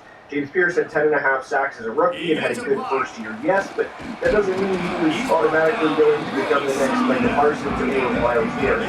If he was, which, by the way, I don't think he's going to personally, but even if he was, the team Myles Garrett plays for is currently selecting with the 6th pick in the 2026 draft. My point here, even if James Pierce never plays for this franchise again, as he was arrested on 2 charges of aggravated battery with a deadly weapon, 1 count of aggravated stalking, fleeing and eluding police officers, and aggravated battery of a law enforcement officer, the Falcons would benefit from having him in the future, but they also haven't made the playoffs in 8 years, and it's not a given he's going to be a double-digit sack player every year. Generally, the best is projected for younger players, and you never know how a career can pan out. Anyway, I did want to address the elephant in the room, as there is a real chance he does not play for them again. But they also drafted Jalen Walker in the first round of the 2025 draft and selected one of my favorite players at the end of the 3rd round in Notre Dame Xavier Watts. The Falcons desperately need a good draft in 2025, and I'll say this, with James Pierce's arrest, it looks like they had one of the best classes from the 2025 draft. Being able to walk out of a class with Pierce, Jalen Walker, and Xavier Watts was an incredible class, but even if it proves to be just Jalen Walker and Xavier Watts, this is still a solid class, and walking out of a draft with those 2 players as top 100 selections is better draft than what several other teams will walk out with. Now, there is a big elephant in the room with James Pierce pertaining to things off the field, but there is another elephant in the room pertaining to question marks on the field, and that's with their 2024 first-round pick in quarterback Michael Penix. A unique situation around him at the moment is in large part as why the Falcons are in an impossible situation. Michael Penix was a good prospect coming out of Washington, but hasn't played great in 12 starts. The big thing with Penix right now is there's a lot more splash plays than consistency, and who you have consistently is a player that's timid in the pocket at times, and a guy who does not play most of the players who are in Washington. There were times in 2025 where I thought Penix was a check down Charlie and a guy who did not take shots, or the big end of the way you saw consistently in college. And there was even a point in the year where he had 0 throws 25 1 yards down the middle of the field. And if I can watch film from my house and pick up on things Penix as a fan, then what do you think NFL teams and opposing defensive coordinators are picking up when they do this for a living and they are watching film like no other? My point is, there's a lot of questions around Michael Penix, and the uncertainty of him, especially with the head coach Kevin Stefanski, is due in large part to why the Falcons are in an impossible situation. Now, unfortunately, with Michael Penix, there's another element to this, and it's of course injury. As we know, he sustained a torn ACL in 2025, but he also sustained a torn ACL back in 2021 when he was with the University of Indiana prior to transfer to Washington. So we have a quarterback in the 3rd year of his career who is not looking great for his players. He also has 3 major injuries over the past 8 years. This isn't a minor injury where it's like, hey, he sprained his ankle because he got rolled up on or anything like that. So he's 3 injuries. These are major injuries, right? There's also that, the uncertainty of Terry Fontenot, GM that selected Michael Penix, no longer being in the building. So now Michael Penix is very much entering a do or die or a now or never year for him with a new head coach. And yeah, and I personally think the Falcons have a priority this offseason to bring in legit quarterback competition. I think that it would be wildly arrogant to roll into 2026 bringing the Michael Penix as a starter and just say, hey, no competition. We completely trust Michael Penix based on what we see, and so coming off of it, I just don't think that would be a process, and if that's what we do, then that's certainly not any process I can get behind. But one of the biggest reasons the Falcons are where they are today is not just the Michael Penix selection, or just trade up and then obviously would have off the field and trade in 2026 first or years. And we'll break down what the Falcons should do is draft later in the video, but why the Falcons are largely where they are today. Gentlemen, what it should be to let you know what's going on in this top 25 showdown. Of not regularly playing on just had and no answer when to draft, they have 5 selections in the top 100. As you probably remember, the first one was Drake London, right in. That was a very worthwhile selection, and Terry Fontenot definitely had his faults, but using first round picks when Drake wasn't around a lot of teams would do anything they could to have both of those players. So those are hits. But after Drake London in the 2022 draft, they had Neil in the top 100 picks, one of which was in one of which was Anderson, and the other 2 were Desmond Ritter and D'Angelo Malone. And Arnold Ebiketie was a thing for a second round pick, but there's a reason he's hitting free agency, and if you are a great pass rusher, we've covered this before. We actually discussed this heavily in 2026 media, like directly goes to watch after this. But if you are a great pass rusher, you are not going to free agency. Either you are going to force your way to see free to basically say, hey, I don't want to play here anymore. The team will then trade you for presumably first round picks, or you would work out a long-term extension and probably become at the time the highest paid edge rusher in NFL history without contract. But Arnold Ebiketie is an okay player. He was a high second-round pick. He probably would have liked a little more, but there's also a reason he is going to be a free agent, and depending whether he is who he is, Troy Anderson, unfortunately, did not work out in 2026. Worried about their other top 100 selection was used on pass rushers. I'm not going to slander a pick 4 years later that was used as the 82nd pick in the draft and say that Jerry Fontenot was fired because of the D'Angelo pick. That's certainly not the case. He don't be fired for that pick 4 years later.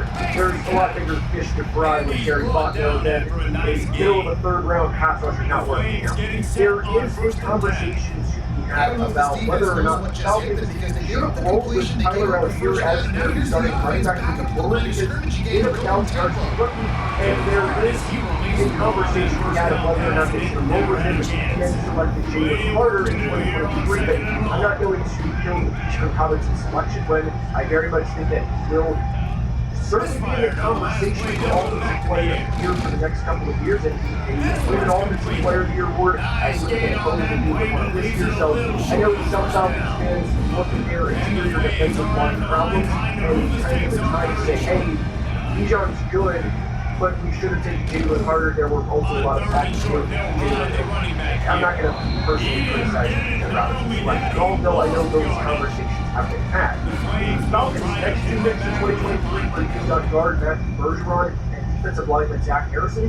And with Matthew Bergeron, he's a solid second-round guard. It's hard to sit here and say about that pick 3 years later. We have a player start for 4 years. I'm not going to criticize that selection. The draft that I would criticize most is 2022 and 2024 rather than 2023. Falcons fans are very passionate about defensive lineman Zach Harrison. He has 4.5 sacks in 2025 and Jalen suffered an injury, but he's a player that has shown flashes at the NFL level. I'm also not going to push back on a third-round pick a couple of years later when Zach Harrison has shown the flashes that he has. By the way, Falcons fans, I'm with you guys with Zach Harrison being a very underappreciated, under-recognized player nationally. The other thing that I bring up with Zach Harrison as we enter a contract year more than the final year of his deal is, where would you stand on a contract extension with Zach Harrison? Because he's kind of had one good year, and then there were certainly flashes in the first year of his career. Where do you stand on a guy who's never played snaps in a year, but has shown the potential that a long time away? Falcon. Back to pass. You know what team Anderson will be nice about? They get him down after the scramble, but he's able to pick up a few and turn it into a positive play. Find out if a PSA blood test is right for you and relax. On third down, he drops to throw. But to get back to where we are with you, why the Falcons are not in a great situation because they went in 2022 middle round and 2024 for that matter too. And after the heading selection, they selected Ruben Rolo in the second round. And Ruben is a fine player. I don't think he is a net negative to the team. I certainly don't think he's a weak defensive tackle, but for an early second round pick, I think he's very underwhelming, although we use it regularly. You guys 3 years in the trenches, so he's 2026 year that everything comes together. I just think he's been underwhelming as a second round defensive tackle. And unfortunately, in the third round, they selected a pass rusher from Washington, Brady Trice, who has unfortunately suffered not one, but 2 systemic injuries and is going to suffer. Without that, that's chalk it up to the game with Braylon Trice the best, and that is an unfortunate injury all the way around. But even with Matthew Bergeron and Zach Harrison, 2 players that you could certainly argue the Falcons hit on for moving the second and third round, and why they left the Falcons not being in a great situation, and ultimately why Terry Fontenot was so moving, because I mean, what you always remember is it's not just the Kirk/Michael Penix situation. Are Matthew Bergeron or Zach Harrison top 10 players in their position, and then injuries fell. outside of a couple of players on the Falcons that everybody knows, and Robinson, Drake London, Jesse Bates, who is a top 5, top 8, top 10 player in their position on the Falcons roster, and you have 100% confidence in entering 2026.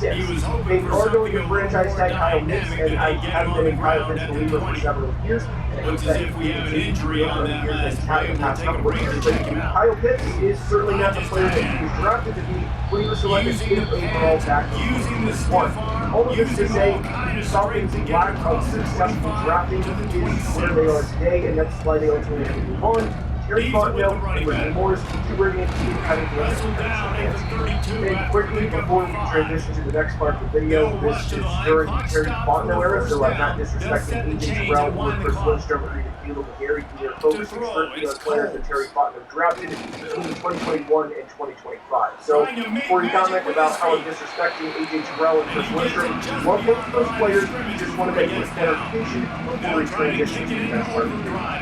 You know, why I believe the Falcons are also kind of in a constant situation is they're in a very weak division, which can be two ways. You can say, hey, when you play the NFC South, you can win the division in a year, or you can say, well, you can win the division in 8-9 or even 9-8, but you're probably going to get bounced in the first round of playoffs, which is what's happened to the winners of the NFC South in 3 of the past 4 years. The only year in the NFC South team has won a playoff game in the last 4 years was 2023 when the Bucs were in the collapse. Now, for transparency, if I were to GM of the Falcons and Cardinals, I'd much rather see the Falcons knowing them playing the NFC South rather than playing in the absolutely insane division with the Super Bowl champions Seahawks, the Rams, and the 49ers. That's absolutely brutal. Play those teams for 6 of 17 games every year. But in play, I think this honestly kind of hurts the Falcons is I don't think they're ever going to bottom out or have a year where they finish with 2 or 3 wins and are in a position where they can go to their franchise quarterback if Michael Penix is not a long-term guy. So what this means is they enter 2026 in a position where it's either Michael Penix or bust, and that's obviously very risky, but if it doesn't work out, which is so far from him, I don't think it will, they have to drop another quarterback in the first round, or bring in a free agent quarterback, which they just did a couple of years ago with Kirk Cousins. And more often than not, bringing in a free agent quarterback is not going to work. Negotiated Sam Darnold or signature Marine way back in the day, but both of those guys are outliers. And even the Tom Brady Buck situation was an extreme outlier of outlier situations. You are far more likely to have a Kirk Cousins or Russell Wilson with the Giants and Derek Carr with the Saints, or if you sign them who people forget about is the Nick Foles signing a 4-year, $80 million deal back to the Jags, then you are bringing in a player that will lead your team to win Super Bowls. And to go back to the Falcons playing in the NFC South and how I don't think they're ever going to bottom out, bottoming out also doesn't equate to guaranteed success in the coming years. The Cardinals, Raiders, and Browns have all that number 1 picks in the past 10 years, yet having combined 1 playoff win for 3. The Giants and Dolphins have had several bad years in the past 10 years, and have over combined 1 playoff win. All of this isn't to say that the Falcons are doomed until 2030 and they play well for Jeff Robinson, Drake London, and Jesse Bates now for what they can, but it is to emphasize how hard it is to win in the NFL, let alone consistently win. And where I feel frustration for Falcons fans is we finally put together some good games in 2025. And honestly, good games you will remember because you played well on prime time. Like embarrassing the Vikings 2, or like the Bills, like double digits of Monday Night Football, or even seeing the Rams to a point where Matt Stafford was no longer the MVP after the game because he turned the ball over multiple times, yet for lack of better wording, they still Falconed it up and beat in Germany in overtime in a game where Jonathan Taylor has 244 rushing yards and 3 touchdowns. But the following week, you lose to the Panthers in a game where Bryce Young, who had just 1 200-yard pass game by the middle of November, throws for 448 yards and 3 touchdowns against you and beat you in overtime. And where I am with this team at this point is frustrated. And why I'm frustrated for Falcons fans in particular is because any time this team seems like they're taking steps in the right direction, or they make multiple good moves in a row, it's kind of like they clean the rug out from underneath and that things go wrong. And they remind you, Vikings haven't been over 500 yet. And when you ask the question of what the Falcons should actually do this offseason, and what should GM Ian Cunningham and Kevin Stefanski do to make this team better, this is where things come. Now, in you mentioned earlier, the anything that don't need to happen. James Pierce trade, and I was very critical of the James Pierce trade at the time. Probably remember that if you watched the original last April. But why I was critical of the trade was because I didn't agree with the trade value to trade a 2026 first to move up 20 spots. That's not a process I can get behind, but what I will say is I was wrong in regard that where the Falcons are selecting now was a better move for them to trade up for James Pierce from a football standpoint. Now, we obviously discussed the James Pierce situation earlier. I'm certainly not going to dump on the situation and say, hey, that's why you don't trade up for a guy with character who's going to trade in year one. I think it's very complicated to do that. But what I will say is here in not just the 26 draft process, but future draft processes, that teams take guys entirely off their board to character concerns, which James Pierce had. I would kind of revert back to James Pierce's situation and say that even if a player is a first-round talent, which James Pierce was, that if teams want to take him off their board, that's why. But what I will say about the trade specifically from a football standpoint is the Falcons would be selecting with the first pick if they did not go up to James Pierce last year, they would still have concerns at edge rushing position. As we mentioned earlier, we did a video a couple of days ago on why the 26th free agent class is very disappointing, and I recommend you check that out because the uncertainty pertains to what the Falcons do this offseason and the uncertainty that they have with the franchise moving forward. And even if they have the first two picks, I fully expect Ruben Bain, the talented pass rusher for Miami, to go as well as David Taylor, the talented pass rusher for Texas Tech. And both of those players, to me, are the clear top edge rushers in this class, and why I think that the trade, looking back, was smart for Atlanta to move James Pierce on the football standpoint, is because there is a clear gap between David Taylor and whoever the third, fourth, fifth, sixth best edge rusher in the 2026 class is, and I don't think that the third, fourth, or whatever edge rusher in this class would be worth the 13th pick, which is where the Falcons are selecting, and that's from a football standpoint, James Pierce is better than who they would be able to select this year. Another reason why I didn't like the trade this time last year was because of the uncertainty with Mike Penix in 2025. As you know, he didn't play great in 2025, and there's a lot of questions about whether or not he's going to be the guy long term. And if you are making this trade still with James Pierce, you always have to roll into 2026 with Mike Penix because it's very rare that second round rookie quarterbacks succeed. Tyler Shuttman just had a good rookie season. I would argue he's certainly a bit of an outlier compared to other second plus round rookie quarterbacks in the past couple of years. Obviously, Brock Purdy is irrelevant again. These guys are outliers for a reason. But my point is, where the 26 quarterback class was last April versus where it was now is two entirely different places. I was thinking that there's a possibility that this doesn't work out, and that they would be able to use the first-round pick on a guy like, at the time, James Rattler, Klubnik, Sellers, Garrett Nussmeier, and Fernando Mendoza. Those were 5 players. I wouldn't have been surprised if they would go first round. As we know, Fernando Mendoza will go first round now, and the other 4 certainly won't. And Lenore Sellers is going back to school. But this brings up the question of what the Falcons should do this offseason at quarterback, because you have to bring in somebody in this question too. Are they going to cut Kirk Cousins and then bring him back? Are they going to bring in Joe Flacco? Are they going to try and bring in somebody like Russell Wilson, Jimmy Garoppolo, Mitch Trubisky?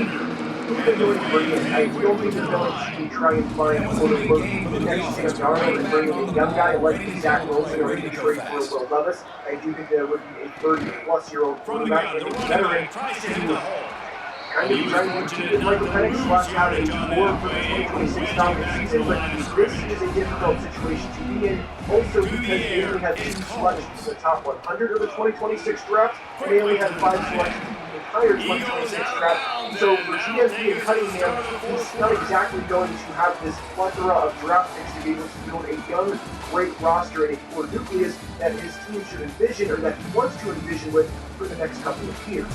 But because the Falcons don't select in the 2026 draft until pick 48, on top of this not being a great free agent class, puts them in a very difficult situation. And when you look at the Falcons' needs this offseason, there's a big question mark around edge due to the pending James Pierce situation, which leads me to ask the question, if Zion Young is available at pick 48, do you take him?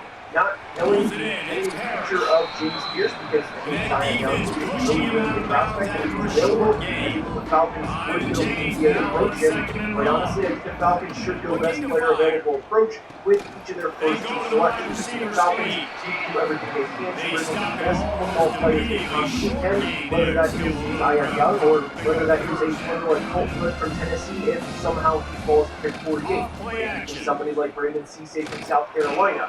But this is a tough situation because the Falcons also need another receiver, and Darnell Mooney is not promising. I think that's well aware, but Darnell Mooney had less than 50 receptions and less than 500 receiving yards in 2025. Right? That might believe it did. And the Falcons are going to need another receiver because after Darnell Mooney and the depth chart is incredibly thin, and they need another player to consistently rely on aside from Drake London and Kyle Pitts in the receiving game. I would personally prefer that to go with a veteran route in free agency and to bring in somebody like Jalen Naylor or Romeo Dobbs and to offer them quite a bit of money. Now, pertaining to the Falcons salary cap, they will have more money to work with. They have to designate their money to touch and restructure a couple of players. Even by restructuring a couple of players and moving money down the road by restructuring those guys, with the money they'll save from having Kirk Cousins replace these first guys, they have a lot more cap space available in 2027. So restructuring guys like William Terrell, Chris Lindstrom, Caleb Gary is not a big deal at all. So quite honestly, my ideal offseason for the Atlanta Falcons is to bring in somebody like Joe Flacco. You gonna throw it there? You gonna just throw it like that, bro? Bring in another running back because Tyler Algier will almost certainly leave in free agency. Bring in a veteran receiver like a Romeo Dobbs or Jalen Naylor, which you mentioned. Bring in a pass rusher / corner with their second round pick, and then presumably go with the opposite with their third round pick, whichever is the best available. And quite honestly, go from there because the Falcons, with their quarterback situation and with the lack of first round pick, and fortunately, this off-field situation, this is not a good year for a team trying to improve. These teams lack of great players in this free agent class, and also given that the draft class is again not a great draft class compared to previous. I hope you enjoyed today's video, and if you did, please like the video and subscribe to the channel here for this 250,000 subscribers. Let me know what you would do to fix the Falcons this offseason. So next time, we'll take a break to check him out. Have a great day. And now on fourth down, they will put it on the shoulders of the kicker to save them with his foot. That thing would have string in the middle of the upright. And we are all tied up here in the fourth. And we are all square as he's set to kick it away. Choose to follow your instincts. On the move from inside his 5. They find a freeze in that kickoff coverage, and he'll be stopped at the 17. The NBA this season, they had a massive problem, and we've all seen it. When you have what's considered to be a generational draft coming upon us, well, that also comes with a generational takeoff, and we've seen that. Everyone wants to get their hands on that #1 pick, or at least a top 3 pick with how loaded this draft is. Darren Peterson looks like the #1 pick to me, and on the court, he looks like a less athletic Anthony Edwards, and it's evident, he's NBA material right now. On the court, he looks better and more polished than Devonta and Boozer and to me, really all of them. But he's missed 11 full games, and probably the most anticipated game in college basketball this year. When he played AJ Devonta, he didn't even finish the game. Recently, he was seen tapping himself out of another big game, and even more recently, he basically classified himself as an introvert. Now, there's obviously nothing wrong with that, but you pair that with what seems to be a mysterious injury case, and it's going to raise red flags. This is simply the duality of #1 picks. Throwing the clock right now is going to fit move. I think Brandon Ingram is a better shooter. He's a much more of a competitor. Even with what looks to be the most short-term picks ever, it's always going to be those red flags. And how those red flags age is the most unpredictable thing in the NBA. The last 10 years, Ben Simmons at LSU was kind of entitled, had an extremely funky jump shot and wouldn't shoot. Dead-ass accurate. Markelle Fultz looked so much like a short-thing #1 pick that they barely even talked about. Once he got to the NBA, for what seemed to be mysterious reasons at that time, he kind of felt unrecognizable. Played my best basketball so far, And, my work ethic isn't really good off the charts here. Coming into this, I just think he was a better person. But then, I just think I can really, help the team involved as I get you. Big fight and, it would be best to coming in. And then Zion. Well, we all knew his concerns coming out of Duke, and let's just be real, it was dead ass accurate. Today's video is sponsored by SeatGeek. The NBA playoffs and March Madness is literally right around the corner. If you want the chance to see any of your favorite NCAA teams or NBA teams live at a discounted price, SeatGeek has the perfect deal for you. Everyone can use my promo code SWITCHOUT2026 to get 10% off any tickets. This isn't specific to just sports. This applies to concerts, festivals, comedy shows, really anything you want to see live. SeatGeek makes your life easy, and they do all the grunt work, rating their own tickets on a scale from 1 to 10. The green dots meaning the best deals, and the yellow, orange, red ones meaning there's probably a better deal out there for you.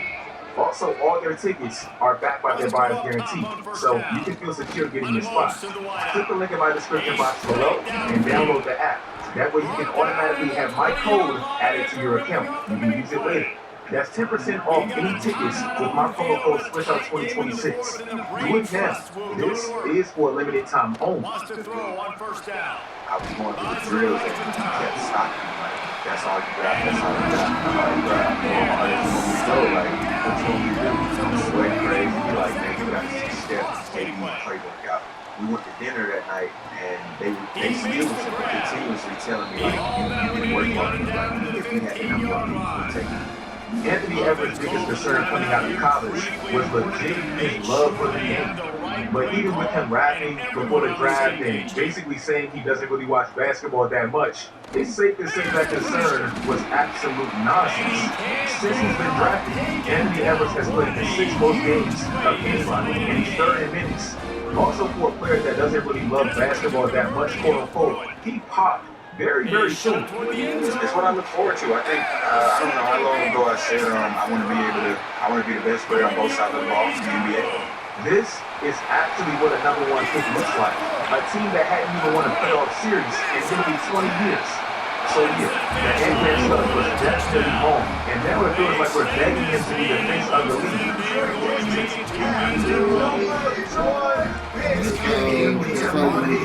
Will your Pistons change their franchise like if you can't Cunningham in 2021? The concern was really his athleticism and him not really having that elite burst to get past elite NBA athletes consistently. And outside of Stephon Castle, arguably the best perimeter defender in the NBA now, that hasn't really held up. From the moment he got to Detroit, and still to this day, they don't really have the best spacing, so we have to contextualize the offense he engines. Despite that, he's still been able to penetrate defenses and basically create for everyone on his team, even with that limited. I started a business to do wool clothes and just has support from the Signature seasoned buttery flavor in every twist. Dots of sensationally seasoned pretzels. Back to the air on 2nd down. Capella University. What? And that pass will be incomplete, and time has run out on this game.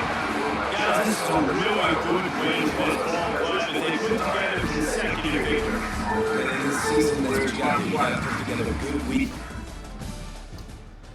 If you sell wigs, this is the inventory shortcut you've been waiting for. Your customers already love this. Spacing he plays with, and he still does get to the rim and draw fouls at an elite level. He's just outside of the top 10 in free throw attempts per game, and he's 4th in drives, and he's 4th in points off drives. The Pistons this year, they're the 6th worst shooting team in the league, and he's 2nd in assists and assist points created.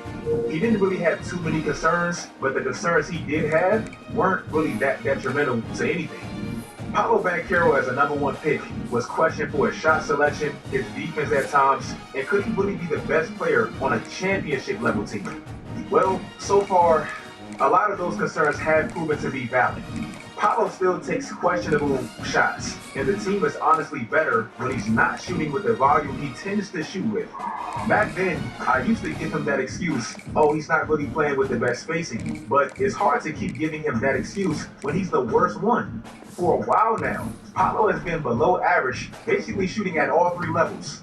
The problem with Paolo is it feels like he wants to show you he was the #1 pick, and this is his team. That translates to bad, isolated shots, and this is why I say the team is actually better when he's not really shooting that much. Since they first made the playoffs, Orlando is actually well above 500 when he shoots under 20 shots, and they're well below 500 when he shoots above 20 shots. Also, it was a concern that Paolo could be a player that puts up good stats on a bad team, and this is kind of why it backs it up. In that same time span, these are the players with the best records when they actually score more than 30 points. It's all the best players in the league, and at the very bottom is Paolo.